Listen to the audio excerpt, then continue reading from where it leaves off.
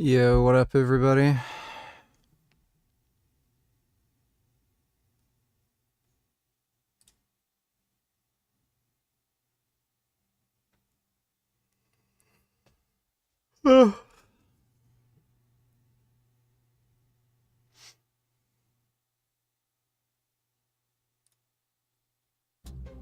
So I'm watching all these cars cut in line ahead of me at this intersection. The right two lanes, the one I'm in, are going straight, and the left two lanes here are turn lanes. They're going to the front and cutting in front of us. I've been in line for about 8 minutes, and there we go. She just turns right into me for some reason. She leaves behind her hubcap, mirror, bunch of little pieces, and then she kind of gives me this, hey, everything's okay kind of wave, and then just like tries to drive off. Here we go. Okay, sorry, bye. To which I said, nope, and I pulled over behind her, and I was like honking, like, you gotta pull over, we gotta exchange information here. She later said that she thought my truck looked like it was okay, and I'm like, I don't care if it's, not, dented and wrecked, you just slammed into me, we need to exchange information in case there's some issues later. So I examined her car, and she was missing a lot of paint. That spot wasn't there in the damage, or the video from before she hit me. So that whole patch missing, and her hubcap, and all the little pieces and stuff that are gone, that all happened during the incident. And unfortunately, my truck is probably totaled. There's a scratch of her paint left behind on it. So I'm going to file with insurance, just get a whole new one, I think. Hashtag wrecked. People are not able to drive. Yeah, we already reacted to the new Superman trailer on the earlier stream. I'm not really convinced it's going to be any good at this point. I liked how Crypto, the super dog, was in it. Other than that, the casting choices look really weird, especially Lex Luthor. Banana, don't need chiller's thoughts, watch with sound.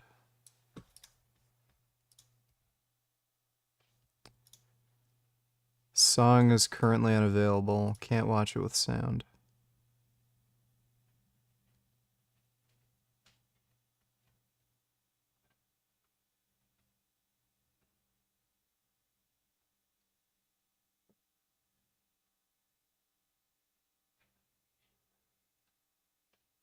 These are adopted kids.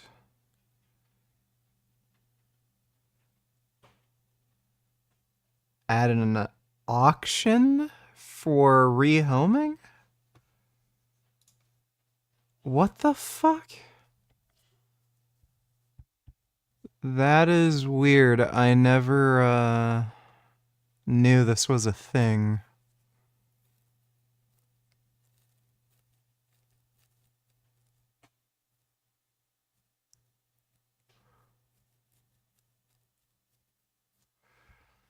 That is super strange.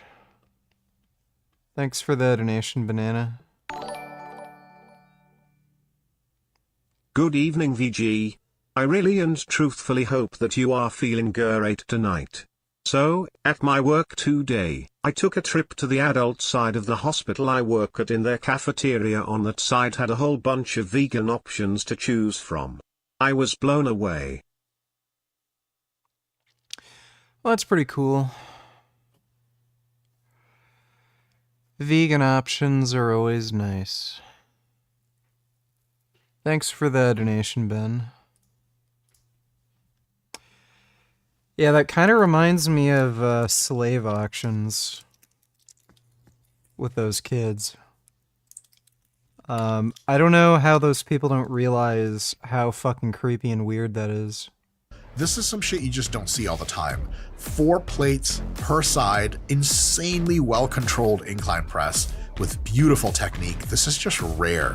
You are unlikely to see this in most gyms. If you do see it, you are witnessing something very special. Got me thinking about if you're talking shit or not. This isn't just up and down. Now what I'm doing is I'm coming down under control. My muscles are stretched to the bottom. This stuff stopping short up here, that's ridiculous. Full range of motion. Yo! Muscle. contract it. So you notice at the bottom where it's stretched, there's still tension on the tissue. Really good point.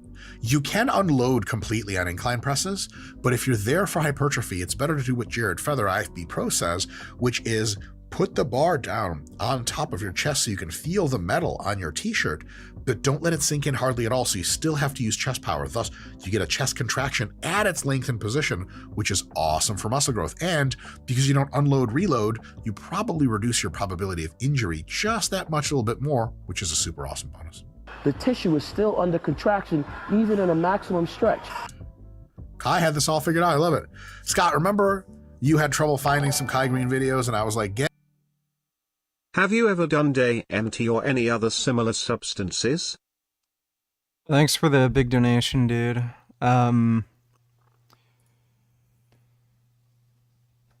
never done DMT. You can actually get it legally here in Canada online. It's sold as a research chemical. So, and possessing it for personal use isn't illegal, so it would be pretty easy for me to get it. Where I'm at right now, I don't really want to experiment with any more psychedelic drugs for the time being. I had a pretty huge mental breakthrough with the last mushroom trip I had, and there's not really any need for me to, take on any risks with doing any psychedelic drugs. I'm kind of interested in the experience, so maybe at some point I'll try DMT. I've known some people who've done it, and they say it's pretty weird. That idiot vegetable police was telling me about it before he came out as a, retarded fucking carnist and everything. I met up with Vegetable Police, and he's actually done DMT quite a few times.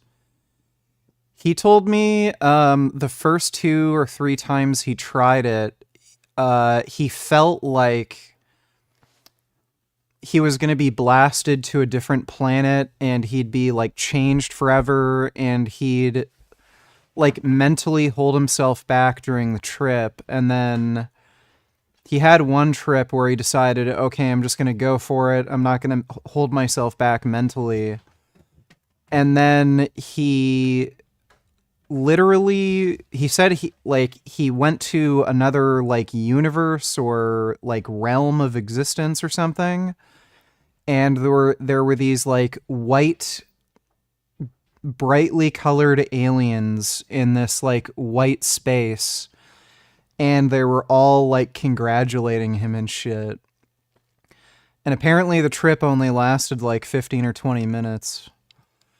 So it sounds like an interesting experience. I don't know how useful it would really be for my mental health and stuff, but I've heard of people on DMT, the trips they've had, and it sounds interesting. I've never done MDMA. I don't think I'm ever going to do anything like MDMA.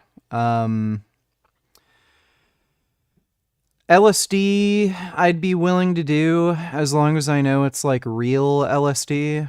The huge problem right now is it's very difficult to actually make LSD, and there are substances that are analogous to LSD that are similar enough in chemical structure that they can actually fool some LSD test kits. And the danger with those is you can actually overdose on some of the analogs. And they can cause really, really fucking severe permanent brain damage where you're actually retarded. I've seen, there was actually a girl on Dr. Phil who tried what she thought was either LSD or MDMA, and it was one of these analogs, and she actually became retarded. She could barely talk and everything, and she needed her parents to take care of her for the rest of her life. So I don't know if I'd really take a risk like that. I have done my fair share of mushrooms, though. And mushrooms are pseudo legal in Canada. There's like marijuana dispensaries, or not marijuana. There's mushroom dispensaries in Canada all over the fucking place. There's like at least 4 in Ottawa, which is the nation's capital. So I have done mushrooms. It's the closest thing I guess I've taken to DMT. Thanks for the donation though, Jason. Really appreciate that. Aaron P. donated $2. This happened where I live. Let me see. Fucking space here, but you're just still clocking on down the road, aren't you? Fucking move! Move! Move! What? Why did you move?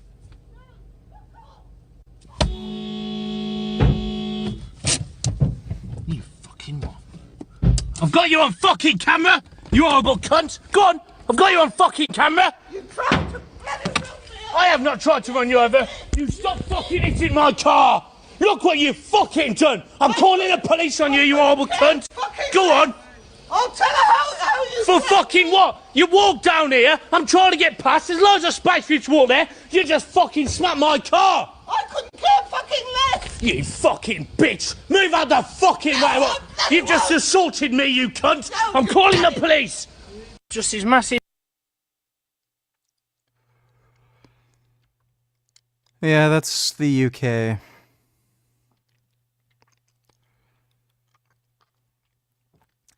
I don't know how anybody lives there. It's a very silly place. Thanks for the donation, Aaron. Get me that incline press. Yeah. You got it.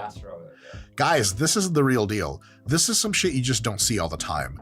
I don't know exactly if we're going to be 15 or 365 and actually control the weight himself. Maybe if it's a thing where Kai feels more secure with a guy spotting him, he'll work harder. I don't know. I'm just guessing at this point. Slightly different genetics for size. So it's not a 1-to-1.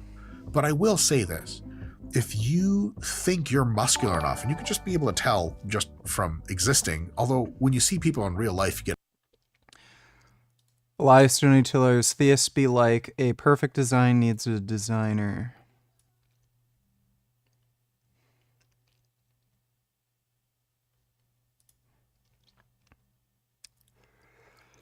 Yeah. Aw, poor little goat. I'd help that little goat. Poor little baby. Yeah, I don't know how you could believe there is a God when this happens. Literally makes no sense. I should use a photo like that in a debate with a theist who uses like the fine-tuning argument or something. Thanks for the donation though, Elias. I have heard that the best feeling you can get is on heroin, and that first-time use addiction is actually a myth. I've heard it was actually crystal meth. I saw somebody showing like the dopaminergic reaction from crystal meth versus other drugs, and crystal meth was actually way ahead of heroin. So I'm pretty sure it's actually meth. As far as first time use addiction, I would say for most drugs it's probably not a typical thing, but there definitely are people who've shared anecdotal experiences where like the first time they tried heroin or the first time they tried crystal meth, like they were immediately addicted and wanted to do it again. But yeah, I would think most cases of addiction aren't developed with just the first use. And on top of that, like most people who use those drugs don't end up being addicted. It's a minority of people who end up getting addicted to any drug. Thanks for the donation though, Elias. Here we fucking go. Hey vegan Irishman. Remember we made that bullshit claim that does the Irish people support Israel? Thank you Ireland for standing with humanity. Fuck Israel. Free Palestine.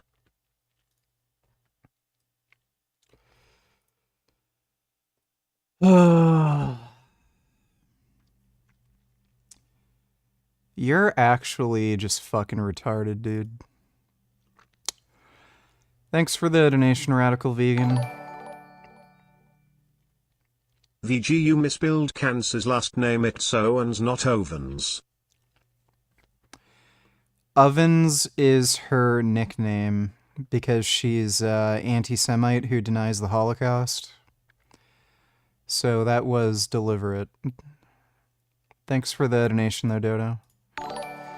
Dodo donated $2. Let me see.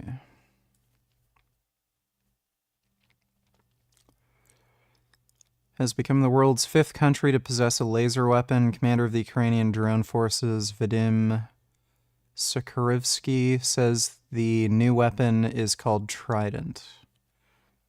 Interesting. I wonder if that's used for taking down drones or if it can take down missile systems. We're living in the future. Watch this along with the other 2 loser. Okay, we'll watch those later. Thanks for the donation, Dodo. Get a better look than not. If you're asking yourself, am I IFBB pro level? Big.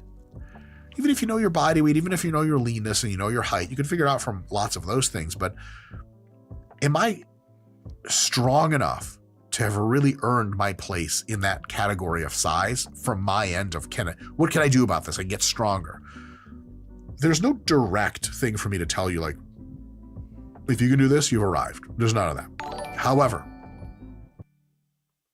oh haha, very clever VG. Also no surprise the new Brett Cooper is a bootlicker as well. She attacking the CEO killer. Here's the key. It doesn't result in something good. New CEO comes in.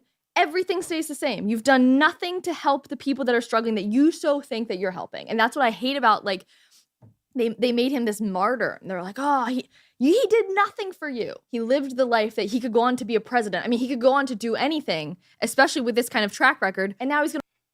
That's a really silly argument. Hey, Gum Gum, no. No, Gum Gum. That's a good boy. Just because it would change nothing, that doesn't mean the guy doesn't deserve to die. Like, let's say there was a hypothetical child and there was an infinite number of child rapists who would line up to rape this child. Would you shoot and kill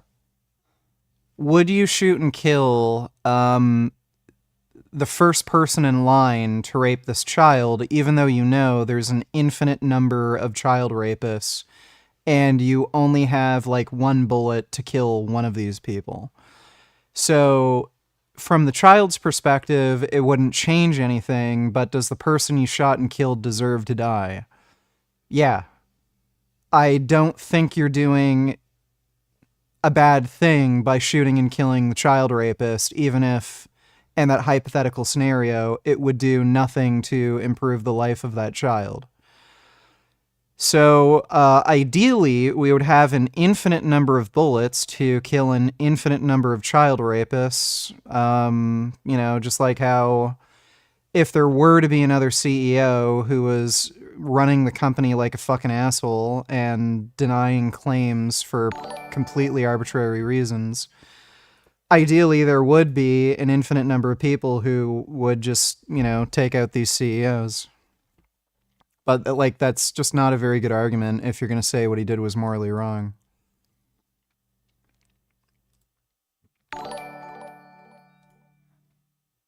Well, it's off sell. This chick is even dumber than Brett ever was. Yeah. Yeah, she's definitely dumber. Thanks for the donation, Dodo. Going to rot in prison, and he's probably this brilliant man who could have actually affected change. Okay, it is about time that we cover the story of the United Healthcare CEO, Brian. So brazen and calculated. of the killer. And at first I thought, oh, cool. Okay, they're trying to find him. They're doing his life and why he chose to come out on a weekday to dress up like a killer and try to get some money. I mean, it's the weirdest thing, but this is just it is. Again, in the area where there is a killer on the loose. It's mind-boggling. Someone else said, absolutely deranged. Exactly. Luckily, a lot of the comments did echo my thoughts on this, but not all of them. While police were out there actively searching for the killer, there was a weird wave of support growing for the gunman. One woman commented and said, seems like everyone on this thread has never had to worry about a life-saving medicine or procedure being denied. Opens my eyes about X. Many comments and tweet threads started to echo this woman's frustrations about the healthcare industry at large, specifically United Healthcare because they are the biggest healthcare company in the world. It is one thing to believe that there are deeply entrenched issues in our healthcare industry. Anti-capitalist who is also Ivy League educated and was a former valedictorian. And here are the photos of Luigi. Now, I'll be honest, when I first saw these photos, I was in shock. This was not the person that I was expecting by any stretch of the imagination. I mean, I was expecting some creepy Jeffrey Dahmer type for the Luigi Mangione trial. And also for copyright reasons, we're only going to be able to play a little. Yeah. Dear old Nancy insert in every photo that they could of him. I mean, he was a normal guy at that point. Not anymore, though, allegedly. But you get the gist of what's been happening. That guy doesn't seem very smart. Just based on how, like, he handled that whole murder. He's not a smart guy. Like, people are saying he went to an Ivy League school and everything. Some of the dumbest people I've ever met in my entire fucking life ended up going to university and becoming a doctor. There was this fucking idiot I knew in my high school. I think his name was Herschel something. He was an Indian guy. He actually believed that human beings don't need to eat food or water. And with meditation and yoga practice, you can get energy from, like, the universe. And he linked me a video of this fucking fraud who was like this Indian yoga practitioner who fucking lied and claimed he hadn't eaten or drank for like 20 years. And they examined him in a hospital and shit in India, and they were able to prove, like, no, he is eating and drinking. He's just full of shit. Like this guy ended up going to university, and he's a doctor now. And this is the same fucking idiot who was trying to convince me you don't need to eat or drink. So yeah, just because this guy went to a really nice school doesn't mean he's particularly smart. Like, this is the same idiot who, after killing somebody, didn't dispose of the murder weapon. He used a fucking 3D printed gun with a homemade suppressor and everything. Easiest gun to get rid of. Literally no way to fucking trace it back to him. And, like, he could have literally melted it in a stove. Like, that's how easy. He could have put it in a fucking microwave and it would have been gone. He also used fake IDs to help set up the murder. Didn't dispose of the fake IDs. All he had to do was get a pair of scissors, chop it up, throw it in a fucking dumpster somewhere.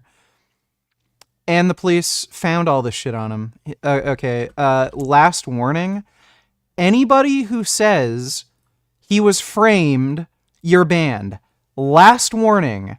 I put that fucking idiot on mute for 10 minutes. Next time somebody fucking says, it was staged, it was framed, the police framed it, you're banned. I don't want fucking stupid conspiratorial shit in my fucking chat. So this guy is not very bright. There's clearly something fucking, like, he's just fucking stupid.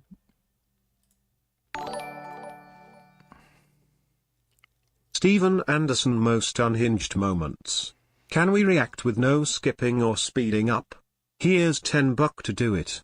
A debate between you two would be great ments. E.T. They're sodomites, they're dogs! I guess we can watch that. Thanks for the donation, nigga. I wouldn't bother debating this guy. He's just a psycho. Also, the tweet our culture has hit rock bottom does that person not reals that Assyrians have always existed in this country and were much better at getting the job done, mind you.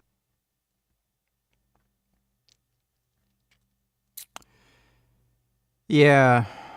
Thanks for the donation, Dodo. It is not possible to be dumb and get a master's degree in computer science. It was clearly framed.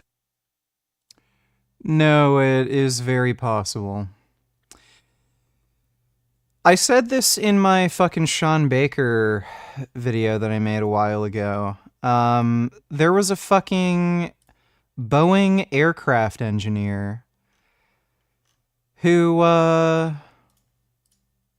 died because he was a zoophile and he had a horse fuck him in the ass. Have a horse fuck you in the ass or whatever, that doesn't mean you have good critical thinking skills. Again, you can say, oh, well, I have to be smart because I'm a doctor, but if you, like, have a horse fuck you in the ass, guess what? You're probably not that smart. There was a guy who was a Boeing aircraft engineer who was a fucking zoophile who got a horse to fuck him in the ass, and he died from the horse fucking him in the ass. Was he smart?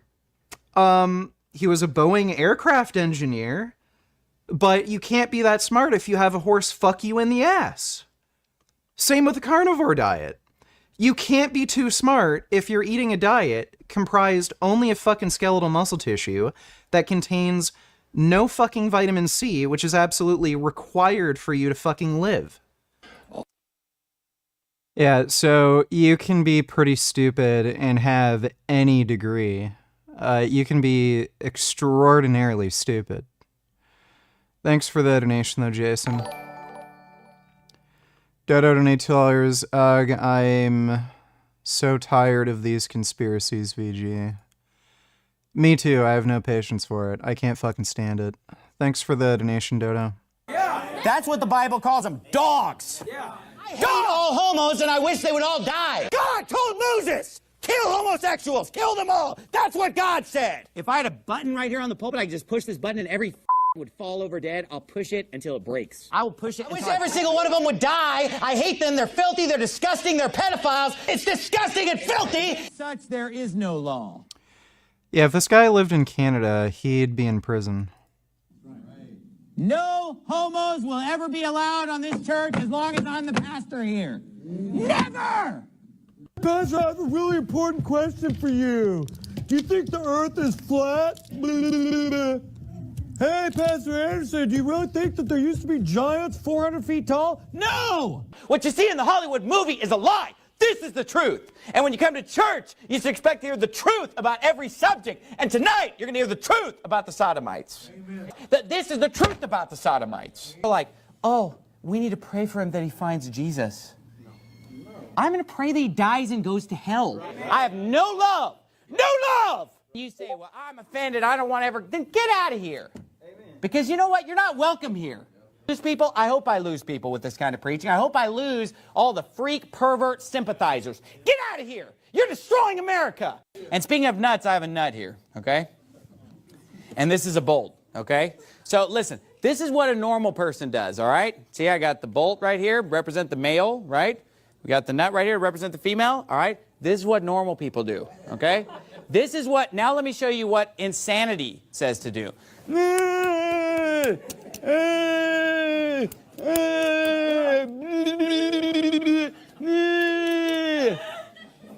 It doesn't work, stupid. I wonder if this guy watches my videos, because I've been doing that thing for a while. See, but people are crazy today. And then here's what they do. They say, oh, Pastor Anderson's crazy. And one evil, sick reprobate that none of the other kids will stand up to. Kids do not have the guts to stand up to reprobates. I'll stand up to them. Unlike most preachers that are a spiritual babe in Christ, so they get bullied and picked on by the fags. You know what? They don't bully me. Yeah, amen. Take me on. Huh? Bunch of filthy sodomites and queers. I'm the one who has the guts to preach against them. Amen. And these other preachers need to man up and stand up and say, come on, what are you going to do about it, you big bully? And the reprobates are always bullies, aren't they? They march down the street. They shout their voice so loud. They're such a small minority, but they're always a minority, and they're always a bully. And they always want to cram it down everybody's throat. Well, they're not cramming it down my throat. You know what? I'm glad, I didn't like going to 7th grade at that messed up school, but in some ways I'm glad I did, because it made me so mad that I'm still mad and I still hate their guts. I still hate these reprobates. I still hate these sodomites. I still hate these haters of God and these vile perverters of the flesh. And I'll stand up to them. And I stood up to them then, and I'm going to stand up to them now. And we need some preachers that will stand up and say, no! The Earth's moon is made of cheese. That's no conspiracy. I don't think so. Pretty sure it's made of rocks. Thanks for the donation, though, Grey Knight. No! You're not going to back us down. You're not going to tell us that we're not like Jesus and that we're not. You don't even know Jesus. We know Jesus. We're going to tell you what Jesus is like. Because you know what? They are compromising, and they're not standing for the Word of God, and they are tools of the media to brainwash you. To brainwash. They are just tools of the media to brainwash you and to lie to you and to deceive you, my friend. But you've been deceived tonight. You've been lied to, and you don't even know what the Bible says anymore. Because you're watching TV and you've been brainwashed. The media has been brainwashing you week after week and month after month and day after day to get you to think it's all about gay marriage, gay marriage, gay marriage, gay marriage. Don't let them bake the cake. Don't bake the cake. Don't bake the cake. Yeah, if they come, I can serve them. Yep, I don't want to hurt their feelings. Yeah, just not the marriage. Just don't let them get married. No! Care if they get married. That's not what the Bible says. Right. The Bible does not say don't hurt their feelings. The Bible calls them beasts. Yeah, that's right. Turn in your Bible tonight to 2 Peter chapter 2. Sick of it. Why don't you get out of that stupid liberal church you're in and get in a leather-lung, Bible-believing King James Baptist church, and it wouldn't be a hard decision. Look, who thinks it's a hard decision if some faggot wants you to make him a wedding cake? And that's brainwashing you, my friend. And you can say, well, she's fighting the battle in her own way. She's fighting nothing. She's a tool of the devil. Right, once again, please help everyone who's here not to be offended, not to have their feelings hurt because of their queer cousins. Just be like, yeah! Yeah! Give me seconds on the Brussels sprouts, Mom, yeah! To read the back of the church tract is the same kind of person who's too lazy to read their Bible cover to cover. It's what we need today. You say, oh, you don't have love. Hey, this is love that we walk after His commandments. And let me tell you something. It's loving to warn people so that they don't destroy their lives. Amen. All the churches who are like, oh, let's just open our doors and just love everybody. Look, no queers allowed in this church. And all God's people said, amen. There's no queers allowed.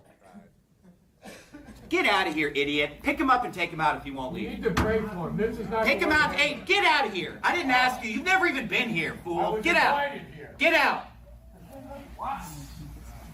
Get out. You don't just walk in here and start telling us how to run the church. We got a bunch of filthy faggots out there protesting us right now. We're in a battle right now. Get out of here. You need to ask your advice. Pick him up and get him out of here if you won't leave. Well, that guy's an asshole. If you can bench under control with good technique for 3+ plates, bonus for 4+. If you can incline 275 all the way up to 405 for good strict sets of 5 to 10. If you can do 10 full pull-ups at a body weight in excess of 220 or 250 pounds.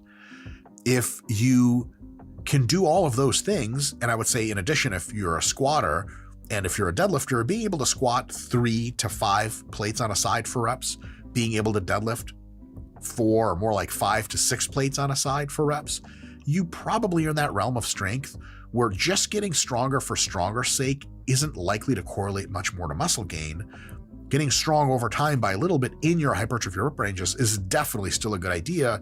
That kind of gives you the aura, the air of what kind of strength levels are typical of top IFBB pros. So if you are looking at your physique and you're like, you've put in the work over the years and you've made... Yeah, there are IFBB pros can lift a lot more fucking weight than that. Like these are numbers that I can do. So if you are get started, if you can get in that range where you're doing 3, 4, 5, and 6 plates for all those core lifts with good technique and good range of motion, you're probably likely to be getting.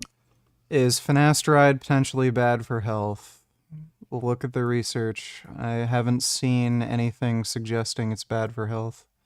It's one of the safest drugs in the market. Big enough to be comparable in size to some national level guys and maybe even some pros, especially if you're on the shorter end. So if you're on the weaker side of things, just keep getting stronger over time. If you're that strong where you can incline 400 for reps, maybe getting better at inclining 400 for low reps isn't the best use of your time, but the best use is to see, okay, am I getting really full chest development? Is my mind-muscle connection there? Can I do some other creative different do these if you have a long torso and short. It's really weird that he'd say that. Like, if you're incline pressing 400 for reps, the only thing that's going to make you bigger is taking more steroids. Short arms because you just jack yourself in your taint and balls every single time. Remember that.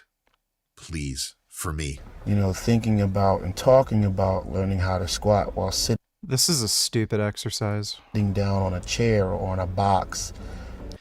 I remember when I was much younger, I saw Kai Green doing this and I tried it. Like, that's just a stupid fucking exercise. You know, and So what are we getting out of this exercise? I mean, it's a general squat pattern.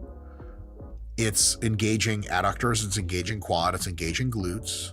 It's relatively deep, so fairly stimulative, though. And even just squatting the way I believe in squatting, you don't want to, you know, sit down on a box. You want to become the chair. Yeah, decent depth there. Interesting kind of wide stance, so it's a lot of adductor and glute focus because of that. I gotta tell you guys, I don't love this movement because his hands and the tips of his fingers are the limiting factors for it. Because there's no fucking way your legs are giving out before legs, where it's pointed out, his chest is fairly upright. There's not any kind of bending in his lower back, kind of rounding forward. His toes and Is he wearing fucking basketball shoes while squatting? The fuck? his midfoot and his heels seem to be all on the ground, and it looks like to me he's getting hamstrings to calves on that. This is a very, very good squat. Quite unusual for a bodybuilder to even be able to put his hands back there to squat with a regular bar. Kai had nice long arms and didn't have my debilitating level of immobility. So this is really dope. Also, if you're going to squat heavy, I just have one simple rule to follow outside of all the technical rules. Your shoes, your pants, your shirt, and your hat have to be red. If that's not the case, yeah, if developed, the microwave, RP approved, I'd say. As Kai expounds on the fundamentals of bodybuilding, the temperature in that cramped kitchen keeps rising and rising. By my estimate, after 20 minutes, it's at least 120 degrees in there. How did you estimate that, sir? Did you have a thermometer? I doubt it. 120 degrees in a kitchen. It's kind of interesting. He's getting all the Joe Rogan sauna benefits while making. Grandam donated $2. Let me see. How has Jordan become more attractive over time? Well, he went on the carnivore diet and lost like 50 pounds. I used to say to him, "Where's your skeleton?" I'd poke him, "Where's your skeleton?" Because he had been such a thin young man. And then he started gaining weight, and I was like, wait a minute, this isn't the guy I married. Like, what are you doing? I'm sure he enjoyed that. Well, I am a massage therapist, right? It's a good foundation in anatomy. So for me to say, "Where's your skeleton?" made sense. How has Jordan... Petersons are just fucking retarded, dude. I spoke out about what I thought would be better for the... I don't think that's really worth watching. He's just talking about changes to, like bodybuilding rules for a bikini. Here's the key. It doesn't result. We already watched that. Dodo sent me that one.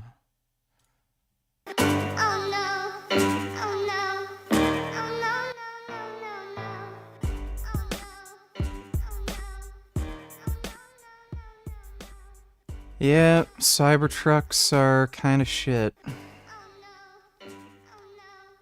Literally any other car could get out of that just fine.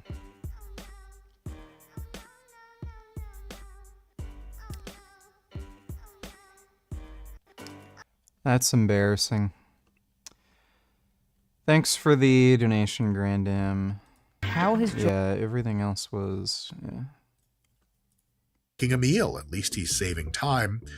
There's some research recently that heating the muscle could promote hypertrophy, but I don't know if that's permissive, that we hate the idea of cooking in a fucking sauna.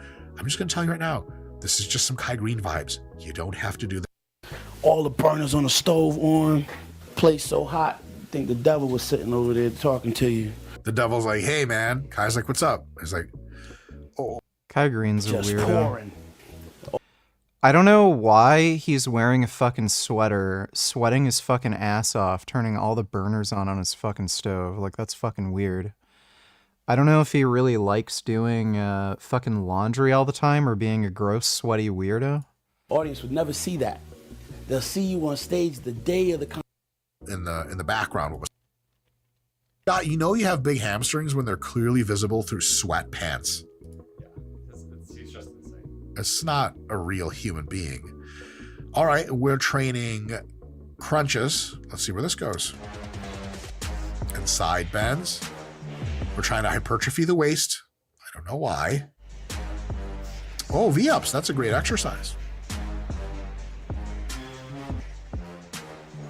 We've got some cross-body bicycling shit. Yeah, ab training.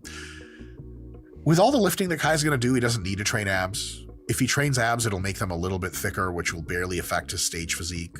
I would say for most bodybuilders, my personal preference is just to never train abs. But if you do, train them twice a week for like 3 sets of 5 to 15 reps on some kind of core compound basic that lets you get close to failure. There are some people, I would say especially if you're on steroids, who just don't really need to train them. But like, especially if you're on steroids, like, yeah, a lot of the indirect activation of your abs from doing normal training will probably make them hypertrophy quite a bit if you're on gear. And there are even some naturals who just have big abs for no reason, but like, there's a lot of people too where they'll get super fucking dick skin shredded and you can barely see any abdominal muscles because they haven't really done much training for their abdominals, and their actual abs just aren't big enough to really see them, like, no matter how lean you get. So for some people, if you're just talking about like physique and aesthetics, they definitely need to train their abs. I studied computer science in college. I tried explaining to many of my classmates why veganism makes sense morally, and they just laughed it off. You'd think people who study logic and reason would get it, but I guess their intelligence is limited. Well, most people are selfish, retarded assholes, so it doesn't really matter what you do, where you go. You'll always run into dipshits. Thanks for the donation, though, Eric. What do you want for Christmas? I want to win the lottery for Christmas. That'd be nice. It's a minimal effective dose. It'll take 5 minutes, probably take 10 minutes of your whole week. And it'll check mark like, I'm definitely training abs hard enough for them to grow plenty. If you look at your physique and you're like, I don't really need bigger abs, and why the fuck am I wasting this time on them? Then don't train abs like most physique competitors don't train abs. How the hell do they have six packs though? Because they already have big muscles from all the other lifts they do. And when they get lean enough, pretty much everyone has a six pack, including most pros. Folks, that wraps up our Kai Green.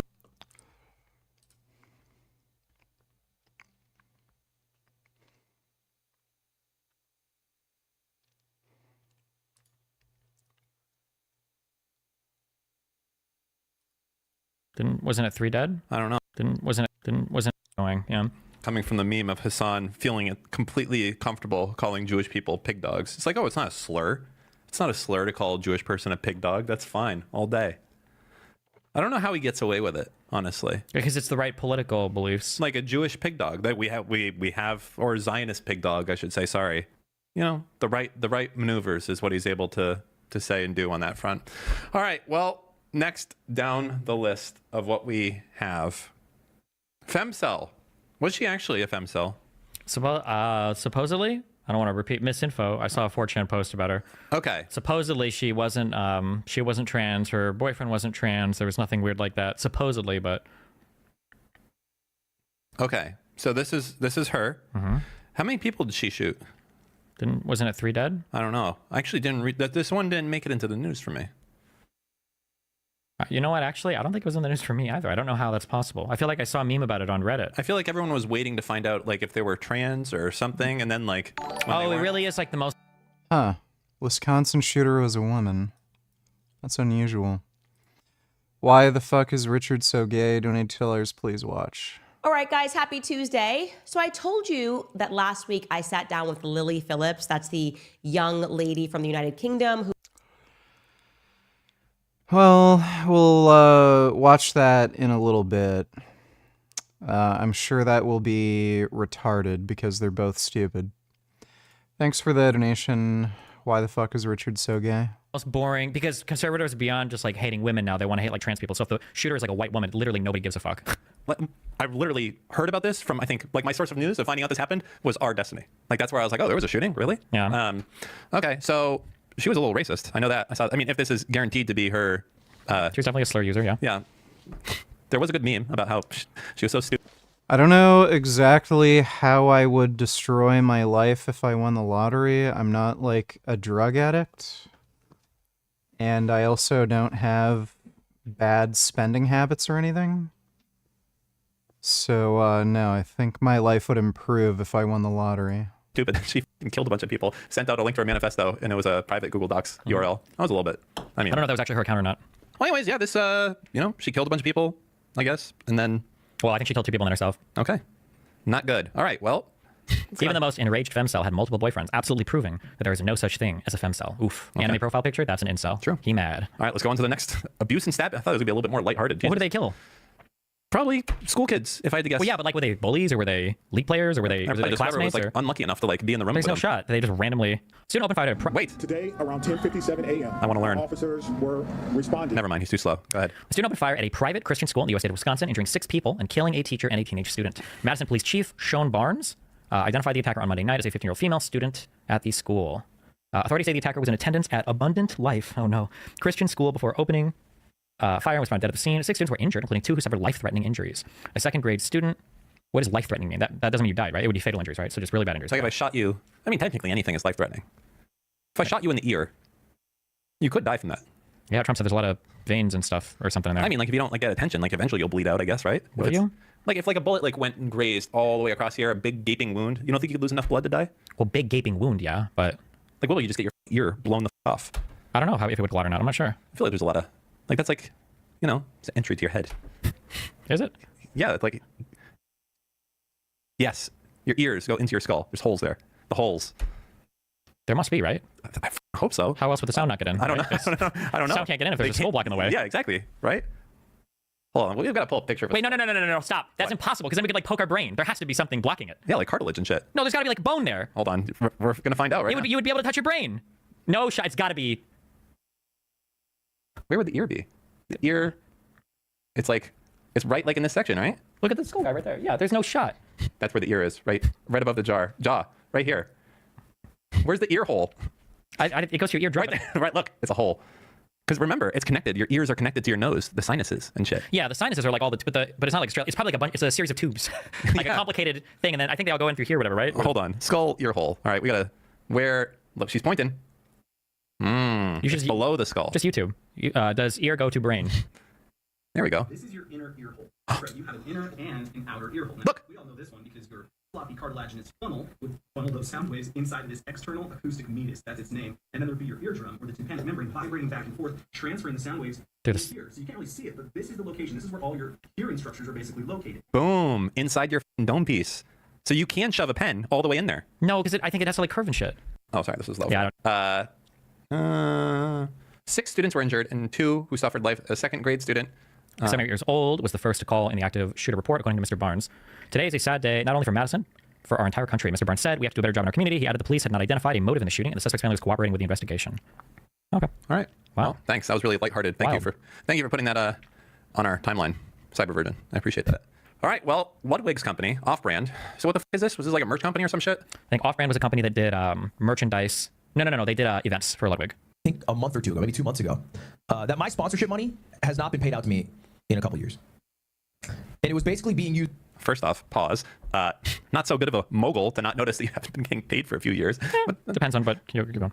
It says float to make Off-Brand's numbers look better than they were. And so when I found this out, I was like, oh, damn, the books here were a bit cooked. The books were cooked. Yes, sir. The books were cooked. I scared myself. Ludwig's a fucking piece of shit. I can't stand him. Hello. Oh, it doesn't matter. You can stay outside. Okay. I'm sorry, I'm like so Jesus. no, this woman standing out there. I'm sorry, I'm shaking so hard. She was right in front of his house. Oh, you weren't involved? I saw the whole thing, and I would be more than happy to explain to you exactly what happened. And I tried to So she's film up there right now? Yeah, she is. How does she look? She's probably like my age. I think she has curly brown with gray hair. She's got some gloves. She's white.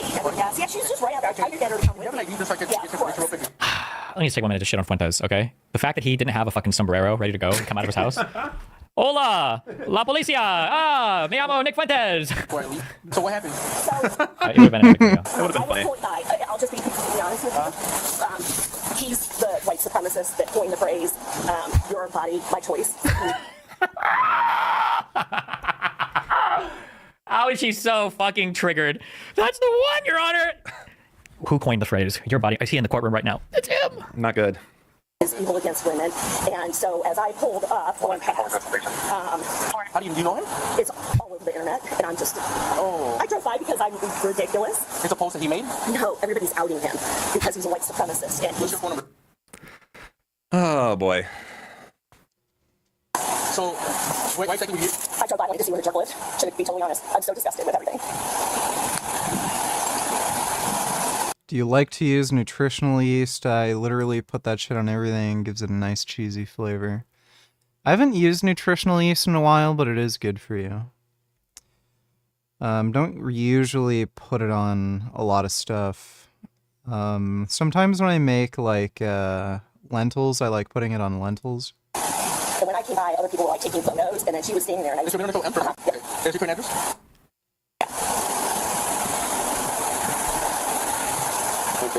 They gotta fix this body cam audio. Like, there needs to be a noise gate. Adam Gugamos, donate 240. Gaga. One hop this time. One hop this time. Right foot, 2 stumps. Left foot, 2 stumps.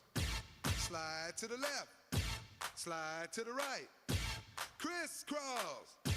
Crisscross. Cha-cha real smooth.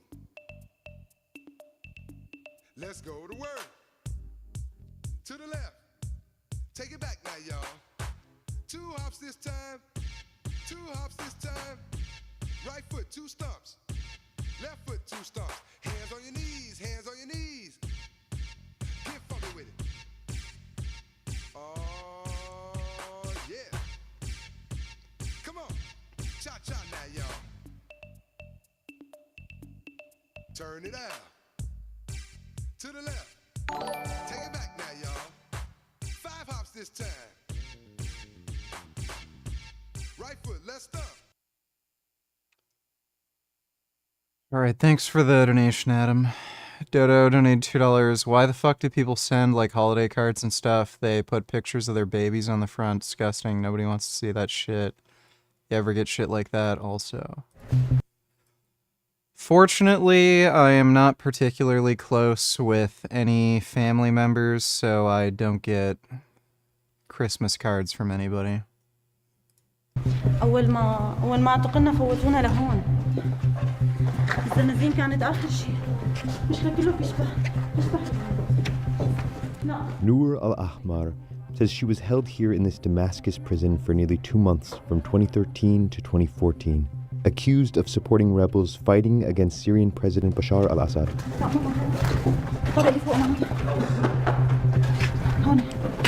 زنزانة 13 أنا هون في زنزانة 13 وهي في معها الزنزانة كأنه عملوها مستودع هي. This was a military intelligence branch and prison. As Assad's regime collapsed after more than 50 years of the family's rule, thousands of Syrians in prisons like this one were freed. هذا خطي. هذا خطي. How do you know you're effectively applying sunscreen if head facial hair is in the way? I don't fucking know. Why the fuck do you think I'd know? Ask a dermatologist or something. بتعرفي اسماء. بتعرفي اسماء رفقاتي. انا حضرتهم هي اللي بإبرة كان عندي إبرة تبع خياطة. This is Al Ahmar's first time back inside since she was detained here. كان في زنزانة رقم 10 يحطوا فيها الشخص اللي خطير اللي برضه يحطوه تحت. كان يعني يجيبوا الشخص احيانا يموت فورا. يعني يعذبوه يموت في نفس اليوم. اصعب شيء كان تهديدي باعتقال عائلتي. كان دائما عندي خوف انه يجيبوا اختي او امي او اخي اللي كانوا هن صغار. كان دائما يهددوني انه حنعتقل عائلتي، فكل ما يجيبوا حدا جديد خاف انه يكونوا جابوا حدا من اهلي وحطوه بغير زنزانه مشان انا ما اشوفه. كان هذا اكثر رعب عندي. هو كان نحن نحلم بهي اللحظه، لما كنا جوا كنا نحلم انه يجي الجيش الحر ويحررنا ونرجع نفوت ونحن احرار. What is the feeling being here today? اثنين سوا يعني هو ما سهل صراحه، لانه كان في اوجاع كثير وفي ناس كثير يعني ما طلعت ابدا. يعني في ناس اجت لهون ما طلعت، ما طلعوا اموات. لسه عندك امل انه ممكن يلاقي؟ لا خلص ما اظن يتركون كل هذا الوقت خلص. هن عندهم قتله اسهل من اكله. يعني قتل الانسان اسهل من طعامه. Nearly 100,000 people remain forcibly disappeared by the Assad regime as of April 2024, according to the Syrian Network for Human Rights. The documents left behind provide clues as to what happened to them. We're inside the administrative office where they would keep all the files of all the prisoners and just all of the information that the Mukhabarat, the secret police, collected over the years. قسم مكافحة الإرهاب. Did I miss the Piers Ments or the Fuentes body cam footage? No, we only just started watching the Fuentes body cam footage. And we haven't watched Piers Morgan yet. Thanks for the donation, retard. Aaron P. $2 watch till the end.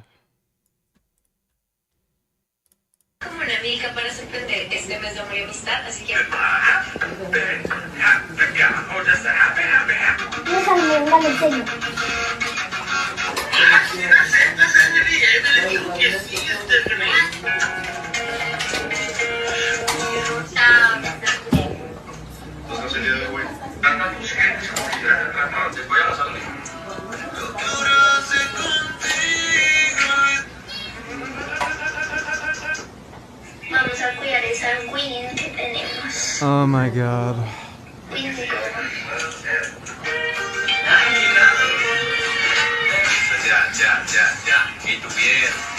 It's the final.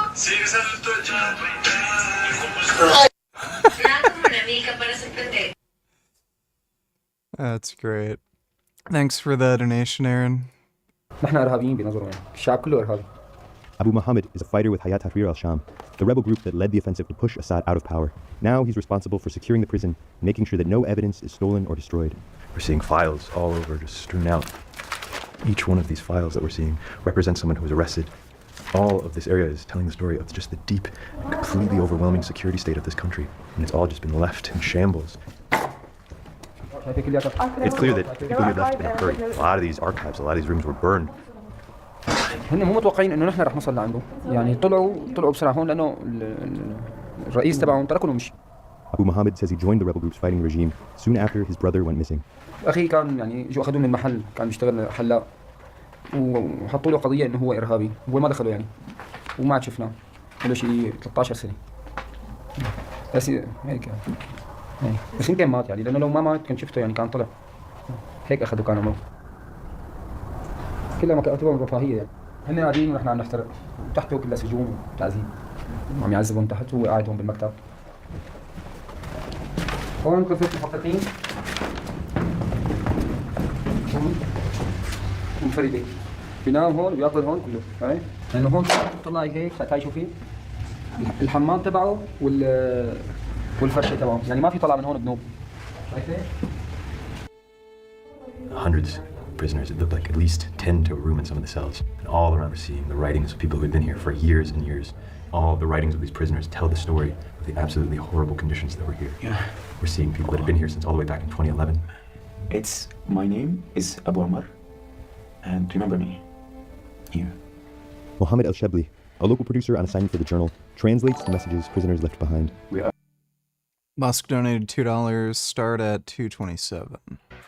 This morning, turns out Democrats are warming up to the idea of Doge, with liberal lawmakers reportedly suggesting. And you were recently getting a lot of attention because there was a comedian online who said, listen, I get it. People don't want to have, they're talking about the birth rate, which your son talks a lot about it declining and the problems for humanity with that. And you said to his response about it being too expensive to have kids, you said, that's not the way to think about this. Explain. Well, you know, when I had my children, we were in a two-bedroom small apartment overlooking a garage. And then the next year, I have the second child, we had an apartment with a view. She's lying, by the way. Is Elon Musk their oldest child?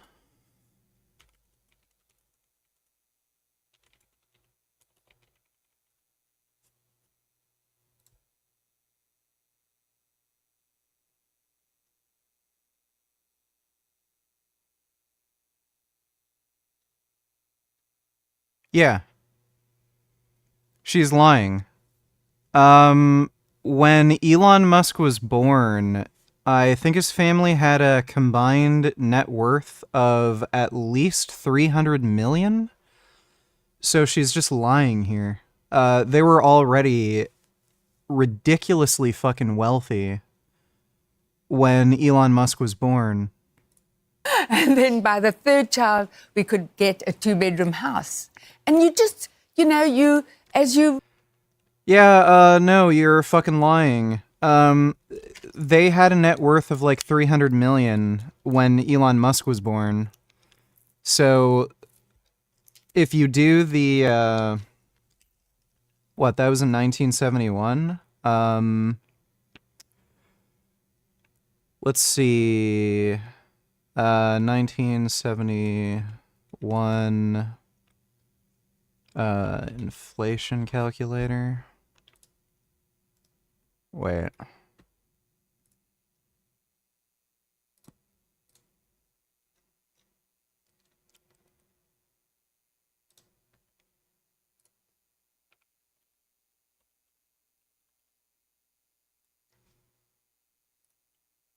Wait, what?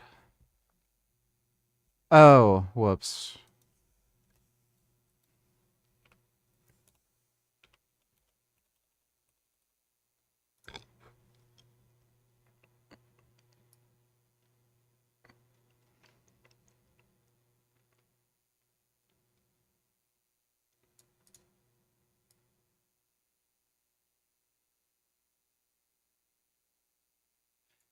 Yeah, so they were basically billionaires if you do an inflation calculation. She's completely and utterly full of shit.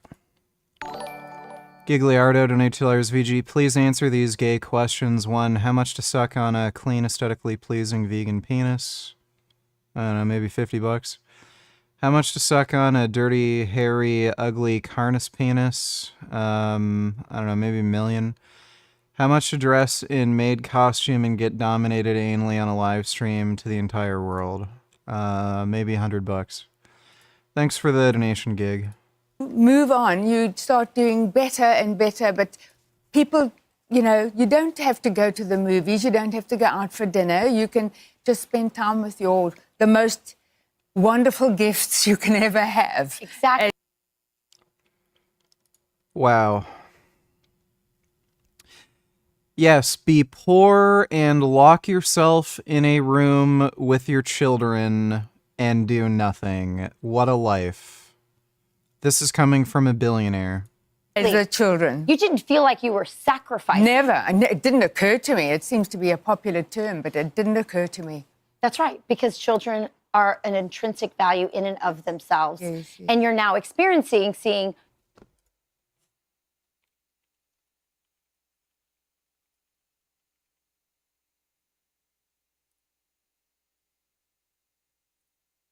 Like, I mean, you can just look at childhood photos of Musk. Clearly was not poor. Clearly. they're just completely and utterly full of shit. Like you can just look at the properties they're on. Yeah. Oh, yes. We only had a small apartment. Yeah, they were literally fucking billionaires. They're completely and utterly full of shit. Your son having this kind of success. How do you raise a billionaire? Well, that wasn't his goal. His goal was to save. Yeah, what a fucking moron. Also, I have to confess that I don't spend any amount of time using the app known as Blue Sky.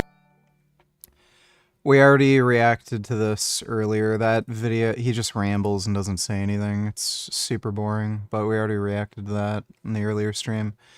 Dodo donates $2. Which family is more retarded, the Peterson family or the Musk family? And which is more likely to turn into the Baker family from RE7?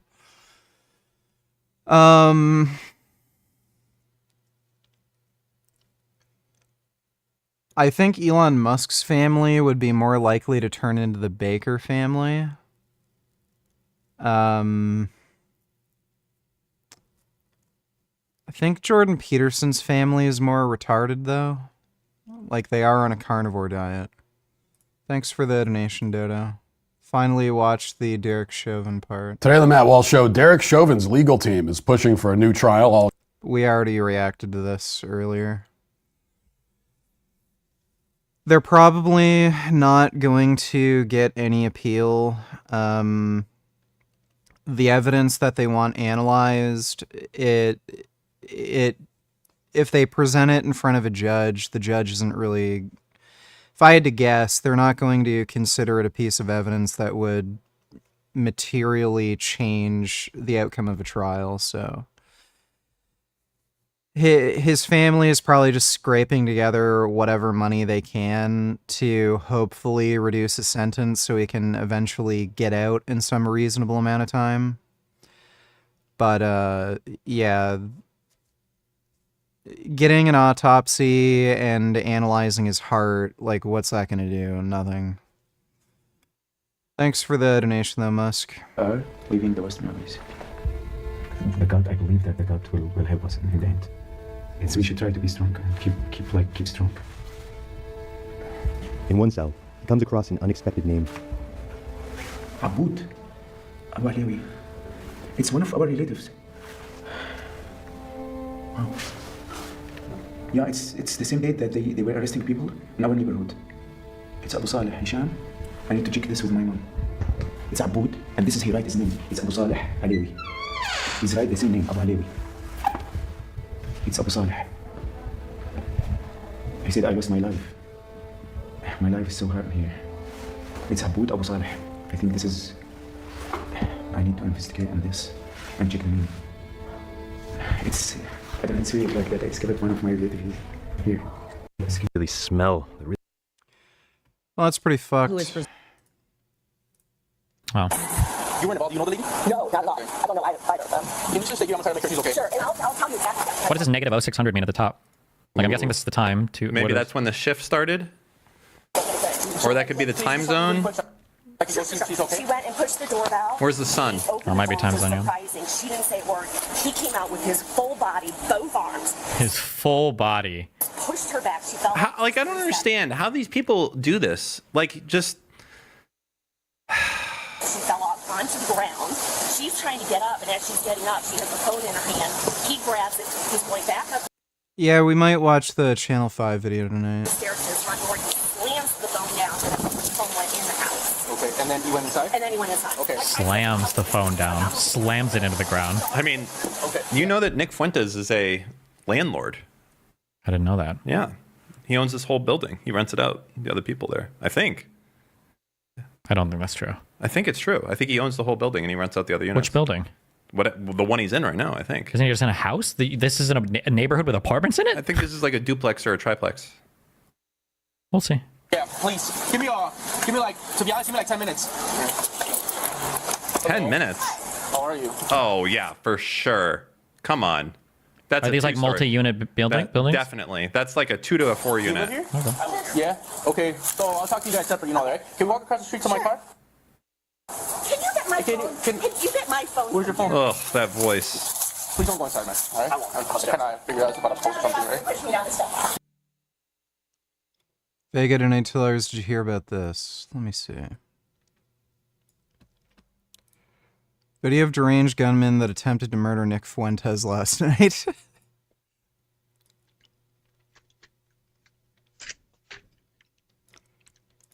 What in the fuck? He has a little crossbow.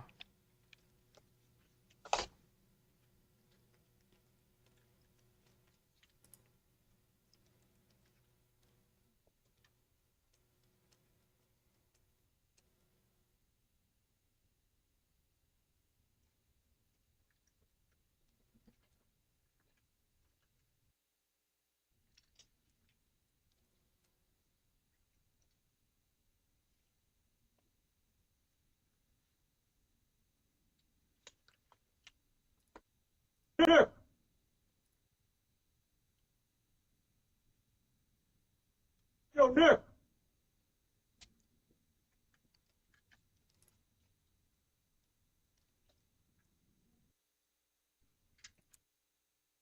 Well, they're coming for Nick Fuentes. Best Bleach intro.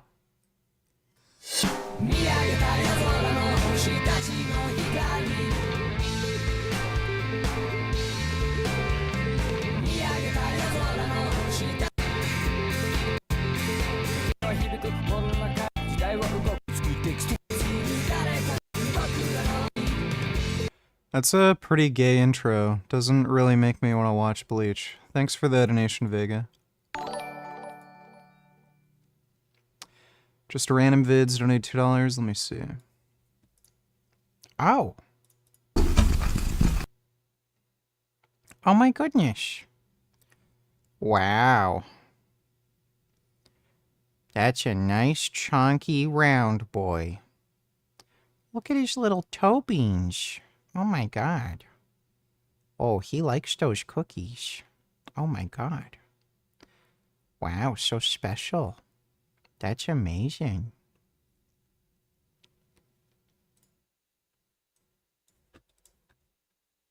Crazy. Look at that. The aluminum is gone, and there's like a plastic inside the can. This is a great illustration of the plastic inside of a can. Oh, that's gross. It's literally like a condom inside the can. Yeah, who cares? Kirk got cooked again.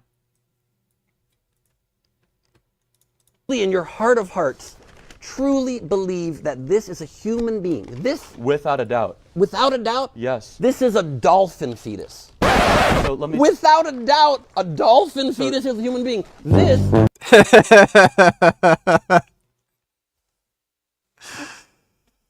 Oh, that's good. Oh, that's good. Is a human fetus. Yeah, you could just tell by the look on his face. He fucked up. How simple it is. But quite different. Dolphin. You just confirmed that a dolphin in life you confuse dolphins for human babies often. So let me. You go to SeaWorld and you're like, someone's got human babies in that aquarium. Do you? What a fucking dumbass, dude. That's great. Thanks for the donation. Just random vids. Bleach vegan donate $2. This intro is better.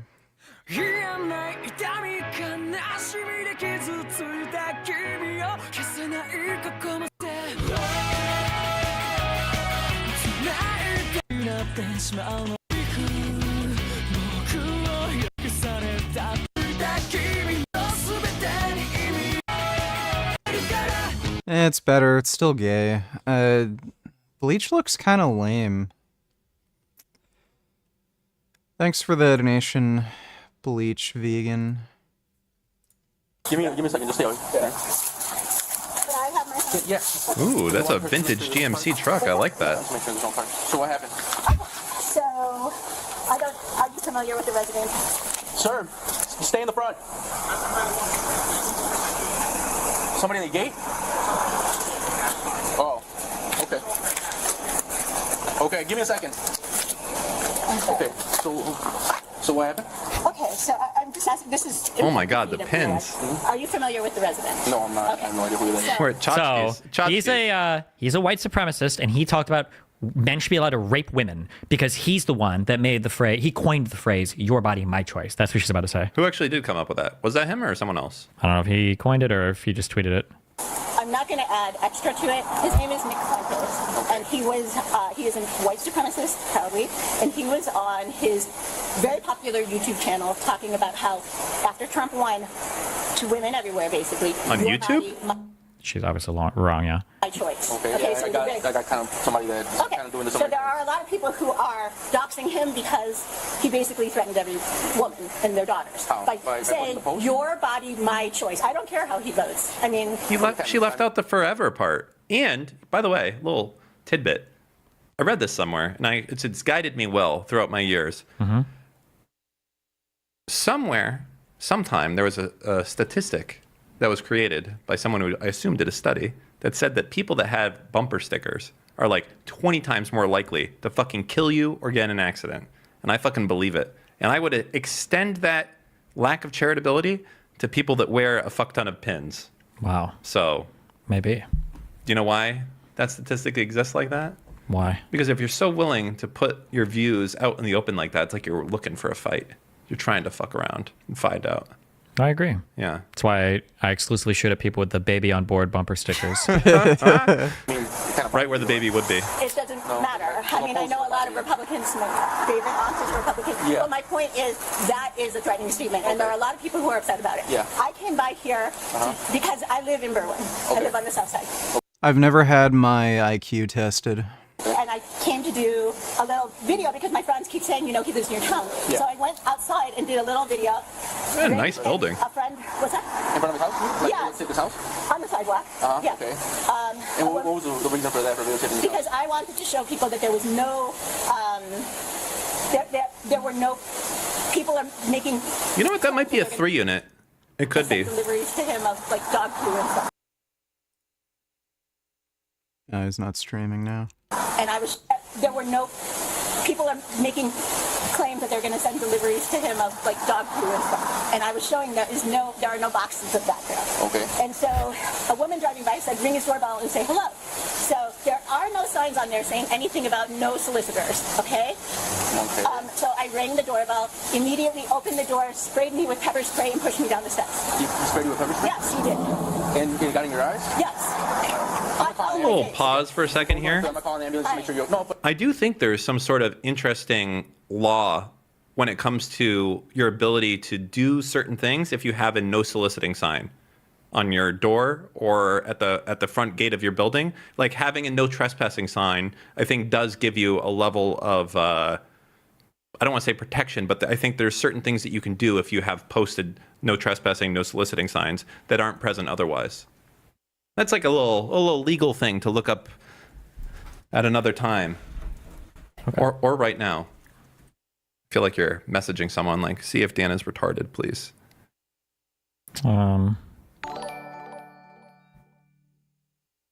Isn't it always wrong to show up to someone's house and threaten to kill them regardless of who they are? Why are so many liberals like you saying it's okay what happened to Fuentes? If a carnivore came to your house, VG, you deserve to protect yourself.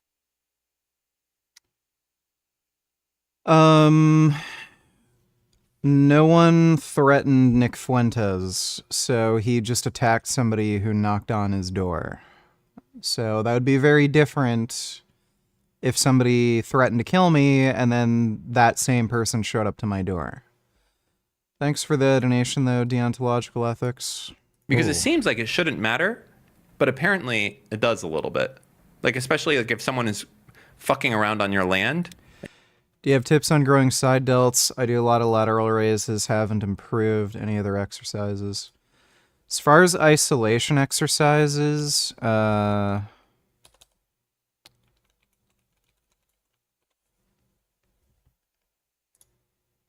incline lateral raises, the way they're demonstrating it in this photo is kind of stupid. So incline laterals, what you want to do is not have the dumbbell stop at your side. You want to put the dumbbell in front of you so that it hangs and it stretches your arm. I don't know if there's any demonstration in people doing it properly. Yeah, it looks like everybody's a fucking idiot and doesn't know how to actually do it.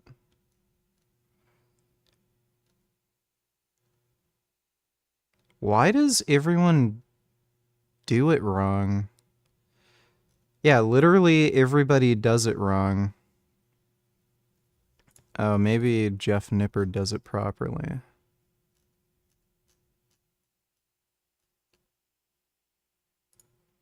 Here are three new exercises in phase 2 of my where you alternate between going Yeah, so this incline lateral raise, where you alternate between going behind your back and in front of your body. I wouldn't bother doing it behind your back. These are so good. But yeah, incline laterals are extremely good. I've been using them for a while, and they're definitely better for delt hypertrophy than just normal laterals. So I'd recommend doing these. These are probably the best isolation exercise you can do for delts. And I would say overhead press and or behind the neck press. Behind the neck press is going to target your side delts a bit more. But either or, a lot of people can't do behind the neck press. But if you can, I'd recommend behind the neck press. It's a good hypertrophy movement for the side delts. And if you can't, just do standing overhead press. And you have like a bunch of no trespassing signs. If I had to guess, What's the verdict? Am I right or am I retarded? I mean, I know I'm retarded, but my guess is going to be there's a thing. Didn't Destiny suck Nick Fuentes' penis? Why would Destiny suck a Nazi's wiener? There's no evidence he actually did that. It's just a rumor. I'm pretty sure it's not true. Thanks for the donation, though, Sanderbling. I think it goes through all 50s. Self-defense, $22 is the self-defense. Let me see. Self-defense or something sinister? A dispensary worker accused of shooting and killing 2 robbery suspects appears in court. At 5 o'clock, I'm Jeff Gianola. I'm Elizabeth Din. We're going to get to that in a second, but I do want to mention that Steiner said absolutely nothing in the courtroom today. Also silent were the families of those 2 men killed. But with those new details based on Steiner's criminal history emerging and 1 armed robbery suspect still on the loose, there are lots of lingering questions. We enter a plea of not guilty. Jason Steiner barely lifting his eyes in court today, 1 week after investigators say he shot and killed 18-year-old King Lawrence and 20-year-old Tahir Burley during a botched armed robbery last Thursday. It happened at the LaModa in the St. It's a joke that this guy's even locked up.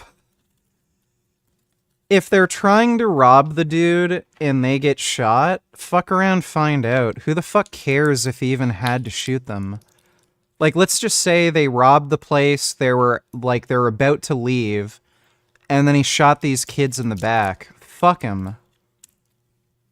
Like, do you not have a right to your property? Like, are you just supposed to be allowed to steal shit? It's fucking retarded. If somebody's stealing your fucking shit and they're running away with it, yeah, shoot him in the fucking back. Hopefully you fucking kill him. Fuck him. John's neighborhood. The doors remain closed today. A vigil with flowers, candles, and balloons now growing across the street. Coin 6 spoke with neighbors after the shooting who say the dispensary was a hotspot for crime and workers were left on high alert. They're aware and ready for danger, and then when it happens, you know, have a really strong reaction. It's just a little tiny building kind of tucked away, and so I think it's just an easy target. The most recent robbery, one of at least 5 reported at this location in the last 4 years, according to state data, which shows there have been nearly 400 robberies at dispensaries in Multnomah County during that period. Recent pushes like ballot measure 119 call for more protections for cannabis workers. But some neighbors say management should do more, like this man who lives next door and says he not only heard the shots, but saw Steiner that night. I really feel for that guy. He was very torn up last night. I hope he's able to get away with self-defense on this. But this is not Steiner's first run-in with the law while working at a dispensary. Multnomah County court records reveal he was convicted for a double hit and run back in 2021, where he struck a sheriff deputy's unmarked car. Oh my Documents show God. leading up to that, Steiner was fired. Okay. So this idiot ran into a cop car and just sped away. Okay, that's nothing. From Northwest Compassion recreational cannabis and intentionally backed into a truck owned by his firing supervisor. He then laughed and accelerated in the direction of a witness who was forced to jump out of the way. Now, I did ask Portland police. Yeah, self-defense or not, he did a good thing shooting those fucking kids. Fuck him. Here, like, my position on this has changed a fair bit too. All of these people who are robbing stores and crap and like just doing, scumbag, thug shit, it has very little to nothing to do with their fucking upbringing. They're just shitheads. So, like, there's no such thing as rehabilitation.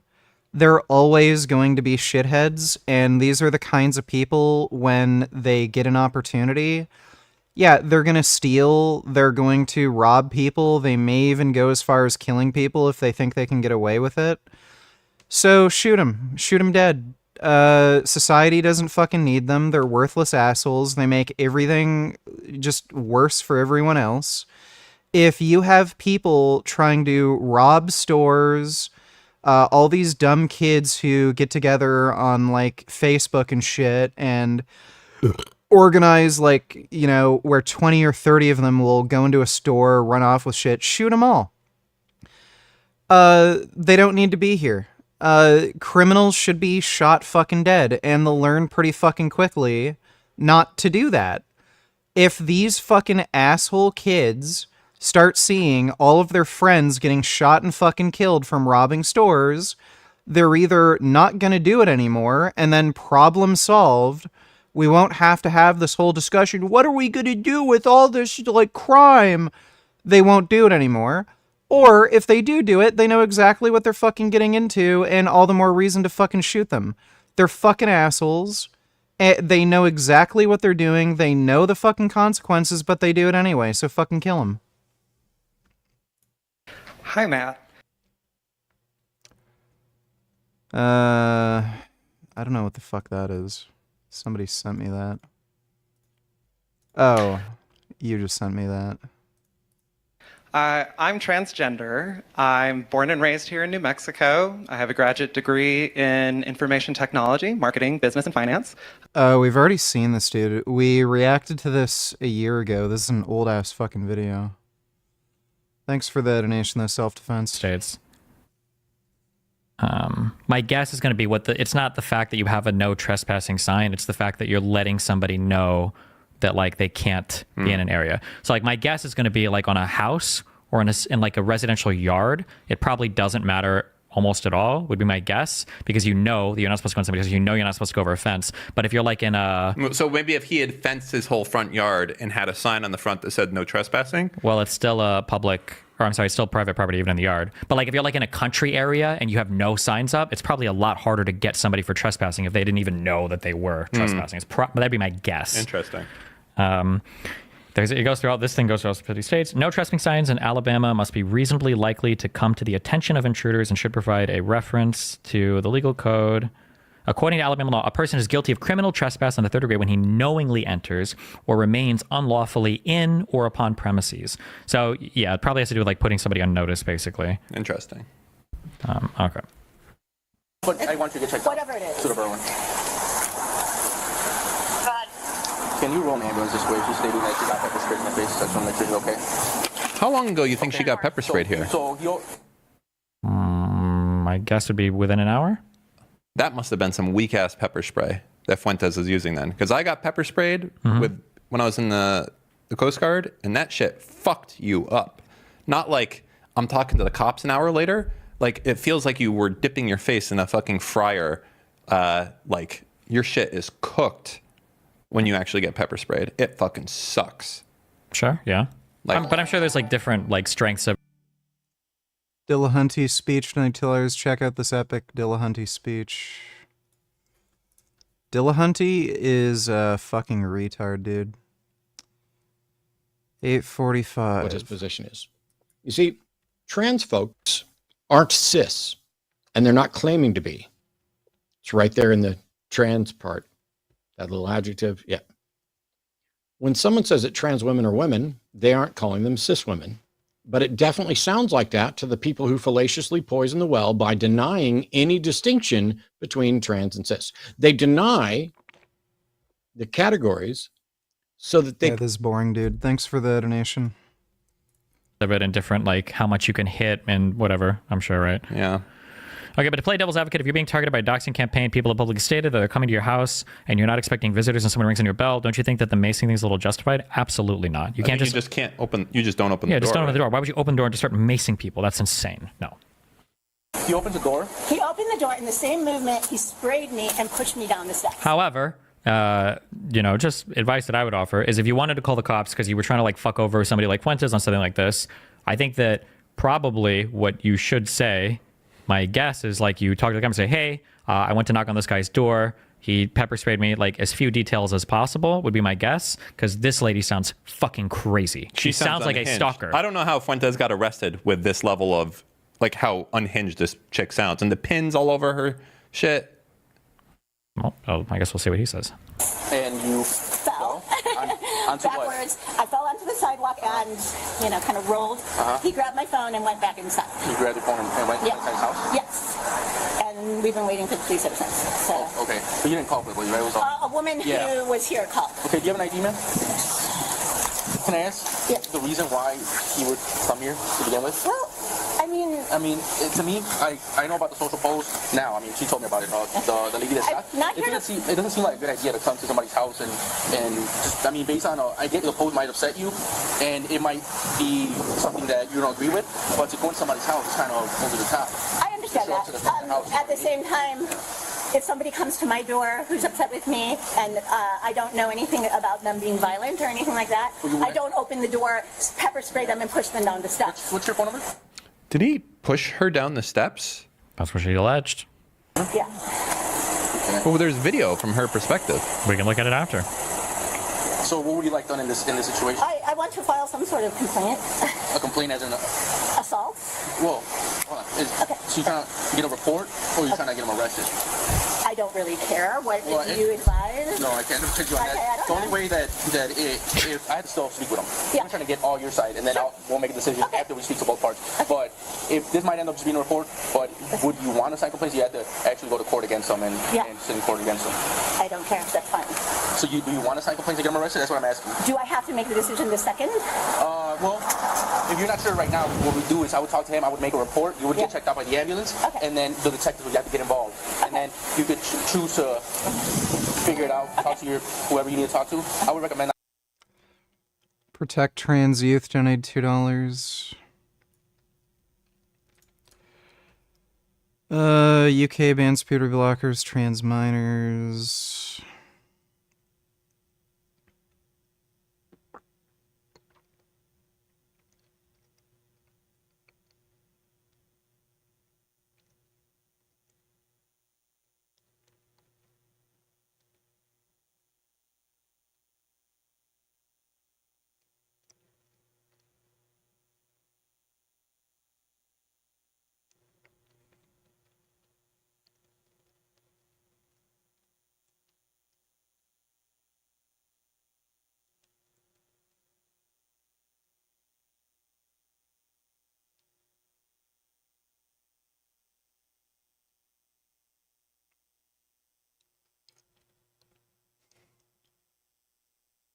I don't know why you sent that to me. Thanks for the donation, dude. Not talk to social media people because they're going to tell you completely different things. But talk to whoever you need to talk to personally, like if you have a spouse or whatever, and then you can make a decision later. Is that what you want to do now? I would still make a report. Yeah, I'll make a report. Just a report? Yeah. Okay, well, Susie, just do me a favor. Regardless of what happens here today, I'm just going to give you a report. I'm going to talk to him. I'm going to get his side of the story. It's going to be a report, but please, just don't show up back at his house. Trust me. Yeah. Wow. Yeah, maybe you choose to, if you want to pursue criminal charges at a later time, that's totally up to you. But I would suggest contact us and don't come here.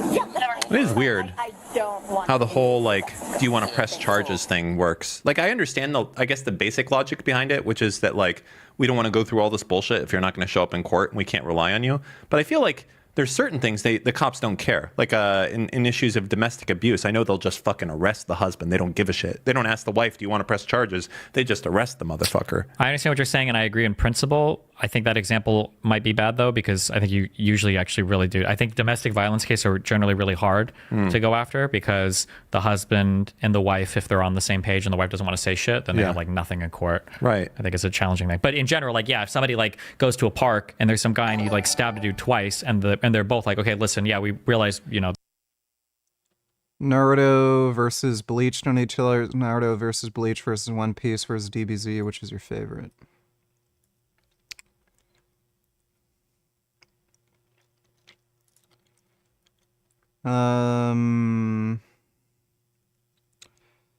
Report of male subject with a gun. Responding officers located said subject, who then fled on foot, successfully escaped from police.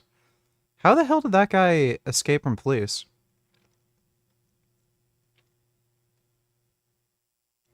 Subject then forced entry into a residence on the 1800 block of Wanoa Avenue, where he fatally shot 2 dogs. Officers then observed the offender fleeing eastbound into a yard. Subject disobeyed the officers' verbal commands to stop and proceeded to shoot at police officers. Turned fire, fatally struck the subject. No officers were injured during the incident. Early report indicate that the offender was wanted for a triple homicide committed in Manawet earlier in the day. The incident has been turned over to Illinois State.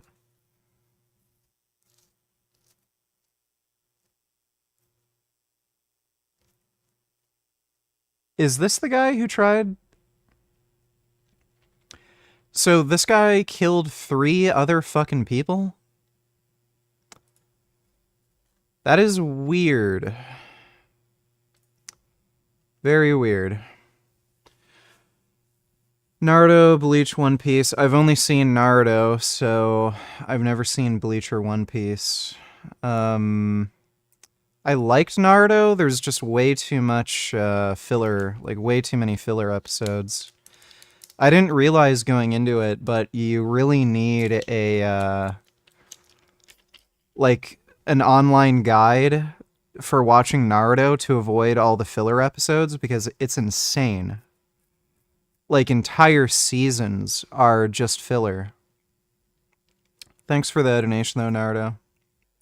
This is fucked up. We don't want to press charges. The cops and the DA. Yeah, he's like, well, you want to press charges? What do you want to do? Yeah, like, well, the motherfucker stabbed me. What are you looking to me for? Do your fucking job. Yeah. That's weird. Again, you were videotaping his house. You went, rang the doorbell. As soon as you opened the door, he sprayed you with a stick. Sprayed me, pushed me, took my phone, went inside, and then came back out. When I came. Shortly after you arrived. With both hands? How do you push it with both hands? I believe so, yeah. It was kind of. And you were right in front of the door? Yeah, I just rang the doorbell. Yeah, so you were right by where the doorbell is in the door? Yeah. And then what happened? You I fell backwards. To where? In front of that ADT sign, sidewalk. Okay, on the floor. Yeah. And then you got back up. Yeah, and he had taken my phone. Okay. Yeah. All right, kind of got your story. Please, do me a favor, just stand over here. I'm going to get inside, and then I feel like the worst thing Fuentes did, I don't know how bad the push looked or the pepper spray, but the taking the phone is like, seems totally unjustifiable, but. Give your report number as soon as Did she drop it? I think she dropped it, right? Yeah, but I think she dropped it while he was like throwing her, like pushing her away. Yeah, and the fact, just because she drops it, you can pick it up and take it inside. Like, you're gonna check your eyes. You can sign a medical refusal, and then you don't have to go with them. But I do want them to check your eyes out. Okay? It's not that good of a neighborhood, actually. There's a lot of bars in the window. I'm getting a couple things about.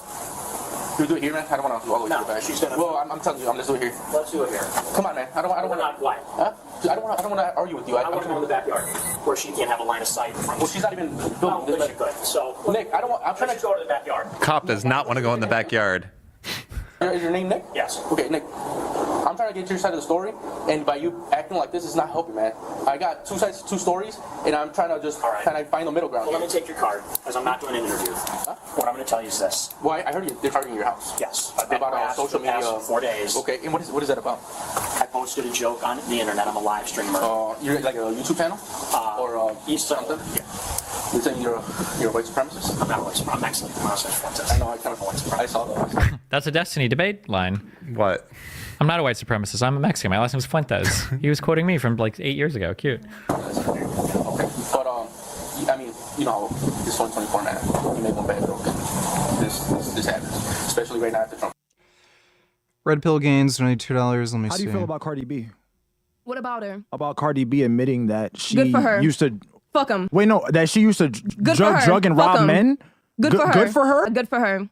Who gives a fuck? They got robbed. They can get that shit back. They had all the money to buy the shit. They can buy it again. We're not even gonna start comparing getting drugged and robbed for some fucking watches or some fucking money to getting sexually fucking assaulted. I'm never gonna be like, oh, we should be talking about Cardi B when it talks about like all the sexual assault going on. She didn't sexually assault them. People like Trey Songz should be locked up, and Cardi B, good for her. She got some money when she needed it. How do you feel about... That sounds psychotic. A lot of these women can't find love because they don't find anybody that's gonna worship them enough. You know what I'm saying? They be trying too hard. They need to go ahead and just go find them an ugly man and be like, Gum. you better not mess this up. You the one that's gonna look dumb. So they be trying to find men that look too good, and it don't be working for them. So you gotta go find somebody that when you look at them cross-eyed, they be looking good. You look at them regular, they look bad. But when you cross your eyes, that's when they look good. It's kind of like, you know, how when people be looking at them Leonardo da Vinci paintings, trying to figure out, you know, with the hidden secret code up in there, and they got to put a mirror up to it, or like look at it cross-eyed, they find some like secret messages in it. Okay, so when you get your ugly man, you got to be like, and you're going to see what he really look like, okay? Some good advice. I'm going to be reading a quote from my book, I Bring Nothing to the Table. Question. Why do men make me feel inadequate and incompetent when I don't have a job? And what can I say to them? Well, here's my answer. Tell them you don't need a job. You need a man that makes enough money for the both of you. How about that? Then they feel incompetent and inadequate. Dude. It's funny how there's the female equivalent of red pillars, and they're even more insane and delusional. Like, it's bad when you have dudes, you know, like Andrew Tate and Fresh and Fit and shit, who are like, all women are whores, they're worthless, stupid, and all this shit. There are women who are literally the women they're talking about. Like stupid, worthless idiots. And then they try to convince each other that men should just give them money. Like, yeah. There really are a lot of women who are just forever children who, I don't know if it has something to do with how they're raised, or maybe it's just like a genetic thing or something, but yeah, there are women who are like permanently children who think for their entire lives somebody should just take care of them, like when they were 9. So if you're a single mom, don't let anybody make you feel bad about the standards that you set or the decisions that you make regarding the company that you keep. Don't let anyone make you feel worthless. Don't let anyone make you feel like when you set a boundary or a standard that you're asking for too much. You're doing exactly what you need to be doing, boo. Whether you're a single mom who's never been married or you're a single mom as a product of a divorce, you have the right to ask for what you feel that you deserve, and don't compromise on that. The problem is women literally have, like, this is just true almost universally. Women just tend to have a very bad comprehension of what fairness is.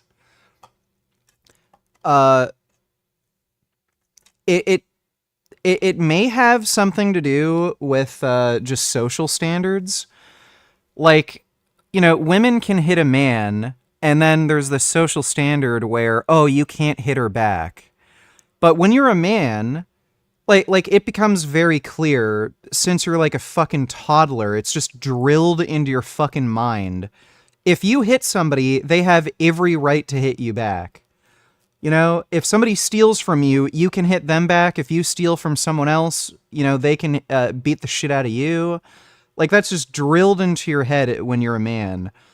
Women have this, like, perception that, oh, I can do whatever I want and nobody can hit me.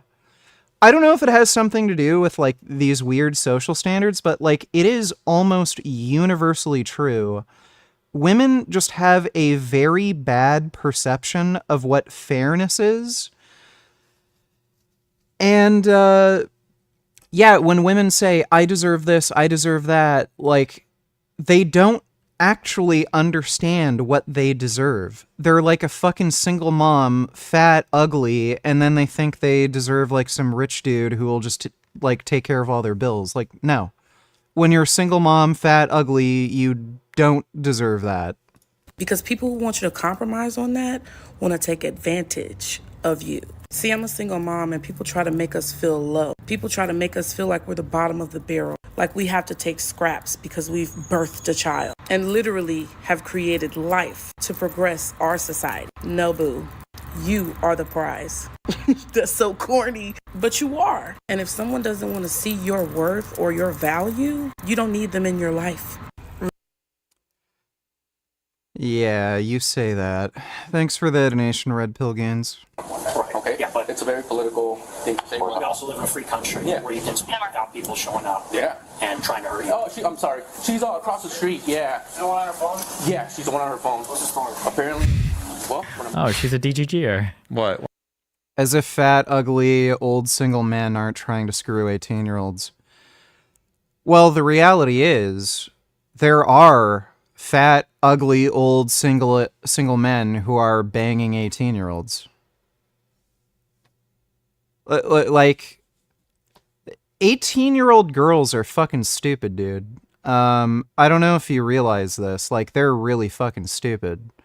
And women's perception of, like, attraction and shit, it works completely differently than men. Like, women in general like older men to begin with, but when you're talking about that age group, and I've seen this, I don't think it's right, but it happens a lot. There's a lot of, like, 14, 15, 16-year-old girls who are dating dudes in their mid-20s. I remember when I was in high school, and I was just starting out in the 9th grade, I was 14, there was a 14-year-old girl in my math class who was dating a guy who had just graduated university, and he was like 23, 24. There was another chick I knew who was like part of our friend group. She was only 15. She was dating a guy who was still in college. He was like 20, 21. It happens a lot. Like a lot. It's not like, and I mean, this is cross-cultural as well. It's not just an American thing. Look at Sailor Moon. The Sailor Moon TV series. I don't know if I can find it. Sailor Moon, was his name Nephlite?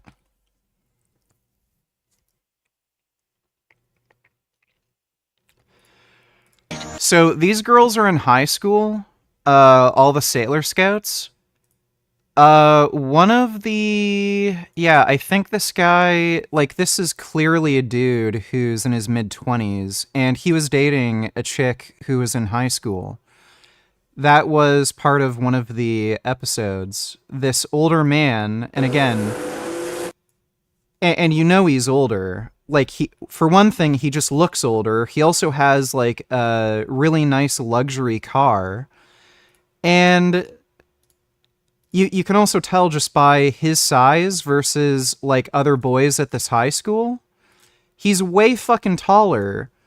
And then yeah, all the girls at the school are into this dude. It's a normal thing that happens. I don't think it's right. I don't think men that age should be dating girls that age. But it's a normal fucking thing that happens. So, like, yeah, the reality is there are a lot of 18-year-old girls who are willing to date fat, old, single men. And one, part of it has to do with women just liking older men. Like, especially when you're talking about dudes who are 30 or older, women appreciate men who have kind of settled in life. They're more mature, they have a stable income and shit, and they like not having to deal with younger men who are more childish and like more kind of unpredictable and immature. Two, a lot of girls don't really care much about dating a dude who's like jacked and, I don't know, looks like Brad Pitt or anything. And older men also like have a car, they have money and crap like that. And again, women like it's super fucking easy to impress a teenage girl, right? Like literally, if you just have a car, oh wow, you have your own car, you can drive wherever you want. Like all the dudes like their age, they don't have a car, they're getting around by bicycle, and they don't even have a fucking driver's license, and they have to get their mom to drive them around. So if you're an older dude and you're talking to a teenage girl and you have your own car, like that goes a long way more than you'd think. And it's because they're fucking teenagers and they're stupid. So like, it's not delusional to think that when you're like 40 or 50, like how are you going to date an 18-year-old? It's fucking easy. They're 18. They're fucking stupid. They have no real, like, they don't have any real perception of anything. But when you have like fucking fat, ugly, single-aged women who think that they're gonna come across Mr. Right who will take care of all their bills, like, yeah, that's fucking delusional. 40, 50-year-old guy who wants to date an 18-year-old, that's fucking easy.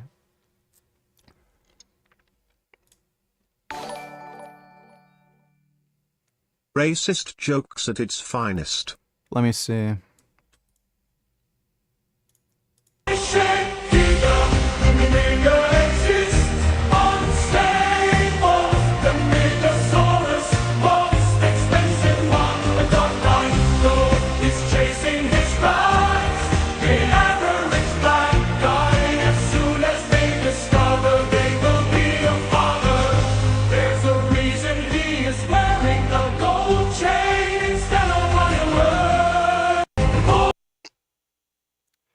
That dude's pretty fucking jacked.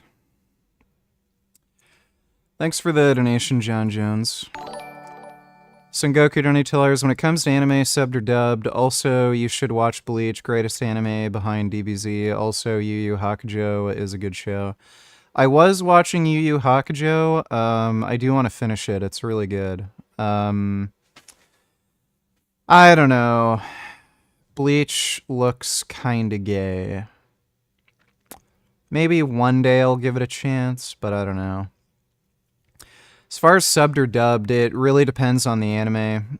Some, like, with, like, One Punch Man, the dub is fucking horrendous. It's completely unwatchable. So there are cases where the sub is clearly superior, but there's a lot of cases where the dub is clearly superior. Like Cowboy Bebop, the dub is way better than the original. DBZ, the dub is better than the original, even though, yeah, there's like memes with some of the bad voice acting. Dude, I cannot stand watching DBZ subbed.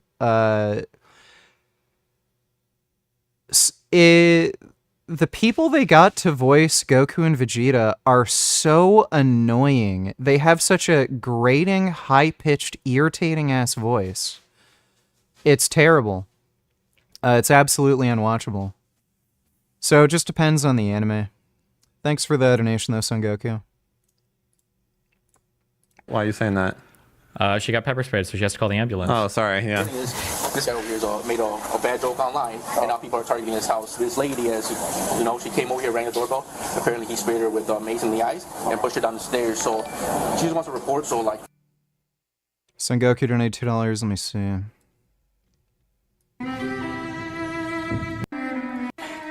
Is that powerful enough? My attack tore off my...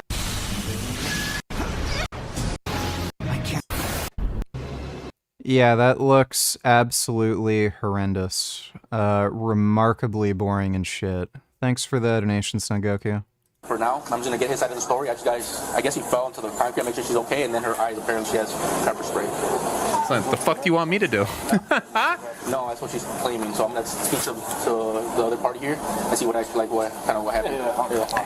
Yeah. Okay, we're not going to do the whole analyze the bullshit, but somebody said he thinks speaking to the police prevents him from getting arrested. So you always have the right to, quote unquote, plead the fifth. That doesn't mean it's necessarily always in your best interest, though. If somebody can present a decent story to a cop that looks like pretty credible, and it's like, okay, yeah, it seems like there was a crime committed here, and you have the chance to say, like, well, no, this was impossible. Like, I was literally asleep. Or you just give, like, a thing that sounds like, okay, this sounds reasonable. Like, I understand. That's fine. If you decide to exercise... I never watched Oppenheimer. Apparently, it's unnecessarily long. They just had a ridiculous amount of added scenes for no reason, and it was just fucking boring, so I didn't bother watching it. Your right to not speak to the cops, I feel like you're gonna always lose saying this. There's gonna be so many actuallys in the chat. It's fine. It doesn't matter. I'm right. Like the cop, like theoretically or not theoretically, it has happened. Like you're being silenced there could. Yeah, Inuyasha was a fucking awesome anime. Inuyasha, I preferred the dub. Could like be kind of incriminating, where it's like, okay, well, we already had like a reason because this lady already did this whole ass fucking story on you, and you don't have shit to say. You don't have anything compelling to say. Well, now every chatter who's watched the two videos, the one of the guy giving the lecture saying never talk to the police, and this is why, and then the two fucking lawyers that are like, "It's shut the fuck up Friday. What do you do when the cop comes to you? You shut the fuck up." That shit. Hey man, did you spray her with pepper spray? I'm not doing an interview right now. Huh? All I'm going to say is I'm going to take your card, and my defense attorney get in touch with you. I'm not doing this is a report. I'm not trying to talk. All I'm going to say is I'm a high-profile person. I want someone stationed here. 20 people came by last night. I had paid security. They documented all of it. I called. They're coming tonight at 7 o'clock. But I can't afford to have it 24 hours. I called earlier because somebody else was in front taking pictures of my house. Cops drove by, saw the car that I reported with the license plate, make and model, and they didn't even stop. Okay. And the lady stood there filming my house, pointing at my house, gesturing to it. It's been going on for the past 3 days, and I called the police. Clearly no one's taking it seriously. And he said clearly no one was taking it seriously. Look, man, like, to be honest, I'm trying to talk to you your story for the whole thing. I'm not here to help. I'm not here to help you. I just got you. How do you know I'm here to help you? I know my rights. I'm not trying to fight with you, but I'm also not going to be telling you. I want your card. You might just say... Like, the issue is right now... He's seeming... Well, no, the issue is they might have probable cause for arrest already, just by the fact that she called the cops. Obviously, he's going to match description and everything. Like, they might have, like, reasonable suspicion to search for, like, Mason's house or something, maybe because of the report she gave, and he's already, like, able to be arrested. There's a name for this. We looked at it with the one guy getting called, but, like, a cop has a right to do a form of investigation where it's up to the accuser investigated to dispel the suspicion, basically. And Nick might actually need to offer something compelling to avoid an arrest. Now, that doesn't mean he'll be, like, charged formally with a crime, like, arraigned and, like, charged with a crazy crime or whatever, but I don't know. Something right quick. First of all, I'm going to have to get you information that you have to provide because there was a crime committed. All right? So, second of all, from what I get, I don't care, really, I don't care what you said online. I really don't care. Whether it was left-leaning, right-leaning, in the middle, I don't care. Okay? To me, no. Now, I would hate if I was living here, whether I made a bad joke intentionally, whether I meant it or not, and somebody showed up to my house. That's kind of like wrong, right? Can we agree on that? I'm actually agreeing with you that people shouldn't show up to your house. But now you don't want to cooperate with me on accident. Now, I'm trying to get whether she actually did anything to prevent... Why do cops yap like this? Well, because a cop is giving his side of the story. A cop is always trying to get you to agree a little bit, because once he can, like, get a hook in you, then, like, you're... This is also not a detective either, which is kind of... Maybe. I don't know if it is or not. They might do dual roles or whatever. But even, like, a basic cop will know how to get you to incriminate, right? Like, a cop is never going to be like, did you hit your friend? The cop will ask you... Damn, what do you do for you to smack him so hard, man? Or not even that. It'll be like, yeah, man, like, I've had a friend, like, I've gone into fights too, and shit happens, right? Like, sometimes your wife talks out of turn, you gotta smack the shit out of him. That's the way it is. Yeah, you say little things like this, and I always remember Inuyasha as one of those shows that I always would wake up to at 3 in the morning on the couch watching TV. Lol, kind of the same with George Lopez. I didn't watch Inuyasha too much back in the day because it was... I don't know if it had something to do with like fucking Canadian broadcasting or some shit, but a similar thing happened with DBZ. They would never complete the full series. So what would happen was they would play reruns of DBZ and they'd start from the very beginning. Then they'd get to like the Namek arc and then they'd just reset it. So then it would start from the very beginning, then it would get to like the Android arc, and then they'd reset it. Then it would get from, and then right from the beginning, then they'd play, you know, the fucking Namek arc, the Android arc, and then they'd get to like the Boo arc, and then they'd reset it from like over and over and over again. I could never watch the fucking full series on TV. So I ended up watching most of these animes way later when streaming services became available. Same thing happened with Escaflowne. I was a big fan of Escaflowne, but they would never play the fucking full series where I could actually watch the full story. They would either reset it to the very beginning for no fucking reason, or they just play random episodes out of fucking order, so I couldn't fucking follow anything. But yeah. I did watch a lot of Dragon Ball Z on TV. I got through most of it, but yeah, I ended up just finishing the series when it was out on streaming because it was literally impossible to watch any of those shows on TV. Thanks for the donation, though, Ben. TV just sucked so much dick. I'm so glad TV isn't a thing anymore. Just had to the 18 years old dating a 50 years old. I personally don't think there's anything wrong with it. An 18 years old can decide who she wants to date. Also, are they really that stupid? It's the better choice versus the immature 18 man who knows fuck all anyway. Well, they're 18, they're legally an adult. The issue is you're still pretty fucking stupid when you're 18. I think especially if you're female. Like, I don't know why there's this idea that, like, women mature faster than boys. They don't. Most women are still like retarded children until they're at least in their mid-20s. But yeah, when a lot of 18-year-old girls end up dating these older men who are like 40, 50, they don't exactly understand what they're getting into. They're very emotional and they're making judgments on dating somebody entirely based on their emotions. It's, I'm attracted to this guy and now I'm in love and I'm going to keep dating him and we're going to get married, have kids, when that's clearly not what a dude at that age is thinking. So that's kind of where the issues come up. But yeah, I mean, if they're 18... Thanks for the donation, Tool. There's my name recorded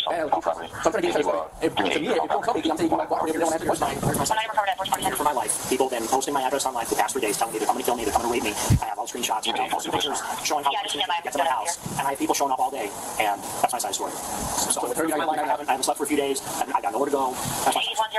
Jesus, this sounds bleak. No comment on that. No comment. No comment. You give me your card? Well, I have a card, but let me get your ID. You have a card? No, not a card. You have a card? No, you don't get cards? He thinks it's like Law and Order, where it's like, let me get your card, and my lawyer will be in touch. They're about to decide if they're going to arrest you or not right now. It's not like, let me get your card. It's they're like, let me get your card and your information, and I'll let you know in a few minutes if you get to go back inside your house or not, basically. Yeah. I think he was assuming, the problem is you just can't fucking, I think no matter what, you can't open the door and mace someone. Yeah, no. So the issue is they already probably have probable cause to arrest, and it was literally caught on video. Like the lady was filming, so you're like kind of dead to rights on that. So that the right strategy here might literally just be don't say anything. You know you're gonna get arrested. Call a lawyer or like try to set that shit up while the cops are on. Yeah, I think he's probably doing. You should probably like literally probably say shouldn't have said anything. Nothing at all. Like, because the issue is that like because imagine him if it's a civil case.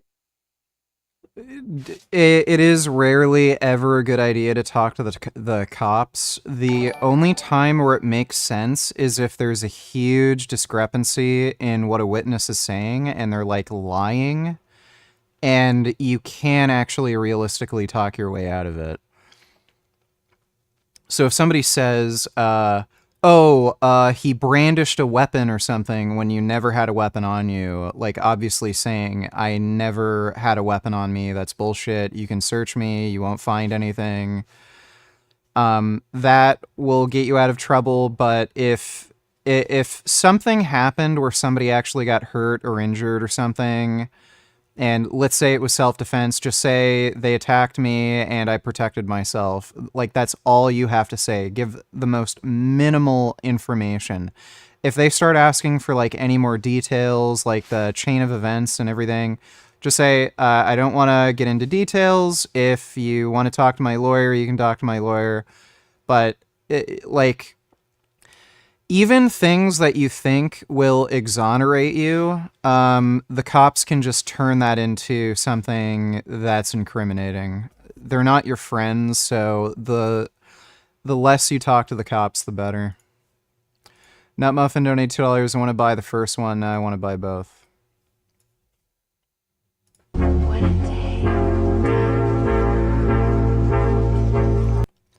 Kanye West?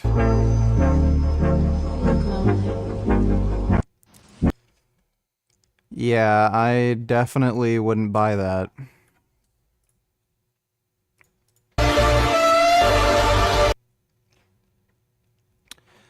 I'd maybe wear this shirt, because it's kind of funny. Thanks for the donation, Nutmuffin.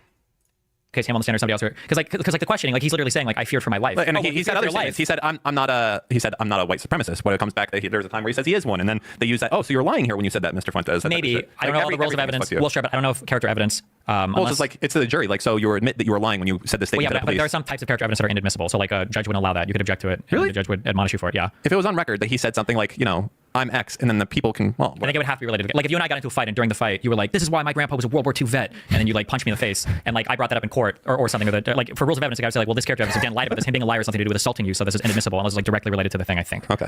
But we need a better class of attorneys in our orbit. He's good. He's good. I would what like. We need is more criminal. Yes, exactly. Too much. There's not enough civil shit. We need more criminal attorneys. Yeah. What's your phone number?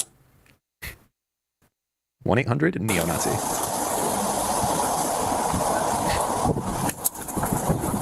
You know what he should? This is a stolen meme from chat. What he should have done is this whole thing. He should have done it in a Mexican accent as he talked to the cop. How's that sound from chat? Isn't that sound from me? No, someone said in chat he should have done a Mexican accent. Like, I said 20 minutes earlier. Should have found a sombrero. Yeah, I understand that, but like if he speaks in proper English the whole time, you're like, oh no, I do not know who this is. Is that a Russian Mexican mix? Or? I don't know. Listen.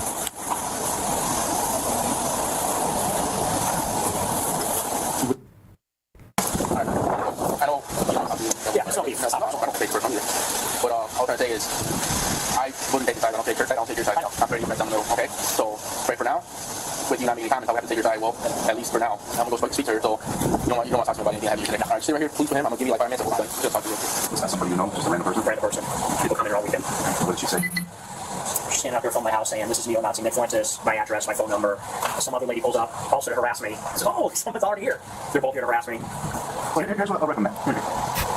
I don't know who's right or wrong here. I don't know what your post was. I heard about it. I don't know what it is. I don't follow that. I'm old. I'm not really on social media. But what I would do, unless it's literally imminent danger, like where you're struggling to save your life type of thing. Oh, he's going to just ignore him. Call us. All right. Well, I did. Oh, call us? No, because now we don't have a corroboration on your side. We see you have a corroboration on that side, and that puts us in the dilemma. So I'm not saying you're wrong. Them being at your house makes them look bad. However, there's 2 versions that side, 1 version that side. So what I'm saying is, instead of the interaction, just call when I'm out here. So forth. I'm just saying, I did call. Okay, I'm just saying. I'm not trying to argue, but maybe you don't know. But I called an hour ago. It's fine. Yeah, you're telling me to call. That's what I did. Okay, well, I didn't know that. Our shift started like 5 minutes ago. Thanks for telling me. I called They came, they drove right by the car that I described. I said it's a Volkswagen white crossover. I don't know what that They were doing the same shit. A different person, third person? A third person. Just whatever. A third case in your place, whatever. Filming me, pointing at my house, yelling. And look, I'm not trying to be argumentative, but I called, and they drove right by the car that I described. I can't answer for that. And I'm not asking you, but give me his advice. That's what I would say is continue to call. Hopefully, a better interaction will happen. Okay, I've been calling for months now. Okay. I would still do the same because at some point, we'll get to my head whackers this way. We'll get to the identities of these folks in general. I don't know if you just keep calling the cops that are driving by my house. It's not really legal. I think there probably is a statute on like stalking or something that, but like, are they really going to send a car out to like, if guys, like, I think there's like some middle-aged woman that's driving around. I don't know, like, would they really? I don't know if maybe they would. I don't know. When people know they're known, they will more likely than not cut it out. Well, now we know. So now she knows. Now I don't know.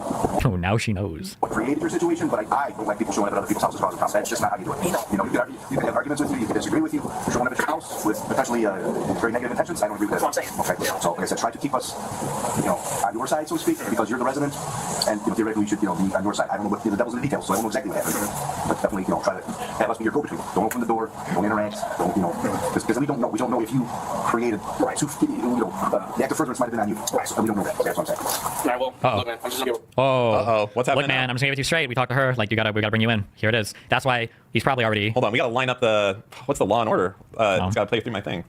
You can tell because when this cop left, he told Nick to stay here and talk to his partner because he knows he's gonna arrest him. But for now, just a report. That's what we're going with. Oh, he's lucky. Yeah, there ain't no number you need to get.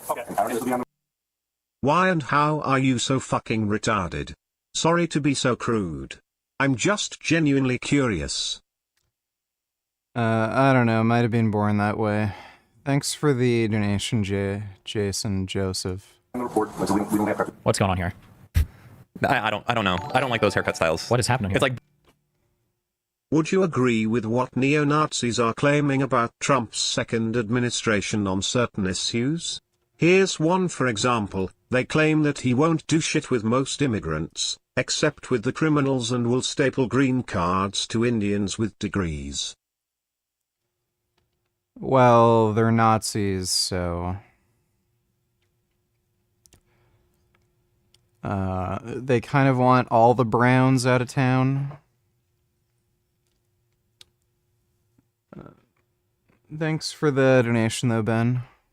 Bowl cut, but it goes back into a mullet. What?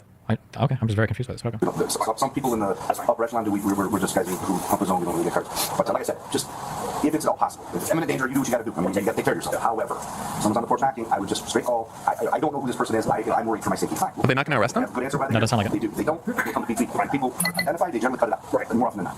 I mean, they hide the anonymity. Once you know who they are. So they arrest them later? I don't know if he ever got arrested, did he? He has to. Oh yeah, because he had a mugshot or whatever. I don't have every answer for you because the devil's in the details. I don't know. So where's that one? Okay. What? The body cam of him getting arrested? I don't know if they need one or they might not have one. Because they could just issue a warrant and then he just turns himself in, right? Wow. Wow. Well, that's about enough for today. Let me go. Let me give some special thank yous, and I feel like there's other shit I'm supposed to do. I logged into Patreon this time. All right. Hold. Nut Muffin donated $2. Let me see.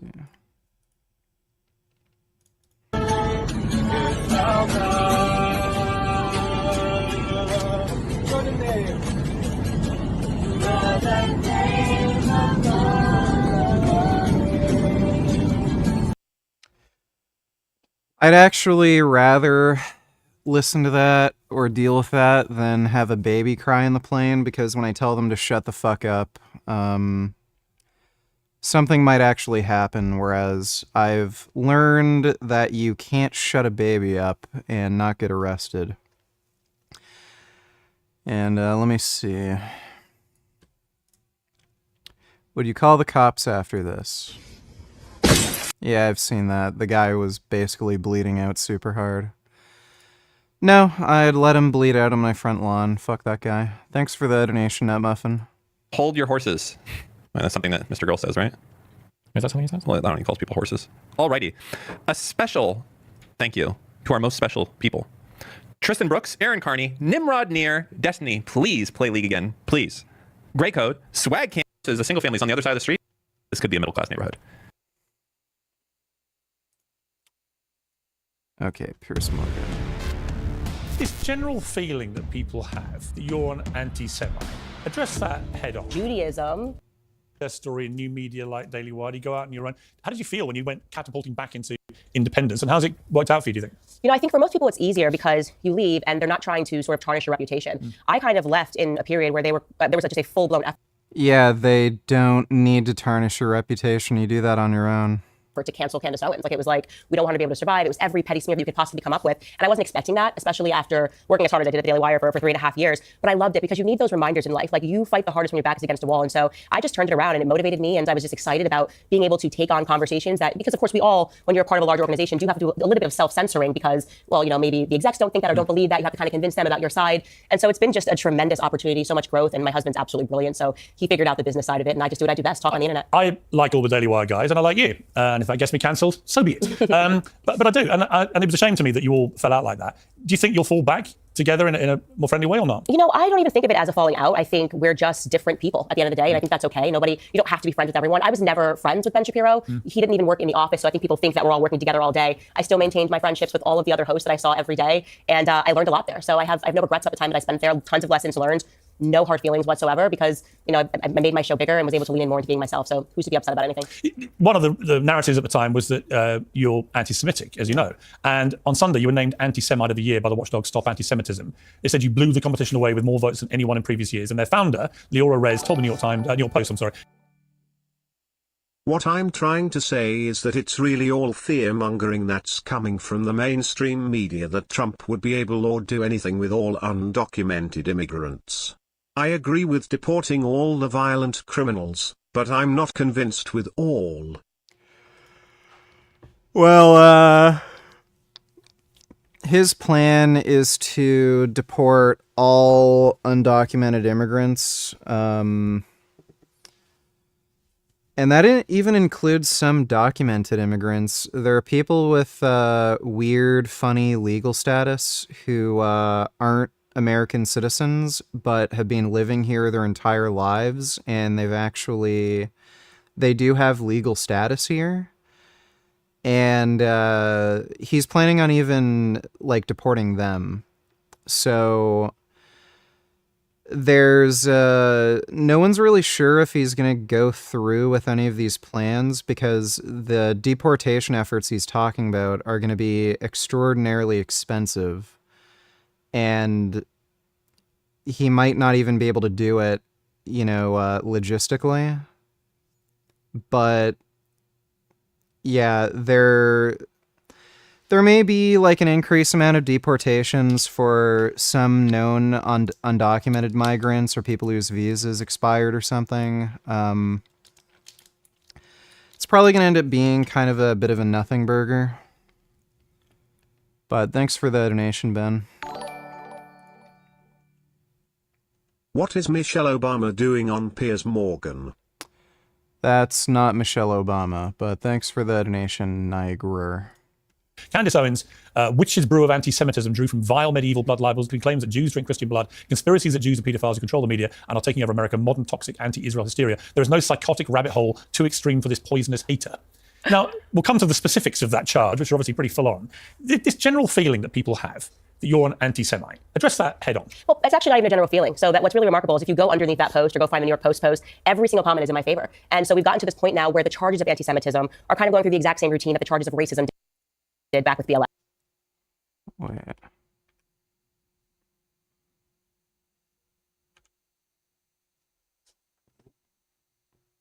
Where's the...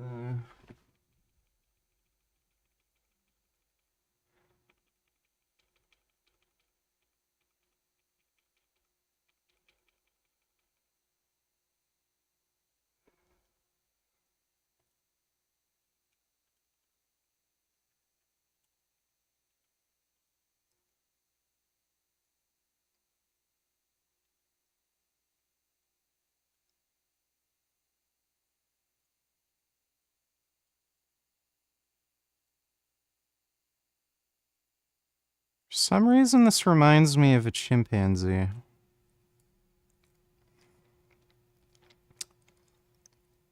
It's weird how she moves her lips. where the charges of anti-Semitism are kind of going through the exact same routine that the charges of racism did back with BLM. Like, first, people took that very seriously. Like, if I said, Piers, you're a white supremacist, you would have just been astonished, because who wants to be called a white supremacist? But then you started to realize this was about power, this was about control, and this was about trying to manipulate people to take your perspective. By the way, this is the same woman who's a Holocaust denier. Hi everyone. I'm back. I just got done sucking my dad's dick and jerking off all my cats. Praise Allah. Just checking in with you fags to let you know I'm still alive and gay as ever. Now go fuck each other in your gay little asses. MAGA bitches. Suck it. Alright, well thanks for the donation, Cat Daddy. And post-October 7th, you had what I refer to them as like the Likud party media in America, I count the New York Post among them, who just insisted that unless you agreed with everything that Bibi Netanyahu was doing and towed a very specific line, they were going. The immigrants you were referring to were dreamers, and here's what Trump said about them. I don't think he'll do anything with immigrants from India/Japan/China/Korea with student/work visas. Well, they have legal status, they have visas, so yeah, no shit. About dreamers, sir, dreamers who were brought to this country illegally as children. You said once back in 2017, they, quote, shouldn't be very worried about being deported. Should they be worried now? The dreamers are going to come later. And we have to do something about the dreamers, because these are people that have been brought here at a very young age. And many of these are middle-aged people now. They don't even speak the language of their country. And yes, we're going to do something about the. Why would he want to deport people like that? Like, if they don't even speak anything but English, why would you deport them? What does that mean? What are you going to do? I will work with the Democrats on a plan, and if we can come up with a plan, but the Democrats have made it very, very difficult to do anything. Republicans are very open to the dreamers. The dreamers, we're talking many years ago, they were brought into this country, many years ago. Some of them are no longer young people, and in many cases, they become successful.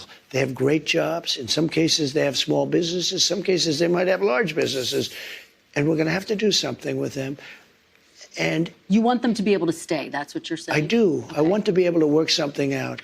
And it should have been able to be worked out over the last 3 or 4 years.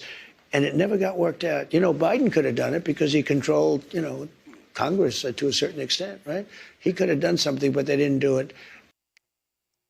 Like, again, this is the same Biden who tried to pass the border bill and that Trump blocked. I never understood why, because they always seem to want to do it, but then when it comes down to it, they don't.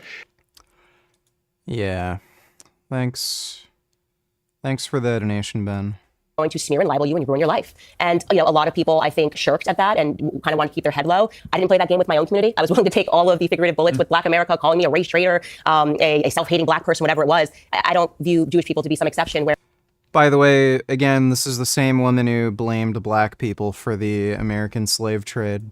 You're allowed to now call everybody anti-Semites because you can't actually debate what Bibi Netanyahu is doing and why so many people around the world are not comfortable with it. So yes, they can award that all they want. People are mocking it. It's now become like cartoonish. And they have, unfortunately or fortunately, completely removed the power from that term. What is your view of Jewish? Would you agree? I think a lot of the time people have to start realizing how unintegrated they are when they go into relationships. Before you're in a relationship, if you can discover that the only thing that you care about is you're ready to date. You're probably like, if I only cared about me, then I'd never be able to date. No, you'd actually start choosing companionship opposed to just letting it happen. Right. When you start choosing companionship, you choose companionship to what best serves you. And when you do that, you show up 100% to the relationship because there's no excuses. There's no, they're not this, they're not that.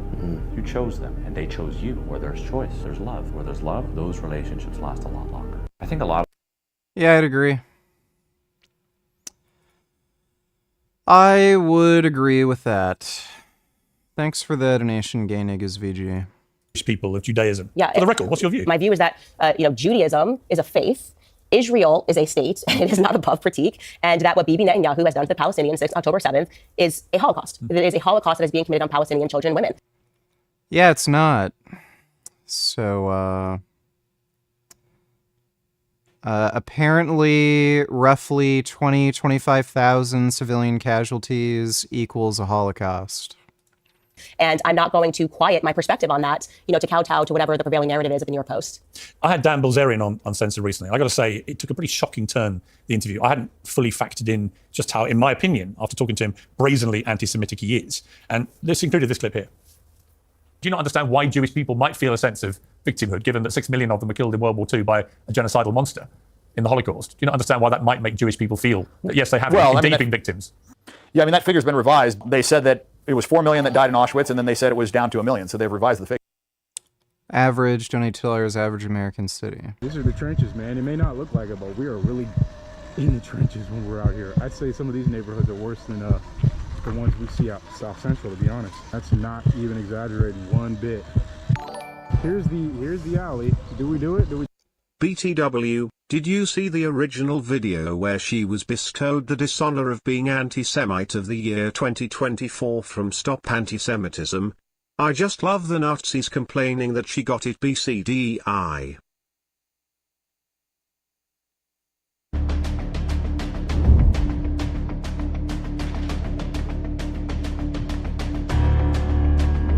If Hitler just wanted to make Germany great and have things run well, okay, fine. The problem is that he had dreams outside of Germany. Twins. They experimented on twins. I mean, some of the stories, by the way, sound completely absurd. I mean, like the idea that they just like cut a human up and then sewed them back together. That just sounds like bizarre propaganda.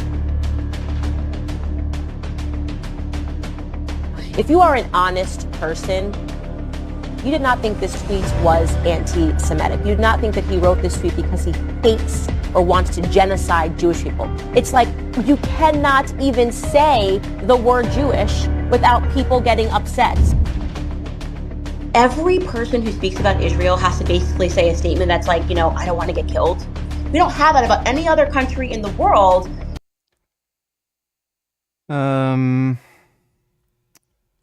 Yeah, she's an idiot. Thanks for the donation, Ben. Nigga, you blamed black people for the American slave trade. Didn't your bitch ass say that the slave trade Africans sold other Africans to the white man to slavery? Bitch ass nigga, don't hate. Why can't you be a good N-word like Candace and know your place? Alright, well thanks for the donation, Kid Boo. We tear up it? I don't think so, man. I don't even really feel like it. The amount of, They openly spoke about dehydrating and starving the Palestinians after October 7th. No, they didn't. You're a fucking idiot. What's up, man? Bad thing that happened right around the corner. Welcome back to the channel. Good evening. It is 4/20, April 20th, 2024. A beautiful evening out here in Westlake. We're taking a... We got the photo op. I don't know who's stopping to take a...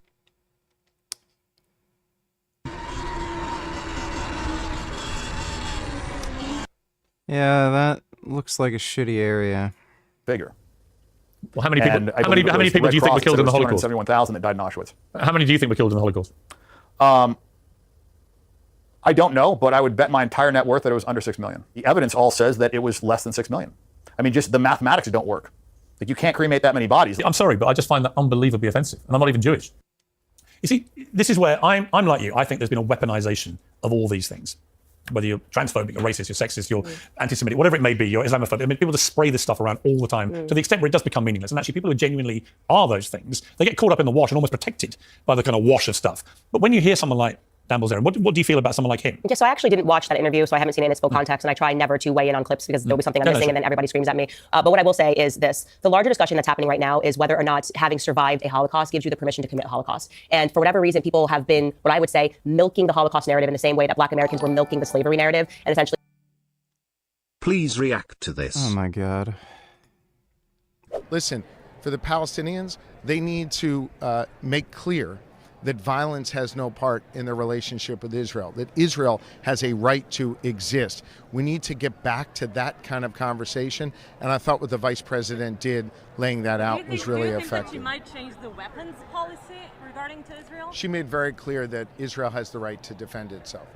Right, but Israel isn't defending itself. They're not defending themselves when they bomb refugee camps and hospitals.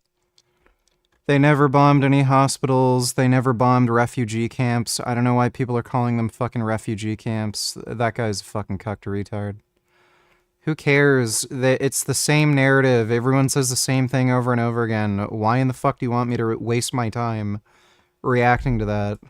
saying like we lived through this and we survived this, and so now nobody can say that anything we do is wrong. And that's the big issue today, is that we have so many people that will not recognize that it is totally feasible that a Jewish person, and I'm speaking here about Bibi Netanyahu, could do something as horrific as what was done to the Jews throughout World War II or throughout history. But is that an accurate comparison? I'll tell you why I say that. As we know, I mean, whatever Dan Bilzerian wants people to believe, 6 million Jews were killed in the Holocaust. Another 6 million people were murdered by Hitler and the Nazis. The numbers of people being killed in Gaza are, in my view, have gone way beyond what is acceptable as a response to October the 7th. However, you're still talking about, at the moment, a death toll of under 50,000. There's no comparison in the amount of dead people compared to the Holocaust. So do you understand why? But it is a Holocaust, what's happening. Well, is it though? Yes. So, I think language is really important. I think language is really important as well, and that's people why... say Holocaust. Yeah, Utah, you're fucking stupid. I think you're drinking too much of the fucking Kool-Aid. I don't know what... Nothing you're saying makes any fucking sense. Yeah, they stopped any food, water, anything going into Gaza for, 2 weeks? After October 7th? They did that so that they could negotiate a hostage return, you fucking idiot. So no one died. They just made it so that Hamas didn't have adequate access to food, water, electricity, fuel, so that they could exchange a hostage return. You have an issue with that? Is there something wrong there? They've been facilitating fucking aid. No, oh my god, you're a fucking idiot. You can look at the numbers with the aid trucks going in. There's more food going into Gaza now than pre-war. You're a fucking moron. Cause genocide. I think what's happening is a Holocaust. The burning bodies of the children that I'm seeing every day, and we spoke about this a little bit on my show, but I have recognized that the ability to see this stuff every day has transformed my opinion. Maybe the numbers wouldn't have gotten so high if people had spoken. Could you please tell Adam Gudimas to shut the fuck up? He's being retarded again. Thanks. Yeah, Adam, how about you shut up? Thanks for the donation, Niagara. Up when it was happening at the very beginning during World War II. And so I want to use my platform to say that I believe that they are intentionally executing a Holocaust. I think Bibi Netanyahu, there's tons of evidence, and obviously the Western media is not reporting on this, but the corruption trials that are going on with Bibi Netanyahu pertaining to October 7th and him editing the transcripts and the prior knowledge that he knew is now becoming extremely pertinent. It is a question as to whether or not he allowed the attacks to take place, essentially to then be able to go in and to commit this Holocaust against the Palestinians. Now, based on everything that I've looked into and stuff that I had not seen before, because the Western media doesn't cover it, Bibi Netanyahu caught off camera speaking about how he had no intention of following the Abraham Accords and how he was going to get around it. He has, I believe, genocidal ambitions, and that's enough. We don't need to dispute, go backward or forward. Do I think Bibi Netanyahu has genocidal ambitions against the Palestinians? The answer is yes. Do you think he's a war criminal? Yes. I believe he's a war criminal, and I think that the issue is how much power he has, particularly in America, and I want to make sure that I'm just crossing, or I guess making that clear to people across the pond. You know, in America, we have lobbying. You guys don't have lobbying here, and so this is why it might seem... We do, but not to the same degree. Yes, like AIPAC spends $100 million in our elections, and what that means is that they're able to write $100 million is nothing. That's literal peanuts. Fellowships are able to pay journalists. They're able to pay people to attack and take down people who speak against their initiatives. And they are, AIPAC, I would say, is very much pro-Likud party, pro... This narrative that you can just pay people to say certain things is fucking ridiculous. They find politicians that are ideologically aligned with them, and then they give them money to support politicians that are willing to work with them. It's not like they'll find somebody like Candace Owens, throw money at her, and then Candace Owens will suddenly become pro-Israel. So these are the same people who would be saying that anyway. It's just that money is able to get them more political influence and help them win elections and shit. Bibi Netanyahu, and this is why you have seen people like me being attacked the way that they have been attacked for what I believe is just a human stance on what's happening to the Palestinians. I don't care if you had flipped it, if it had not been Israelis, if it had been, you know, if it had been Christians doing this to Muslims. I would say the exact same thing based on the images that I've seen. But there is a ton of evidence that Bibi Netanyahu allowed October 7th to take place, including the things that we found out, because I now read Haaretz daily. You don't actually think he knew it was going to happen? Well, let's just talk about the facts. We don't have to speculate on that. What we do know is that they did intercept the hostage plan before it took place, right? The two. It's a shame that Lenny wasn't his disciplined self when it came to the gym as time passed. Preached about being a non-cookie cutter and ended up becoming one himself. Well, he had a fuck ton of health problems, and I don't think he could train and shit. Thanks for the donation, though, Johnny Bravo. I don't know, man. So the humanitarian organization saying that people have died from Israel's intentional restriction of water and food. So dumbass, you can look at the amount of starvation deaths. Last I checked, there were about a dozen starvation deaths, and all of them were fucking children. Most of them infants. So after a year, there's only been about a dozen starvation deaths, practically all of them infants. What does that tell you? Like by the way, CNN just did some stupid, I think it was CNN, Gaza food line.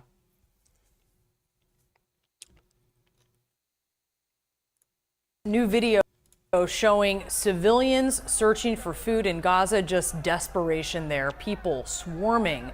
2 trucks climbing on those trucks as they carry relief, seen so little.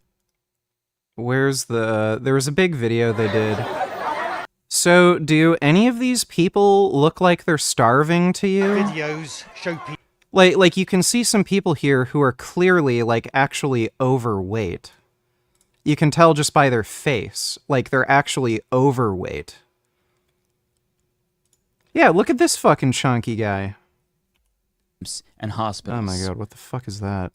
There's one dude here who's, like, actually, like, a good 50 pounds overweight.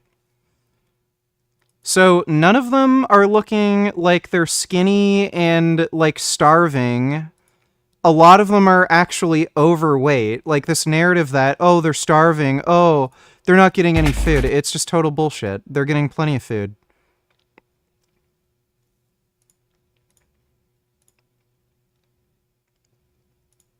Yeah, so look at this. Oh, where are they getting that food? Where do you think it's fucking coming from? Like, it's just ridiculous. Oh, yeah, look. Oh, they're starving. They literally look like normal weight people.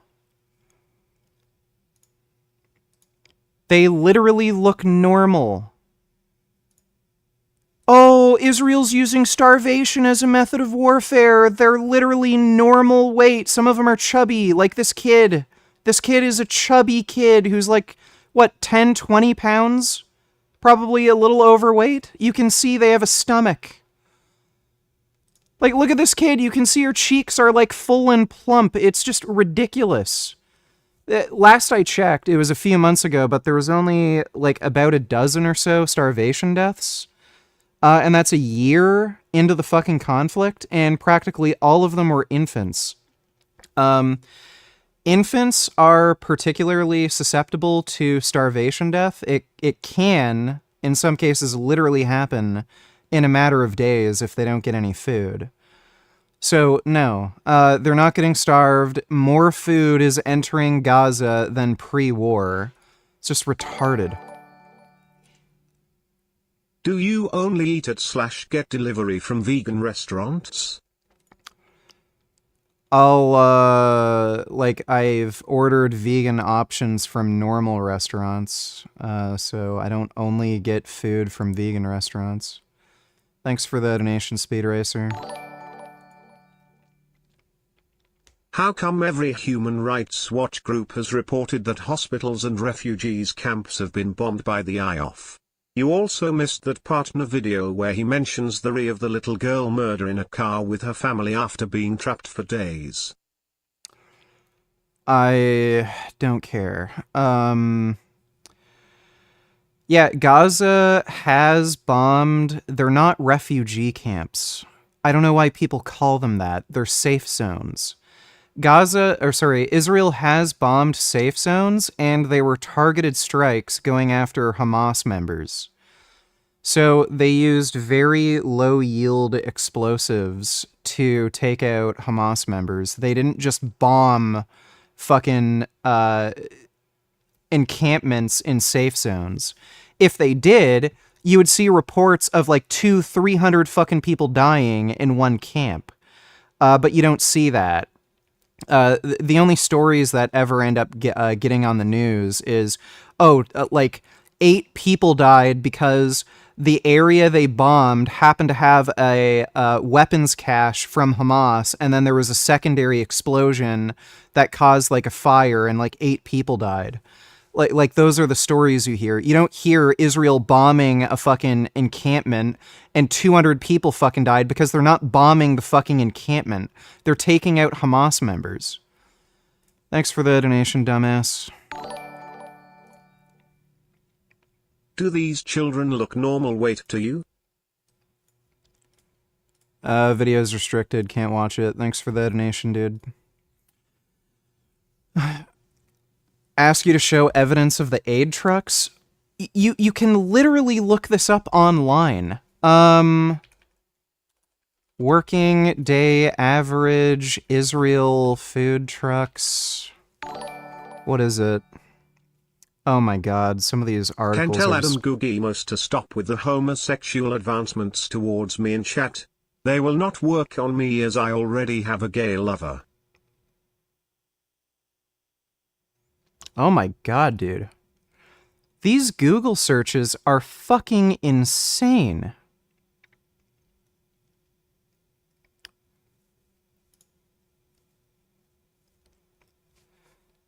Yeah, so this was the IPC report. I don't know if this was their updated report. Yeah, this is their updated report.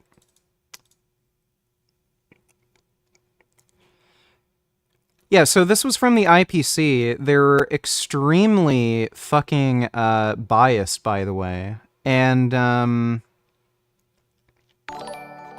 oh, maybe this isn't their update, or, you know, this was their looks initial. pretty indiscriminate to me.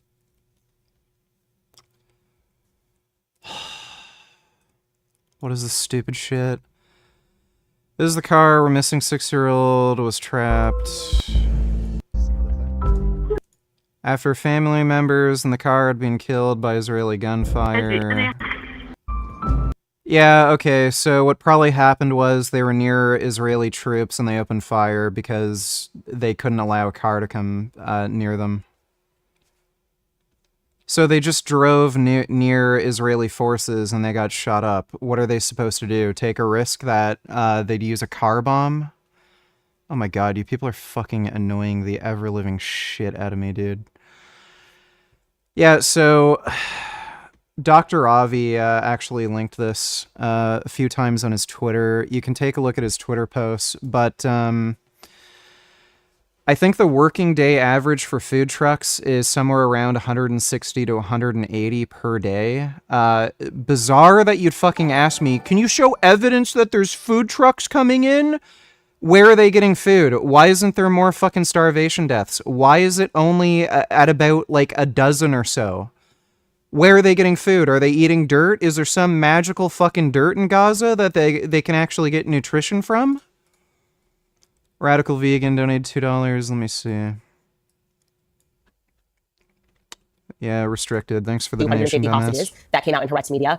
We also know that Egypt gave them prior warning that the attacks were going to take place. Egypt said that they were being ignored. That was a fact. I've been to Israel. Have you been to Israel? We know it's the size of New Jersey. We know that it takes 15 minutes to get from one end to the other. And we know that every 5 feet, there's a person in your face holding a gun. That attack went on for...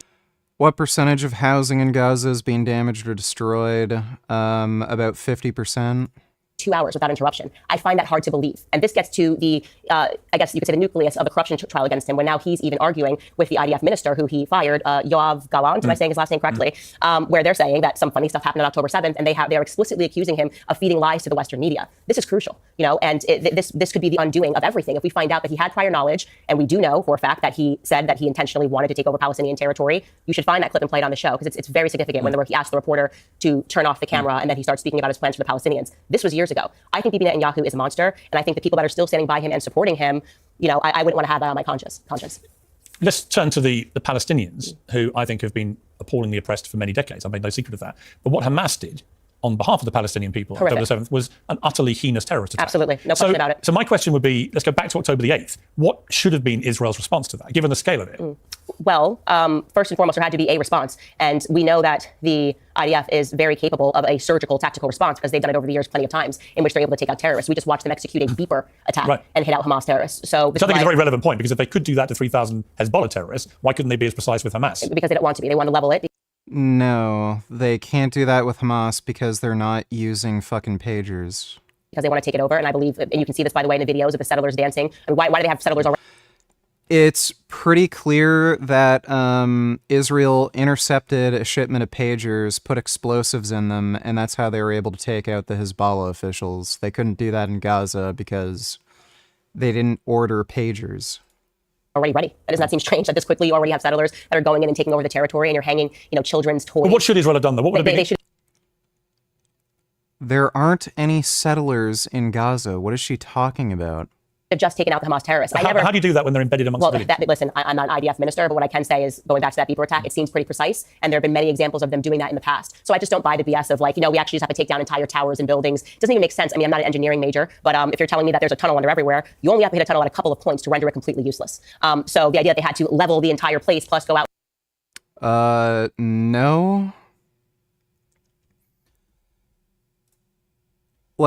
This is... I don't know how the fuck she could figure that. That is the most retarded shit I've ever fucking heard in my life. I can just draw. Oh. Is that... What in the fuck? There we go. So, let's say...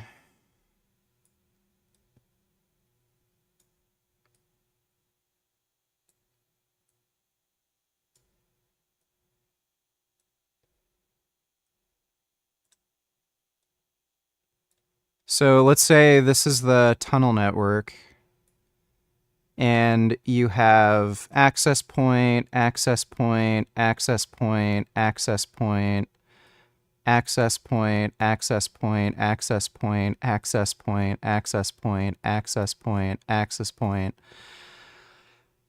If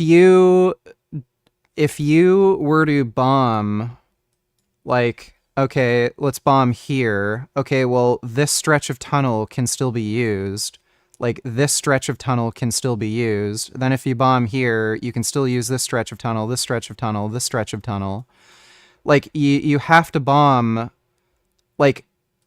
you'd have to bomb, every fucking entrance point to the fucking tunnel for it to be completely inoperable.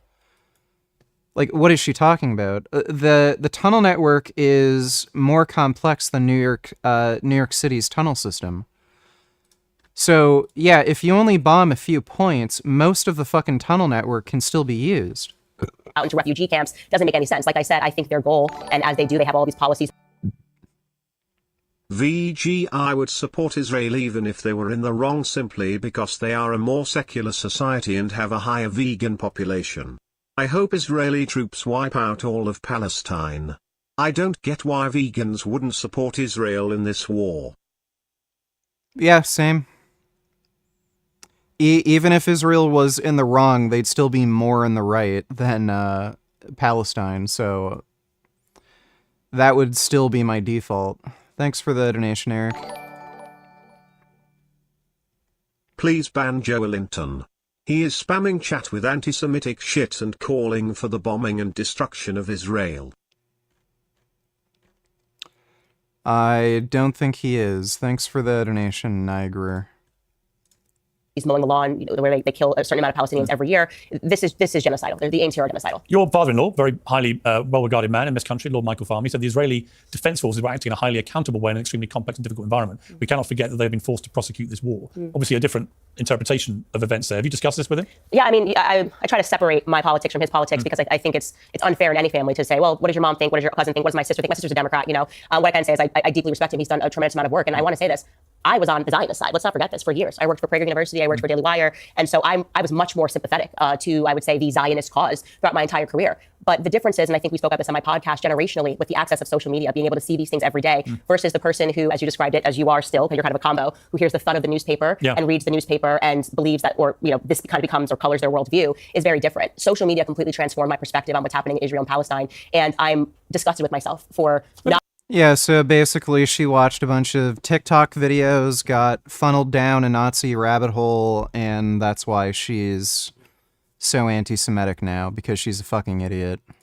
Not being more awake. But that's interesting, because can social media also, can it wrongly skew a narrative? In other words, can it reinforce one view, which is very quickly established? And I was astonished how quickly the narrative after October the 7th became anti-Israel and very pro-Palestinians stroke Hamas in many cases. I found that quite terrifying that was the case, notwithstanding my own view about how Palestinians have been treated before that. But could it be, I mean, you're a very smart person, but you say that you're affected by social media. Social Oh, jeez. You cannot call Candace Owens a smart person. Are you fucking kidding me? Why would he be that charitable? Kid Boo donated $2. Let me see. First ever stunning admission from a woman who accused Duke University lacrosse players of raping her nearly 20 years ago. The story was a national firestorm. She now says she lied about the encounter. Crystal Mangum. Oh, what a surprise. Just goes to show you. First made the claims back in 2006, saying 3 members of the school's lacrosse team raped her after she had been hired to dance at a house party the team was throwing. Police charged David Evans, Colin Finnerty, and Reed Seligman after Mangum's accusations. But after much back and forth and the city's DA stepping down from the case, North Carolina's Attorney General later dismissed the charges, citing a lack of evidence. But now, going on the record on a podcast nearly 20 years later, Crystal Mangum says she was lying the whole time. I testified Dude, what a fucking bitch. falsely against them by saying that they raped me when they didn't. And that was wrong. And I betrayed the trust of a lot of other people who believed in me, and made up a story that wasn't true because I wanted validation from people and not from God. And that was wrong. God already loved me for who I was, regardless. I didn't need to seek validation from him because I already had validation from him. I just didn't know it. Great. And I hurt my brothers. And I hope that they can forgive me. And I want them to know that I love them and they didn't deserve it. Nope, no one should forgive you. She should be locked up. She should get a 20-year fucking sentence. She lied about this for 20 fucking years. She should get a 20-year sentence. That's fucking insane. W donated $2. Let me see. Quick question, do y'all usually get this mad at people? Okay, I'll watch that in a minute. Thanks for the donation, dude. And I hope they can forgive me. And that I hope that they can heal and trust God and know that God loves them and that God is loving them through me. Really? Like, by the way, these are fucking lacrosse players. Like, I could maybe believe it if they were, like, football players or something, but, like, lacrosse players? I remember when this was, like, a story that came out, and it just sounded really fucking fishy to me. You're not going to get a group of fucking gay-ass lacrosse players who play a game where people chase each other with fucking butterfly nets, gang raping some fucking chick at a fucking college party. Give me a fucking break. Letting them know that they're valuable and that they didn't deserve that. Joining now is CNN's Gene Casares. Yeah, they know they're valuable. They got white privilege. Hey, they actually dropped those charges against them, right? Yeah. Because they couldn't substantiate her claims. Yeah. But everybody took her side. Right. This is why you shouldn't believe all women. Yeah. And look at all the civil cases we got against entertainers for supposedly they did things like, I think that one accused of Jay-Z, I think I got thrown out or something.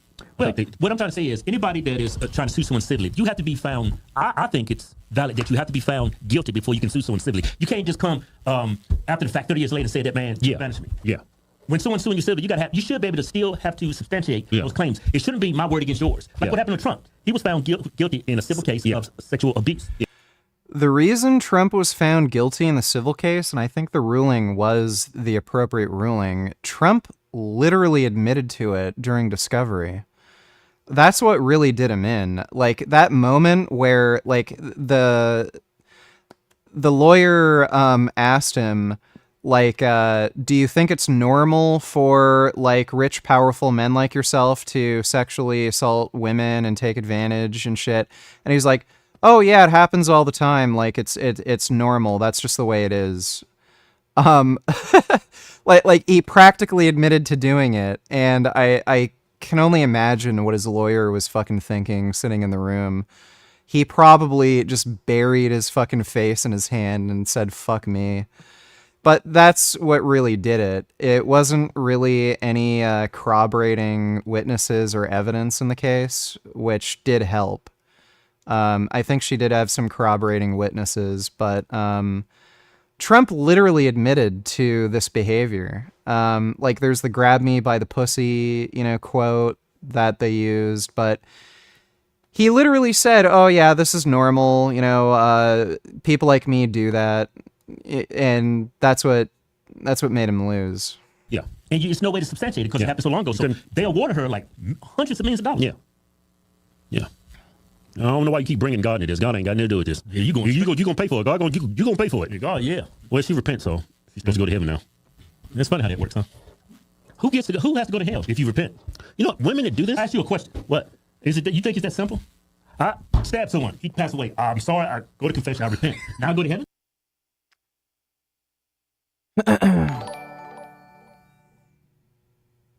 At Eric, if you support Israel, you are not vegan. Especially wishing for genocide of indigenous people. Israel and the US are far in the wrong than any other country in the world. Having a higher vegan population, which they don't, doesn't make up war crimes. You're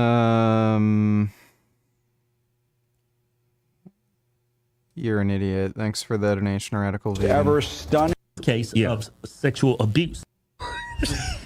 Mushroom tip. Hey. People for doing you a favor, or is this like an outlier case? Because I admittedly don't know much about this account, but I do know that this woman went ahead and said, get up and start cooking your man breakfast before I do, as a joke. And then the men went and successfully triangulated y'all against another woman who did absolutely nothing wrong. It's just very interesting because if my man was in another woman's comments after she said something like that and was like, oh, where does this girl live? And oh, I gotta come Guarantee you she doesn't have a boyfriend. find her, and was just like a thirsty, disgusting hound dog in her comments, I would thank her. You've just exposed this piece of trash for exactly what it is, and now I can do the right thing and throw him in the goddamn wastebasket. The last thing that I'd be doing is being upset with this beautiful young woman because all she's doing is trolling on the internet like the rest of us. She didn't do anything wrong but say like a flippant off the wall thing, which people do that all the fucking time. Oh, thanks, it's cool, but I can. This video is boring.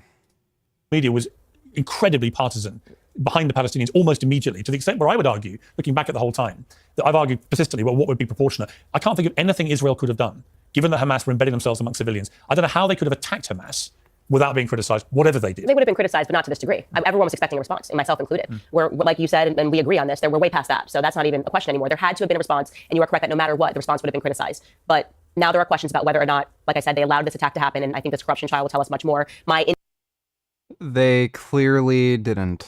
Instincts are telling me yes, but to go back to your question about whether or not social media can color you the wrong way, for the first time ever, we were just able to see what was happening in Palestine. Before, we just had to rely on legacy media. Did you believe all you were seeing? When I first saw it, I kind of wanted to wait. You know, I was trying to just sort through everything. Because I'm still not sure all the stuff I see as well. Well, it's very some hard of it, but I'm now getting my information because I ended up signing up for Haaretz in Israeli newspapers because they're protesting it. They're calling this an ethnic I read that stuff all the time. Yeah. If Israeli newspapers are calling this an ethnic cleansing, why do we not have people in the Western media that have the courage to call it the same? It's clearly not anti-Semitism. Why on earth? Israel has a free press. There's going to be journalists who have an opinion.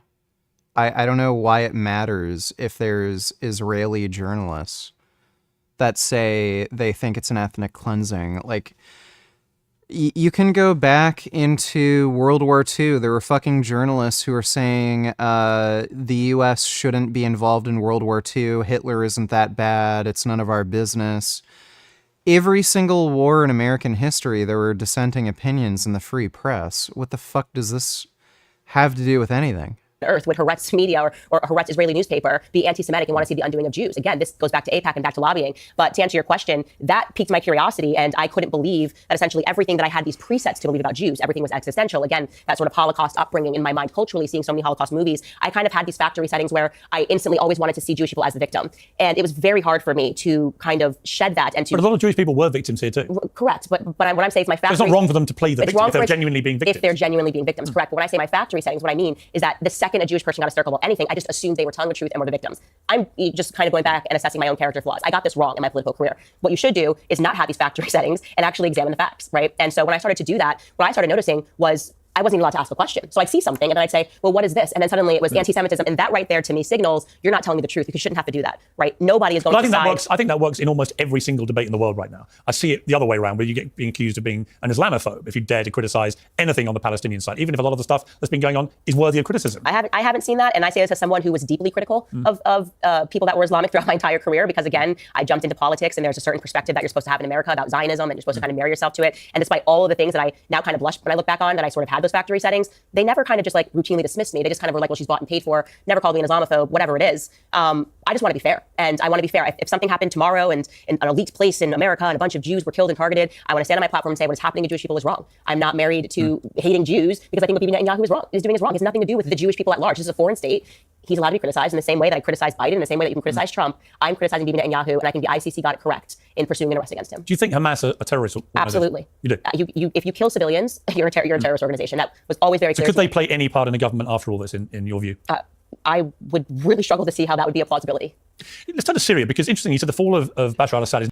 Yeah, she's a Holocaust denier. She claimed some of the Nazi experiments that were done by people like Joseph Mengele never happened. Not a good thing. No. Why? Well, just kind of going backwards, and I also want to be careful here because I try not to be an expert on things that I don't know enough about, and that's why I usually have people on my show. I had on Scott Horton, who's way deeper on the topic of Syria. I had him on last week. Yeah, he is. Yeah, he's super. Actually, I had him brilliant. on with a top American general, and it was a fascinating debate because they agreed about a lot more than I think they thought they would agree about. Yeah. It was really interesting. Actually, when you have a civilized conversation between two people you think are implacably opposed, actually, often they find a lot of common ground if they're fair-minded. Exactly. And so I always say, I like to take time, and I view my show as a place where people can come and learn along with me. I'm not a snob. I don't pretend that I know everything, and I have the humility to admit when I've gotten things wrong and to adjust my opinions. You know, on the topic of Syria, it has been pretty clear to me and everyone, I'm grateful that J.D. Vance even said it, that this was going to result in the mass killing of Christians. It just seems... But that hasn't been happening yet. So it's interesting. There's not been a persecution of Christians so far since the toppling of al-Assad. In fact, what you're seeing is a lot of the forewarnings that X, Y, Z would happen. They're not happening yet. Now, it's way too early to say they're not going to happen. But certainly what is fascinating to me in the interplay of what's happening in Syria, you've got this guy who used to be one of the al-Qaeda commanders, and he's clearly, in his rhetoric, been moving to a much more moderate position in the last few years. Now he's taken charge, and he's continued to sound and speak like a moderate, and he's not ordering the kind of retributional murders and mayhem that people may have thought he would. And that includes, specifically, the fact that Syrian Christians are... Yeah, so he's smart enough to realize that if he does that, the U.S. is going to impose sanctions, and it's going to turn into a just complete shithole like Afghanistan. And they're also not going to get any security help from any other foreign nations either. So their regime can end up being toppled just as easily as they toppled Assad. So yeah, it seems like it's probably not going to happen.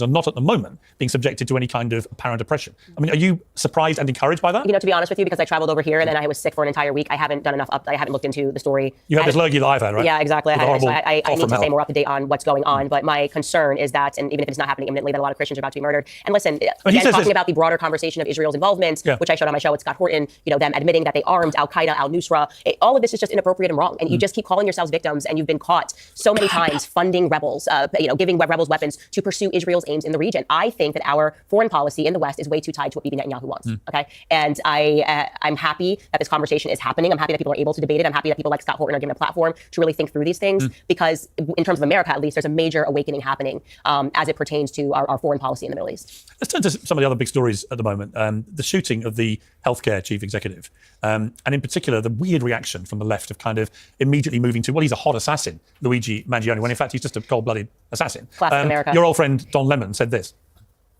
Do you think it's a gay thing? Because look, maybe we are over-indexing on the gay friends in text, because all of my gay friends are like, someone said they better not hold a trial within 50 miles of Hell's Kitchen in New York. Yeah, I got a couple hung jury texts. I've got some texts that aren't really appropriate for the Don Lemon show, so it might just be a gay thing. All I could think watching that was, really, guys, I mean, if this had been a female chief executive, would you be saying any of this stuff? If this hot assassin had executed a woman executive? I mean, no. Why are they doing this? I have no idea why they're doing that. I have no idea why Don Lemon is still speaking. I mean, nothing that he does makes any sense anymore. So I'm not even sure what the aims of his new show are. But yeah, there have been tons of people that are commenting on his looks. Really, what it's fostering, which I think is more important, is a discussion on healthcare in general in America, which is another topic that people tend to not understand because... Well, you seem both, interestingly, because you're married to an English guy, and we have the NHS here, the National Health Service, free for all, which is not perfect by any means, but it does mean that if you walk out here today and you fall over and break your leg, you're going to get free healthcare in this country. You're not going to have to be having someone standing over you wanting payment before they'll give you a painkiller. Yeah. And there's something amazing about that as a system. In America, I've had injuries, I've broken some ribs and stuff, and I remember somebody, as I was dozing in and out of consciousness, wanting to know how I'd pay for this. And it was quite scary, having been used to the NHS. That is real America, and I could afford to pay for it. But imagine if you couldn't. And, apparently some of these healthcare companies are operating at like a 30% denial rate at the moment. So a lot of people are dying because they're being denied cover. That's exactly right. And what people don't understand is it's not a marker of a failed free market system. It's not a free market system at all. What's wrong? Mangus donated $2. Why bro look mythical? Oh my god. Oh my goodness, that's a nice echidna. Oh my goodness. So handsome. Wow. He's like a Dark Souls boss.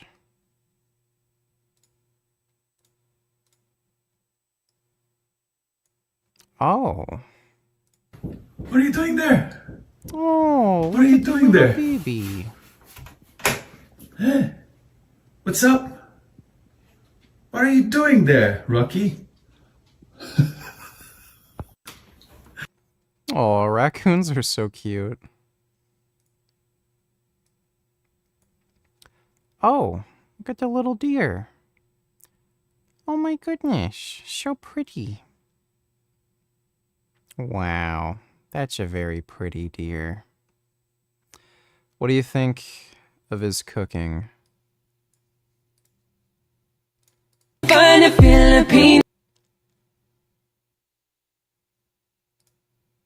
Filipino and trying to go vegan. Really? So I posted that video last year and I got a great reception from so many people around the world with different cultures. The mission continues to try and change people's perception and stay true to their heritage by simply changing their eating habits. My name is Johnny Meatless and I make vegan Filipino recipes, and this is what I made so far. Enjoy!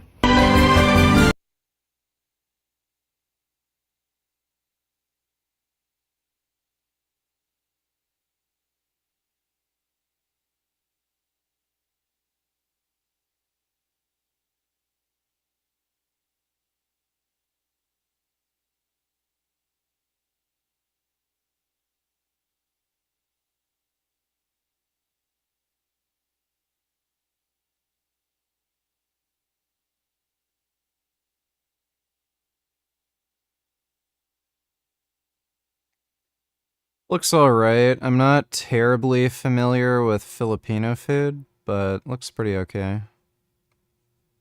Thanks for the donation, Mangus. You think Candace Owens is a dumb nigger? Definitely think she's stupid. Don't really care about her ethnicity, though. Thanks for the donation, white man. Wrong with American healthcare is that it's a fully operating drug cartel. You're completely blindfolded. You have no idea how much anything costs. The insurance companies are making deals. You've got like the government involved. I say it's always the exact aims of the Mexican cartels were actually accomplished in America. A partnership between the government, the insurance companies, and the pharmaceutical giants. And they decide on pricing. They blindfold you. They send you in there. It's all about price gauging and seeing how much money they can make. A great example of what happens actually if you had gotten rid of these health insurance companies entirely is things become instantly more affordable. LASIK surgery being a classic example of that. I had that. Years ago, when the insurance companies were involved, that would cost people $40,000 per an eye. Today, the average price for both eyes is $4,500 because insurance now declines coverage. So it's people are angry about our health insurance, and that's why you're seeing some of that rhetoric. We're like, well, nobody cares what happened to Brian Thompson. But even though I disagree with that rhetoric strongly, you should always condemn murder, especially cold-blooded murder, in the way that it happened. The sentiment behind it is just recognizing that people's loved ones are suffering, loved ones are dying, and it's because we do have a criminal cartel operating in broad daylight. Daniel Penny was the other big story where he was obviously a veteran Marine and he apprehended this guy who was going nuts on the subway and he did a sort of chokehold restraint on him and the guy dies. I never thought that Daniel Penny should have ever got to court. Fortunately, I felt justice was done. He's now been seen with Trump and everybody at the big football match at the weekend and so on. But what was interesting to me was, given your background with BLM, the leader of BLM in New York, Hawk Newsom, said we need some black vigilantes. People want to jump up and choke us and kill us for being loud. How about we doing the same? The framing of that as being loud, as if that was all that Jordan Neely was doing. When 9 out of 11 of the witnesses who were there at the time, including women and children, they all said it was the most terrifying experience they'd ever had on a subway. This wasn't somebody being loud. It was somebody being incredibly threatening, apparently potentially very dangerous. Said he prepared to go to prison for life and didn't care if he even died in the process. That's somebody. Oh my god, dude, the fucking Karens. The guy Jordan Neely killed weighed like 120 pounds. And apparently he didn't even have any weapons on him. Why? And wasn't he only like 5'8" or some shit? What was his name? Yeah.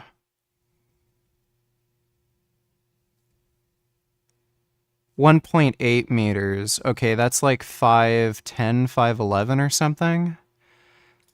This is the guy that they're saying terrified them. He weighs like 130 pounds.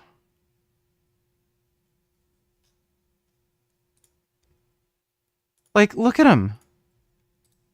Look at the guy's fucking arms. The dude is like, he's skinny as shit, weak as fuck, couldn't fight back, and the guy just choked him to fucking death. Like, it's retarded. I don't understand how this guy was so fucking terrifying to everybody. He's tiny. Somebody that needs apprehending to protect people, innocent people. It's not someone being noisy, which this guy then wants to flip into, well, we must take equal violence. Ford Ranger truck any good? I don't know if I can recommend any new Ford trucks. They're kind of all terrible. Potential deadly action against people that try and stop us. Yeah. Well, Hog Newsom, I've sat down with him twice now over the years, and I can tell you he is virulently racist towards white people. There's no question about it. He has a hatred for white people like I've never seen. And I had him on friendly terms. I was like, hey, let's just have a conversation about what it is that you believe. And right away, he's angry when he sees a white person and sort of buys into this whole victim narrative and truly is someone who believes that there is no wrong that a black person can do if a white person is there. So he's not someone that should be paid attention to. And he does these things to get headlines. It's completely not sensible, especially for people who have young kids like I do. Daniel Penny's a hero. This is exactly what you want to take place. The only lack of justice here is the fact that he had to go through the court system at all, as opposed to have just been, thank you so much. Here's a GoFundMe. We're all raising money. I hope you live out the rest of your days as a millionaire because you stepped up and saved a bunch of people's lives. But you know what's interesting, Candace, is, excuse me, I've got, you know what I've got. I know what you've got. The interesting thing to me has been the reaction to two things. One, the Daniel Penny case and the verdict. That despite all the efforts of people like that guy Hawke to whip everybody up into vigilante violence and mass protests, it never happened. There were no mass protests. We didn't see another George Floyd uprising of rage around the country at all. In fact, even on a tiny level, it never happened. But secondly, the attempt to portray Trump as the new Hitler, a fascist, and so on and so on, the most existential threat to democracy, blah, blah, blah, blah, blah. Yeah, the F-150 Lightning is a piece of shit. Nobody's fucking buying it. It's massively overpriced. It's pretty much useless as a utility vehicle. It can't tow anything because the range is so fucking bad. It doesn't even have good range, period. So yeah, the Ford F-150 Lightning is just trash. Two interesting things to me. I was at the Madison Square Garden rally. There were no protesters turned up. This is the middle of Manhattan, just before the election. The new Hitler's in town, right, with all his young new Nazis, and only 150 people turned up to protest. 50,000 Trumpers turned up who couldn't get in, who were keen to join the party. And I remember thinking, wow, Manhattan's basically given up with this because they don't believe this bullshit. And I felt the same thing with the Jordan Neely verdict response, is that BLM movement was so damaged, really, as the longer it went on, that actually this time around people weren't having it. Yeah. And we've seen it in those two things, both with Trump and with this case. Really interesting lack of protest. What we're really seeing is just like the media, the mainstream media is just a vacuum. And I go back to that Jeff Bezos piece because it was really brave what he wrote. It also, I think, took a tremendous amount of humility. I don't think it's going to make a difference in the end because we're not going backwards to legacy media. But what he said, when he said we're essentially writing these pieces as an echo chamber to ourselves, that's exactly what it is. And so it's funny because I almost forgot that Trump was literally Adolf Hitler for years. And now I'm anti-Semitic. He's now just won $15 million off ABC over being such spectacular fashion. They've basically thrown the towel in. But it wasn't that they were intent on destroying him. Around the Democrat.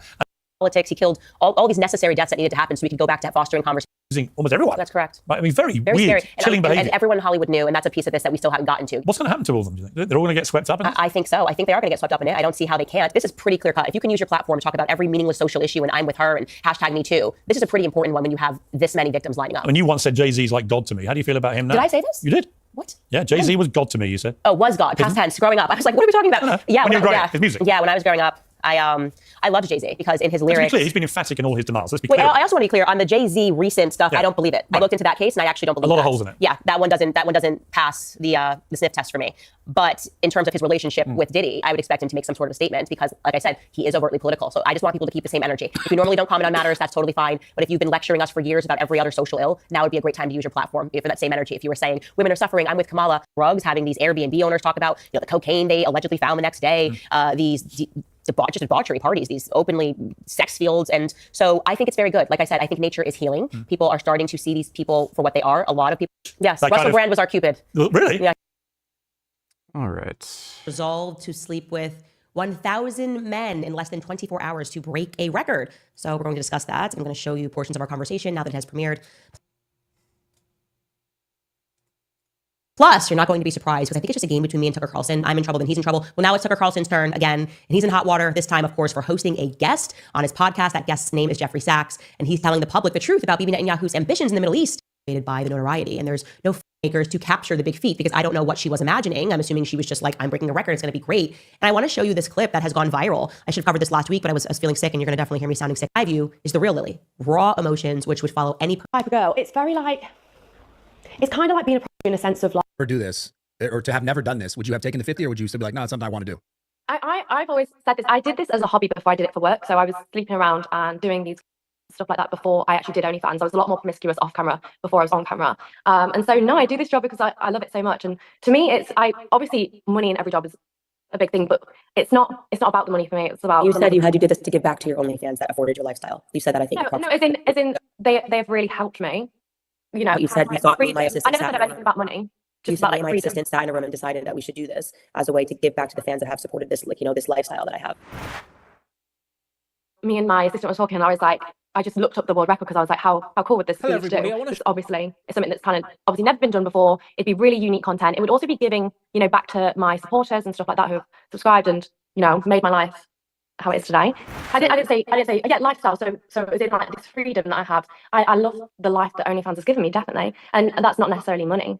What freedom has it given to you if it's not money, out of curiosity? So to be able to work for myself, to be able to do something I love, Working for yourself, meaning making, right?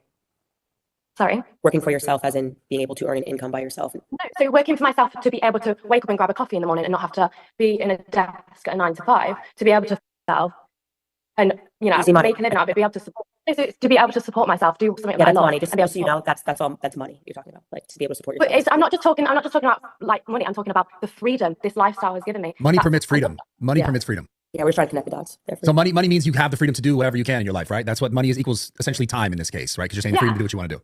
So But the question this is, the thing. I could do OnlyFans and make 20 grand a month and still have the same lifestyle as I do now, than have to go to this extreme and do the 1,000. Like I could. So it's not really like the money thing for me. Yeah, because now it's about the fame, the infamy, I think, for you. So there it is. It's obvious that this is something that is going to bring her great pain, but she's already pivoted and now she's pretending like she just had a weak moment after 100 men. This is really what she's always wanted because, as you heard her say, she used to do this for free. She used to give up the goods for free. I certainly have, when I was reading into your story, I think that you kind of tried to portray it like you had this like normal upbringing. And I obviously don't buy that because I have children and I have a daughter, and your mother being involved in this signals to me that you had anything but a normal upbringing, because there's no mother that would spiritually want to see her child violated like that, because that's what it is, whether you perceive it or not. Your mother is watching you or helping you or dealing with the finances of you being violated 100 times in one day. And so I was very disturbed by that more than anything else. Is like, I've heard of OnlyFans girls. I've sat down with them, respectfully on the whatever podcast, and a lot of them have stories and they understand that, my mom, my dad, my upbringing didn't do this. It led me to this choice in life. But you don't seem to have recognized your mother's abuse in this, which is quite alarming to me. So I'm just curious about your relationship with her. I mean, my parents definitely don't describe having as, what did you say? Sorry, abusive or Violating. I don't think it's abusive. I think You said your daughter violating. being violated 100 times by strangers is abusive.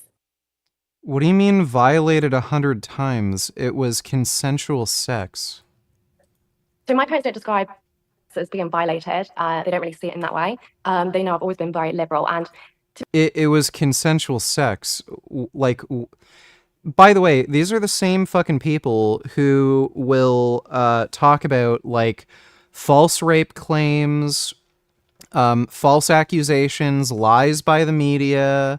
They'll complain about Trump being called Hitler and shit. And then they literally describe consensual sex as being violated. to be honest, my parents, they're not coaching me into it. They're not telling me, please keep having these people at all. They're not, they're not really exactly, I wouldn't really say like supportive, but at the end of the day, they love me. And what is it going to do if they disown me, stop talking to me? That would only cause more heartache. So they see it from a standpoint of, my mum does like my finances because she wants to help me. They just want to do what they can to help. It's not so much like if they disown me tomorrow, like I think that would just make everyone more upset. Dude, it's hilarious too. We have this insane cultural double standard. How many parents, make their kids, and I mean like actually force them to play contact sports? The amount of fucking kids who are forced to play football, hockey, rugby, what's another big one? Like boxing, and kids are forced to do this. Like, their parents fucking make them. I grew up in a fucking family where if I refused to play hockey and I said I didn't want to play, I would get screamed and fucking yelled at, called a fucking loser, shamed. Oh, we're doing all of this for you and you're gonna fucking give up, and after we paid for all your equipment. Like, I know the full fucking...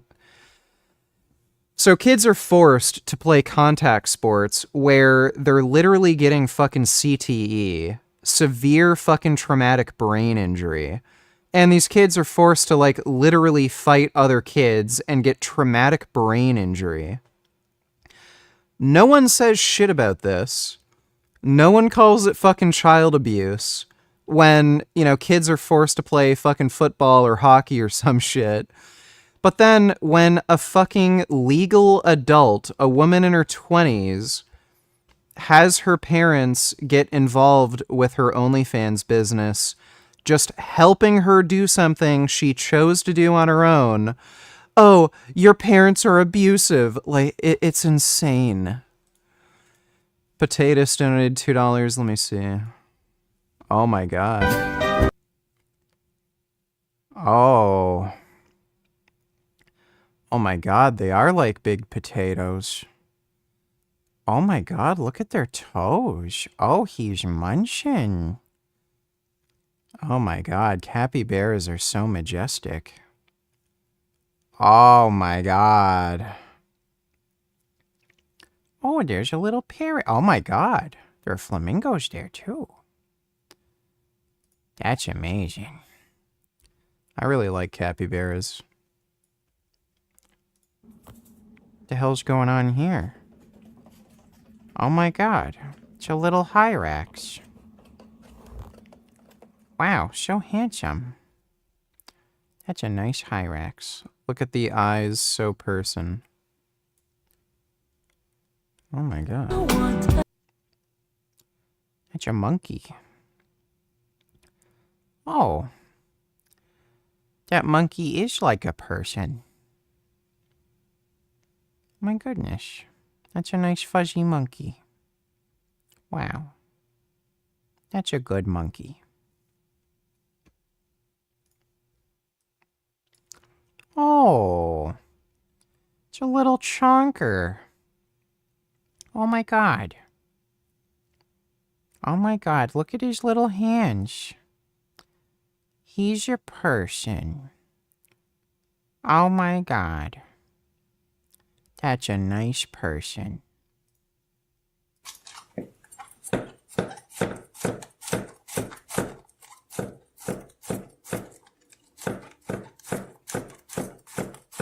Well, that guy's slicing vegetables. Thanks for the donation, potatoes.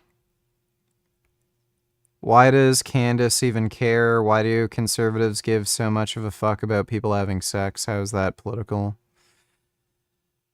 Well, this is what conservatives do. It's just like part of their DNA. Conservatives don't have any real legitimate political perspectives, and if they do, it like it's usually things that are kind of on the periphery of importance, and all they do is moralize. So like when conservatives try to make arguments for, you know, like getting rid of social services, privatizing the healthcare system, privatizing education, they never actually talk about why it's a good thing. Like, okay, well, if we privatize this, we'll be able to provide better service, more people will get healthcare faster, like nothing like that. They'll moralize about, oh, you, like, it's communism. You want someone else paying for your healthcare? You think that's fair? Their whole mindset is all about moralizing, and yeah, it just leaks into everything. When it's about porn, it just ends up being moralizing about, oh, you're letting other men violate you. Like, they never make any arguments for why it's a bad thing, why it's an issue. It's just judgmental moralization. It's just what they do. Large black man dominates tiny Chinese pussy. Well, that sounds like fun. Thanks for the donation, Top 10 Searches UK. Are you giving No, your mom a I'm cut? not arguing that they should disown you. I mean, I understand like a mother's love for their child. I'm saying that it is unnatural for your mother to be counting the finances that you're earning from having 100 strangers violate you on the internet for cash, you know? And that is the part that there's just no way to normalize that. There's no way to normalize that. I'm a parent. There's no way, like I have a daughter, and the idea of being involved in that, like, it's not saying that if she goes down that path, that you're not going to be there and pray and hope that, she changes and speak to her about that and say, I'm always going to love you. But I view it as. Yeah, so again, no argument, just making ridiculous accusations. That's all she can do. Show you a clip of Douglas Murray in conversation with Israeli spokesperson Adon Levy. And he's asked about why is it that you have climate activists and other social justice activists jumping on the Free Palestine bandwagon. In particular, Douglas is asked about his thoughts on Greta Thunberg getting involved, the Swedish child, now adult, I suppose, activist who has jumped on the Free Palestine bandwagon. Let's have a look at what he says. No, the people you mentioned, like why are the climate people? Well, let's have a look. We actually have a little clip from Greta Thunberg, who's become one of the major Hamas fangirls recently.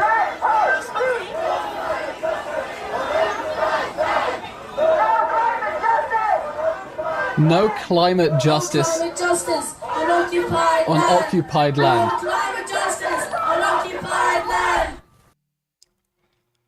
Yeah, Greta Thunberg's fucking stupid.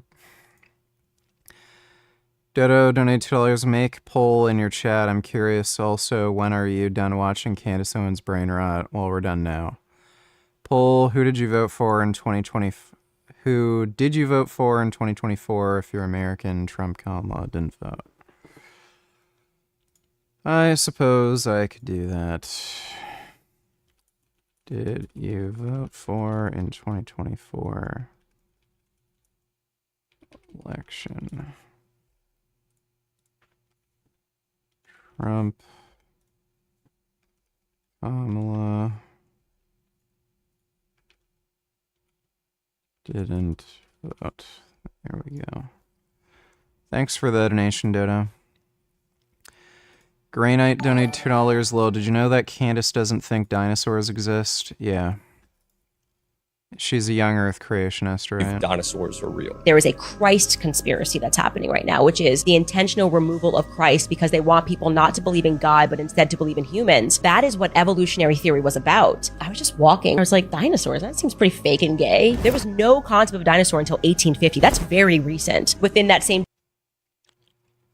That's not true. So, dinosaur remains have been discovered for a pretty long time. I think Leonardo da Vinci might have... I know he definitely found fossils.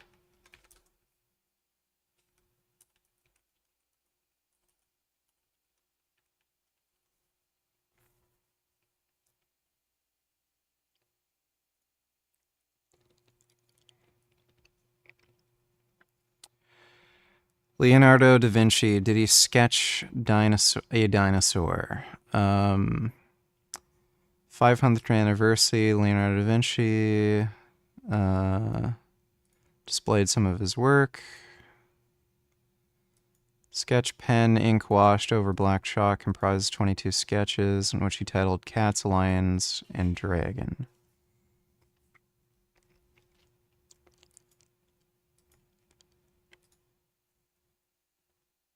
I don't know, like, this looks close enough to what somebody from his time period would sketch as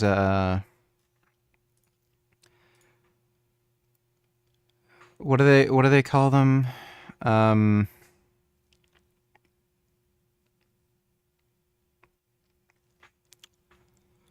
What's the animal that I'm thinking of that it's one of the few lizards that actually has venom? Why, it's Komodo dragon. It seems close enough to what somebody from his time period who's never seen a Komodo dragon before would, draw as a dragon. I know he did discover a lot of ancient fossils. I don't know if he ever actually saw any dinosaur remains, but there are some very old accounts that are several hundreds of years old of people finding remains of dinosaurs. A lot of people didn't know what they were. I know the Native Americans called them ghosts of the buffalo or thunder horse. And they knew they were very, very ancient. Like, they knew there were remains of animals that, you know, were around probably before humans were around. And there's also ancient myths of, like, Cyclops that actually originated from people finding remains of mammoths. That's much later than the dinosaurs, but it wouldn't surprise me if some of these, like, myths of, you know, monsters or some dragon myths or something might have been made up from people who actually saw remains of dinosaurs. Decade, they were like, dinosaur bones. And they started finding them everywhere. I'm like, okay, so nobody found this. And then, like, suddenly there's entire museums. And in China, they have been caught manufacturing dinosaurs. Yeah, the reason very few people found remains of dinosaurs is because of industrialization. So no one was digging, you know, deep within the earth, you know, because they didn't build structures that way. So you wouldn't expect anybody to find these things. Like, no one was digging, you know, 50 feet beneath the earth so that they could construct underground tunnels or highway systems or big, you know, basements and shit of, like, you know, large complexes, you know, several hundreds of years ago. So you obviously wouldn't find many dinosaur remains. Dinosaur bones. But you think the incentive structure there is to move away from God. You don't believe Yeah, Candace Owens is pretty stupid.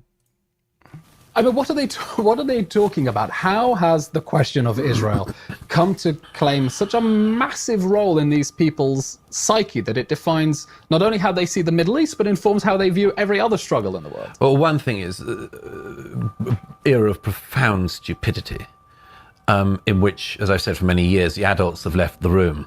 An example of the adults leaving the room is the idea that a truant schoolgirl from Sweden should dictate global climate policy. Never seemed to me a good idea. Always seemed to me she should spend more time in school. And the fact that so many politicians bowed to her views on, I mean, I said when she first emerged, people didn't like to criticize her when she first emerged because they said, well, here's a schoolgirl who's autistic. I dare you to criticize her. I dare you. And I remember saying when she first emerged, like, what is this game? If I found a younger person who was more autistic and adored fossil fuels, and I put that person out there, would I win? Okay, it was always a trap, the Greta Thunberg thing. Always a trap. Now she's of age. By the way, this is so true and often a tactic used by people in these kind of camps. They create the culture of fear and shame. It's all emotional. How can you be comfortable with Palestinian children being killed? You're comfortable with that? You know, playing these stupid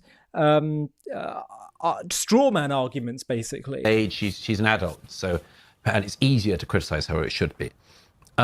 It's always been a bad sign when things like that happen. And yet I feel that it goes deeper than it does, but saying the world has always been mad, no, the world has always been stupid. Something is happening now. But a very specific thing. There are times, if you read an account of a time in the Middle Ages where a young girl with blazing eyes came from a neighboring village and told you all you were going to burn. You go, well, I mean, that's a strange sort of thing to happen. Well, here we are in the 21st century with exactly the same phenomenon. Before we continue with the video, I have a quick message for you. JTV is reaching millions of people every single week. We're sharing the truth about Israel to a world deprived and starved of the truth. There's so much... No, I'm not on meds. Anti-Israel media out there. We need to have more outlets like JTV sharing the truth. The truth is under attack. Which river, which sea? Players who... And thank you. Odd thing, this whole devolving of expertise, and what these people end up with. There's an analogy from Japanese culture, which is that if you're a warrior for a great leader in medieval Japan, and if your leader died, you would wander around the land looking for another person to affix your loyalty to. That's what these people are. That's interesting, because that's actually what Rabbi Manis Friedman was saying on an interview that we posted a few days ago, where he's making the case that people are just desperate, they're hungry for a cause, so they jump to the most available thing in front of them, even if it makes no sense at all. By the way, I'm minded of when he talks about how they create these weird constructions to somehow say that you don't have climate justice without a Israel free world. It reminds me also, we see they make these jumps with I saw this recently, reproductive justice means free Palestine. These are people campaigning for abortion rights. What? They believe the earth is burning, climate emergency, Palestinian emergency, this emergency. They're desperately searching for things to attach themselves to. And there's another point on this, which is that these people are doing politics by just every issue. You can always tell somebody hasn't thought deeply about anything when they have completely predictable views on every single issue. The Russian ruble. All right. Dodo wanted me to watch this. Since ChatGPT launched in 2022, large language models have progressed at a rapid pace, often developing unpredictable abilities. When GPT-4 came out, it clearly felt like the chatbot has some level of understanding. But do these abilities reflect actual understanding? Or are the models simply repeating their training data, like so-called stochastic parrots? There's a lot of scientific interest in understanding the capabilities and the properties of large language models. How do we evaluate these large language models? We need evaluations that are clearly relevant to the general purpose intelligence and language understanding. Recently, researchers from Princeton and Google DeepMind created a mathematically provable argument for how language models develop so many skills, and designed a method for testing them. The results suggest that the largest models develop new skills in a way that hints at understanding. Language models are basically trained to solve next word prediction tasks. So they're given a lot of text, and at every step it has some idea of what the next word is, and that idea is expressed in terms of a probability. And if the next word didn't get high enough probability, there's a slight adjustment that's done. And after many trillions of such small adjustments, it learns to predict the next word. Over time, researchers have observed neural scaling laws, an empirical relationship between the performance of language models and the data used to train them. As models improve, they minimize training loss or make fewer errors. This sudden increase in performance produces new behaviors, a phenomenon called emergence. There's no scientific explanation as to why that's happening. So this phenomena is not well understood. The researchers wondered if GPT-4's sudden improvements could be explained by emergence. Perhaps the model had learned compositional generalization, the ability to combine language skills. This was some kind of a meta capability. There was no mathematical framework. Dodo donated $2. 2024 breakthroughs in computer science aren't that interesting. The physics video and biology are more interesting, so you definitely need to watch those after. And also, by the way, are you gay and black? And I had another question, but I forgot now. Were you going to ask if I'm gay or retarded? I think we already watched the biology videos, didn't you? Didn't we? There's the physics one. Here's what My name. I'm pretty sure we already watched the biology one. Right, guys, What is... Hey, Alex. Yeah, I think we already watched the biology one. We'll watch the physics one next. Thanks for the donation, Dodo. Framework to think about that. And so we had to come up with a mathematical framework.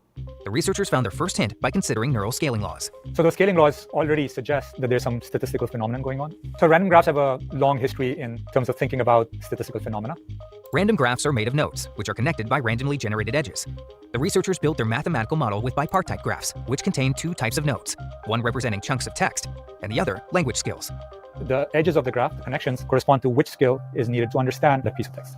Now the researchers needed to connect these bipartite graphs to actual language models, but there was a problem. I don't have access to the training data. So if I'm evaluating that language model on my evaluation set, how do I know that the language model hasn't seen that data into the training corpus? There was one crucial piece of information that the researchers could access. Using that scaling law, we made a prediction. As models get better at predicting the next word, that they will be able to combine more of the underlying skills. According to random graph theory, every combination arises from a random sampling of possible skills. If there are 100 skill nodes in the graph, and you want to combine 4 skills, then there are about 100 to the 4th power, or 100 million ways to combine them. The researchers developed a test called skill mix to evaluate if large language models can generalize to combinations of skills they likely hadn't seen before. So the model is given a list of skills and a topic, and then it's supposed to create a piece of text on that topic using that list of skills. For example, the researchers asked GPT-4 to generate a short text about sewing that exhibits spatial reasoning, self-serving bias, and metaphor. Here's what it answered. In the labyrinth of sewing, I am the needle navigating between the intricate weaves. Any error... $2 nigga, you did not. This one, you didn't. I didn't see. Are you sure? Watched the math one yesterday, half of it. Which wasn't good, yeah, I agree, but not the biology one. Pretty sure we saw the biology one. Yeah. Species. What we need to do is infer a tree of those 700 species, those 700 genomes. In order to do that, you need to... Molecules are released to... Spins. Yeah, we literally watched this last night. I swear you were fucking here when we watched this. Yeah, it was mostly about protein folding. And some of it was about the vagus nerve, right? Yeah, we watched this literally last night, dude. Thanks for the donation, Dodo. Are due to the faulty compass of low-quality thread, not my skill. We showed in our mathematical framework that as we scale up, do you have tips on preventing pec tears and doing pec flies? Yeah, don't lift too heavy of a weight where you feel like you're kind of at the extreme ends of things. So do higher repetition sets. I wouldn't really recommend doing sets of like 5 or 6 with pec flies. I would probably stick to like sets of 8 minimum. And if you notice that you're getting kind of strange pulley teary feelings at certain ranges of motion, then don't go too deep when doing flies. Just standardize the range of motion to prevent like any tears. So when you feel like you're going way too far back where your tendon feels like it's going to pull, just don't go that deep. Good morning, donators. You talk about the equivalent of red pill but for women, but being fat, worthless women who don't work or do anything but expect everything from a man. Were you talking about Jasmine? No. Is that why you're so frustrated because you're just projecting? No. Thanks for the donation. the model is able to learn these skills. You would see this increase in compositional capability as you scale up the models. When given the skill mix test, small language models struggle to combine just a couple of skills. Medium-sized models could combine 2 skills more comfortably. But the largest models, like GPT-4, could combine 5 or 6 skills. Because these models couldn't have seen all possible combinations of skills, the researchers argue that it must have developed compositional generalization through emergence. Once the model has learned these language skills, a model can generalize to random, unseen compositions of... Wilma, Dickfit Donatillers, check out this leech on our welfare system. But we don't judge. Yes, I had my first child at 13. I got pregnant at 13. Then I had another one at 15. Then popped another one at 16. Then 17. Then 18. 5 times.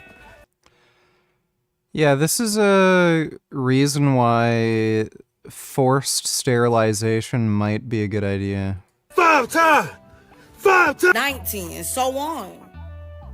Yes, I have 7 kids. I'm not ashamed of it. From 7 different men. A clean 7x7? And I'm currently pregnant right now with my 8th child. Come on, bitch. And that's by my food stamp plug. That helps me get $3,000 a month in food. Maybe I'm tripping, but the food stamp plug is just Uncle Sam, right? What are we talking about here? I have so many unanswered questions. Oh, yes. I mean, I was young, but I don't care. She was young. Baby girl, you are 20. And you old. I don't care. I love 7 kids, and I'm gonna continue to have more. She finna be a whole 8x8. This nigga that work at the food stamp office is the 8th baby dad. I'm not gonna... Yeah, some people just need to be sterilized. Thanks for the donation, Wilma. Dodo Donatillers, oh, I somehow missed it then. I paused your stream last night and came back, saw you ended it very early, so I guess I assumed you didn't watch it. Also, can you play Shenmue again? Great game. Or play Life is Strange. Definitely not playing Shenmue 3 again. I could see myself playing like Shenmue 1 or 2 again, but definitely not 3. Probably not going to play Life is Strange again. anytime soon, unless there's like a pretty significant sale on the game. But thanks for the donation, Dodo. Of these skills. What they showed was that their mathematical model had this property of compositionality, and that by itself gives this ability to extrapolate and compose new combinations from existing pieces. And that is really the hallmark of novelty and the hallmark of creativity. And so the argument is that large language models can move beyond being stochastic parrots. The researchers are already working to extend the skill mix evaluation to other domains as part of a larger effort to understand the capabilities of large language models. Can we create an ecosystem of skill mix, which is not just valid for language skills, but mathematical skills as well as coding skills? So skill mix was one example where we made a prediction by just mathematical thinking, and that was correct. But there are all kinds of other phenomena that we probably are not aware of, and we need some understanding of that. Quantum systems are some of the most complex structures in nature. To model them, you need to compute a Hamiltonian, a superequation that describes how particles interact locally to produce the system's possible physical properties. But entanglement spreads information across the system, correlating particles that are far apart. This makes computing Hamiltonians exceptionally difficult. You have a giant system of atoms. It's a very big problem to learn all those parameters. You could never hope to write down the Hamiltonian. If you ever even tried to write it down, the game would be over, and you wouldn't have an efficient algorithm. People were actually trying to prove that efficient algorithms were impossible in this regime. But a team of computer scientists from MIT and UC Berkeley cracked the problem. They created an algorithm that can produce the Hamiltonian of a quantum system at any constant temperature. The results could have big implications for the future of quantum computing and understanding exotic quantum behavior. So when we have systems that behave and do interesting things like superfluidity and superconductivity, you want to understand the building blocks and how they fit together to create those properties that you want to harness for technological reasons. So we're trying to learn this object, which is the Hamiltonian. It's defined by a small set of parameters. And what we're trying to do is learn these parameters. What we have access to is these experimental measurements of the quantum system. So the question then becomes, can you learn a description of the system through experiments? Previous efforts in Hamiltonian learning produced algorithms that could measure particles at high temperatures. But these systems are largely classical, so there's no entanglement between the particles. The MIT and Berkeley teams set their sights on the low-temperature quantum regimes. I wanted to understand what kinds of strategies worked algorithmically on the classical side, and what could be manifestations of those strategies on the quantum side. Once you look at the problem in the right way and you bring to bear these tools, it turns out that you can really make progress on these problems. First, the team ported over a tool from classical machine learning called polynomial optimization. This allowed them to approximate the measurements of their system as a family of polynomial equations. We were like, maybe we can write Hamiltonian learning as a polynomial optimization problem. And if we manage to do this, maybe we can try to optimize this polynomial system efficiently. So all of a sudden, it's in a domain that's more familiar, and you have a bunch of algorithmic tools at your disposal. You can't solve polynomial systems, but what you can do is you can sort of solve a relaxation of them. We used something called the sum of squares relaxation to actually solve this polynomial system. Starting with a challenging polynomial optimization problem, the team used the sum of squares method to relax its constraints. This expanded the equations to a larger allowable set of solutions, effectively converting it from a hard problem to an easier one. The real trick is to argue that when you've expanded the set of solutions, you can still find a good solution inside it. You need a procedure to take that approximate relaxed solution and round it back into an actual solution to the problem you really cared about. So that's really where the coolest parts of the proof happen. The researchers proved that the sum of squares relaxation could solve their learning problem, resulting in the first efficient Hamiltonian algorithm in a low-temperature regime. So we first make some set of measurements of the macroscopic properties of the system, and then we use these measurements to set up a system of polynomial equations, and then we solve the system of polynomial equations. So the output is a description of the local interactions in the system. There are actually some very interesting learning problems that are at the heart of understanding quantum systems. And to me, that was the most exciting part, was really a connection between two different worlds. This combination of tools is really interesting. It's something I haven't seen before. I'm hoping it's a useful perspective with which to tackle other questions as well. I think we find ourselves at the start of this new bridge between theoretical computer science. That's kind of interesting. Dark energy is one of the biggest mysteries in physics. It dominates the universe, making up 68% of its contents and pushing matter apart with its repulsive force. We often say dark energy because cosmologists are kind of in the dark. We really don't know what it is. About 100 years ago. Check out this Shiboon bitching at this teacher for just repeating what some students had said in her classroom. You can skip to 2:15 if it gets boring.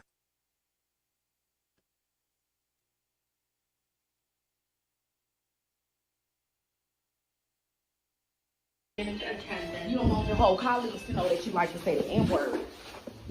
That's what it is. No, yeah, that's what it is. Because why would you ever feel that comfortable to sit on the phone knowing you're speaking to a black woman? I don't give a damn what them kids said.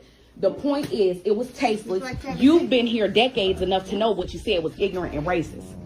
Period. You have no excuse. You know for a fact you shouldn't say it. So how can you say, oh, well, if I write one up, both get written up?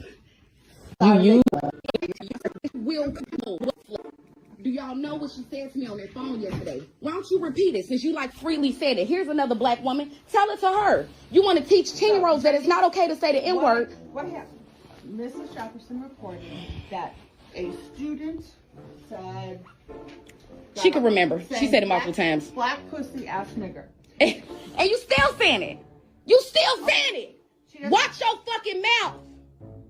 You asked me to repeat what you said. You can repeat something some kids said without saying the damn N-word, knowing damn well you are offensive. I cannot fucking care less. Thanks for the donation, Wilma Dickfit. Einstein added a variable to his equations of general relativity to represent the energy infused in space itself. He called it lambda, or the cosmological constant. In 1998, teams led by Adam Rees, Saul Perlmutter, and Brian Schmidt confirmed the presence of dark energy, winning them a Nobel Prize in 2011. The discovery matched Einstein's hypothesis about an accelerating universe and a cosmological constant. But in April 2024, data from a new telescope instrument produced the biggest map of the cosmos yet. The results throw the cosmological constant into question, suggesting that dark energy might be changing. That would not be what a cosmological constant would have been predicting. This opens the floodgates for new theories. To understand what the cosmological constant is, we have to sort of start at the beginning, which is the Big Bang. There's this initial kick of energy and the universe starts expanding outwards. The dominant force is, generally speaking, gravity. We would expect that because it's filled with matter and dark matter, the universe would eventually slow down because of this attractive force due to gravity. But not only is it not slowing down, it's accelerating. That's akin to me on Earth throwing up a tennis ball, expecting it to come back down due to gravity, and it doesn't. It keeps going up, and it's accelerating upwards. The simplest explanation for this acceleration is Einstein's cosmological constant, an unchanging dark energy that permeates empty space. The universe is expanding. We're essentially getting more and more empty space between galaxies, and consequently more and more dark energy. This hypothesis is the basis of lambda CDM, cosmologists' current model of the universe. Physicists and cosmologists are between a rock and a hard place. 95% of the energy and matter in that model we cannot fully explain. There are many physicists who would be very eager to see deviations from the predictions made by that model, which would indicate some new kind of physics that could lead us to insights about dark energy and dark matter. In 2021, the Dark Energy Spectroscopic Instrument, known as DESI, kicked off a 5-year effort to measure the positions and velocities of 40 million galaxies. The goal of DESI is to build the largest 3D map of the universe that we've ever achieved. If you want to measure and understand dark energy, you want to look at the universe at its largest size. DESI has 5,000 optical fibers that allows the instrument to collect 5,000 galaxies at a time. As DESI's fibers collect light from galaxies, a spectrograph splits the light into its individual wavelengths. This reveals how quickly a galaxy is moving away from Earth, which the researchers use to infer its distance. But to measure the expansion rate of the universe, DESI scientists turned to baryon acoustic oscillations, or BAOs, the leftover imprints of pressure waves from the Big Bang. Each of these unique features is imprinted on the universe like a ripple frozen onto a pond. And the only thing that changes its size is the expansion of the universe. So with DESI, by measuring this 3D map of the universe over time, we can actually see how BAO has evolved over time, and therefore the impact of dark energy on that expansion. In April 2024, an international collaboration of more than 500 scientists published a rigorous analysis of the data from DESI's first year of observations. The results revealed something startling. If dark energy were the cosmological constant, galaxies would appear to be accelerating apart at an unchanging rate. But DESI showed that in the universe's most recent history, many galaxies appeared closer together than expected, suggesting that dark energy is weakening over time. This is not at all what we were thinking that we would be obtaining with this first year results. So that was an amazing surprise. The DESI data reveals the expansion rate of the universe by measuring the size of the BAO feature as a function of time. If dark energy is the cosmological constant, the rate should hold steady at a value of 1. That's where we started to see hints of a possible deviation from lambda CDM. To claim a discovery, physicists must prove a 5 sigma level of confidence, about a 1 in a million probability that the findings are a result of random chance. When the DESI scientists pooled their data with other sets of astronomical observations, they achieved a probability of 3.5 sigma, about a 1 in 300 chance that it's a statistical fluke. We're not there yet. There's a serious hint, and that's why we're so excited about it, and we want to continue taking data. If we confirm that dark energy is varying with time, then it just is not compatible with lambda CDM. If some theorist comes along and can explain the observations, this is a Nobel Prize. It's a very tall task, but perhaps someone out there is up to it. Imagine a phase of matter that's at once a solid and a liquid. Like a solid, it has a rigid, spatially ordered structure. But it flows like a superfluid, entirely without friction. This is a supersolid. Since the 1950s, condensed matter physicists have debated whether this exotic phase of matter exists. But this year, scientists at the University of Innsbruck in Austria created a supersolid in the lab for the first time. A supersolid state of matter is one of these unique situations in which you can really see directly the impact of quantum mechanics on measurable properties of a system. The results may help explain how matter behaves in some of the most extreme conditions in the universe. In 1937, scientists cooled liquid helium-4 to just above absolute zero. They observed a new phase of matter, the superfluid, which flows like a fluid with zero viscosity. Here you see the liquid passing into the superfluid phase. In 1949, the future Nobel laureate Lars Onsager predicted that this frictionless behavior could be partly explained by a bizarre phenomenon, the formation of vortices, or microscopic quantum tornadoes. That's really the fingerprint, I would say even the hallmark of superfluidity. So there's a very simple picture to understand this. Imagine that you have a bucket. If you put a superfluid inside this bucket, if you rotate the bucket very slow, the superfluid would just stay at rest. It would not move at all. Then you exceed a critical velocity, and then the system has to respond in some way. The rotation frequency is so large that the fluid inside cannot ignore anymore that something is happening. There is all this angular momentum that we are imposing. So instead of globally rotating, the superfluid create a number of very small tornadoes. These quantum tornadoes were also predicted to exist in the supersolid, an exotic phase of matter with both superfluid properties and a rigid solid structure. You need to detect the two natures of the system. So you need to detect the solid part and the superfluid part. We knew very well the importance of observing vortices. To create these vortices, you need to put your system under rotation, but our supersolid state is quite fragile. And so we needed to find a good way to rotate the system without destroying it. The Innsbruck team harnessed the magnetic properties of dysprosium atoms to steer their system. Using lasers, we cool these atoms down to very close to the absolute zero. You can trap these atoms, and you have that the system behave as a whole single quantum wave. The team steered the atom's internal magnetic field about 50 times a second, fast enough to generate vortices while preserving the delicate quantum phase. And we saw the presence of these little holes. These are the vortices. For the first time, they observed the dual nature of a supersolid. It was producing exactly the same images as the simulation. They were really able to observe it, and this was a big result. In the long term, studying the dynamics of supersolids could help us understand mysterious quantum behaviors like superconductivity. But the Innsbruck team already discovered a surprising link to astrophysics. We recently found a possible application of the rotating supersolids in nature for a system that is actually very far away from us, which is a neutron star. The inner crust of this neutron star is predicted to be a modulated superfluid. This is exactly what we usually call a supersolid state. Some astrophysicists now suspect that a neutron star's supersolid interior may explain a strange phenomenon known as a glitch, where the star briefly changes its rotation speed. Sometimes they spin up for a very short moment, and then they slow down. And so one theory says that the vortex which are created in the supersolid, at some point during the slowing down of the star, start to escape, and they crash into the wall of the star, transferring angular momentum and making the star spinning up. Of course, we cannot have access to neutron stars because they are too far away, but we can have access to rotating supersolids in a lab with vortices inside of it. We had no idea that we could make this connection, and that's the beauty to science and exchange of idea and going and speaking with people very far away from your domain of investigation is a very nice project. I'm very excited. This is the amplituhedron. Hidden within its geometry is the answer to one of the most fundamental questions in physics. What happens when particles collide? In the decades since the discovery of the amplituhedron, physicists have looked for other shapes that predict the outcomes of particle interactions. This year, physicists led by Carolina Figueiredo and Nima Arkani Hamed had a breakthrough, linking geometry with real-world physics. Particle interactions are difficult to predict. Because quantum physics forbids these events from being observed directly, physicists can learn only the initial conditions and the outcome. You have a bunch of particles coming in and a bunch of particles coming out, and you don't know what happened in the middle. But the way we have to compute what happens is to pretend that we're actually kind of following the path of the particles. That's what Feynman diagrams are about. Physicists use Feynman diagrams to track what might happen in a collision using lines to represent particle trajectories. The Feynman diagram is one such possibility, but because of quantum mechanics, the final answer is given by the sum over all such possibilities. When you add up terms for all possible Feynman diagrams, you get a number called the scattering amplitude, the probability of a certain outcome. But that method has a big drawback. There can be many pictures that contribute to a given process. The Feynman rules, while very correct, make it computationally intractable to make predictions for experiments. But every single time we work very hard to compute some prediction for some experiment, the prediction itself mocks us by how simple it is. This famous prediction that got Feynman his Nobel Prize, it's many pages of algebra, and when all of the dust settles, you find the number 1. There's been kind of an effort to try to reveal a certain simplicity that was hidden in the standard way that you compute it. We're trying to find different structures, different ideas that land you on the answer kind of directly. Arkani Hamed and his team discovered the amplituhedron while exploring a connection between Feynman diagrams and mathematical objects called polygon triangulations. These triangulations of polygons is literally just a set of edges that meet on a certain vertex, which is exactly what we use to describe particle interactions. A Feynman diagram is basically a graph. The amplituhedron was encoding the information of all these kind of Feynman diagrams that were found for a particular theory. The amplituhedron was a shortcut. Its volume gave the sum of these Feynman diagrams, the scattering amplitude for the particle interactions outcome.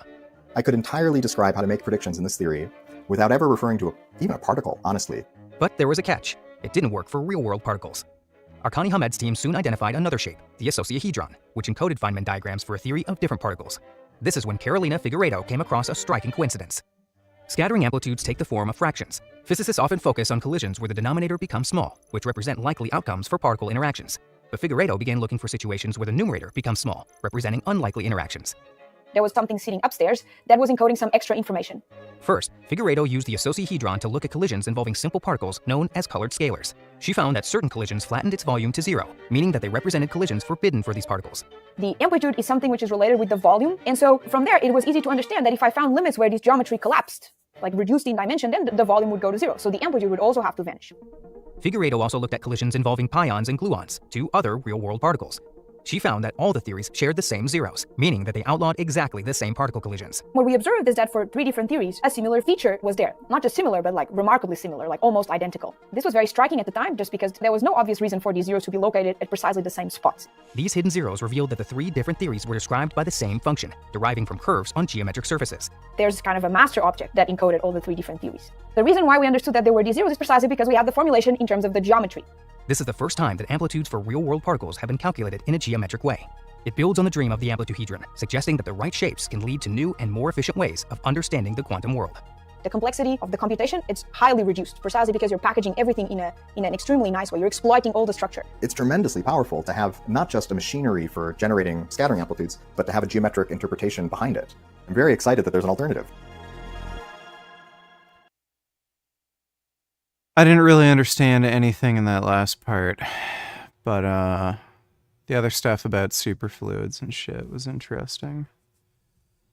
The dark matter stuff also really interests me.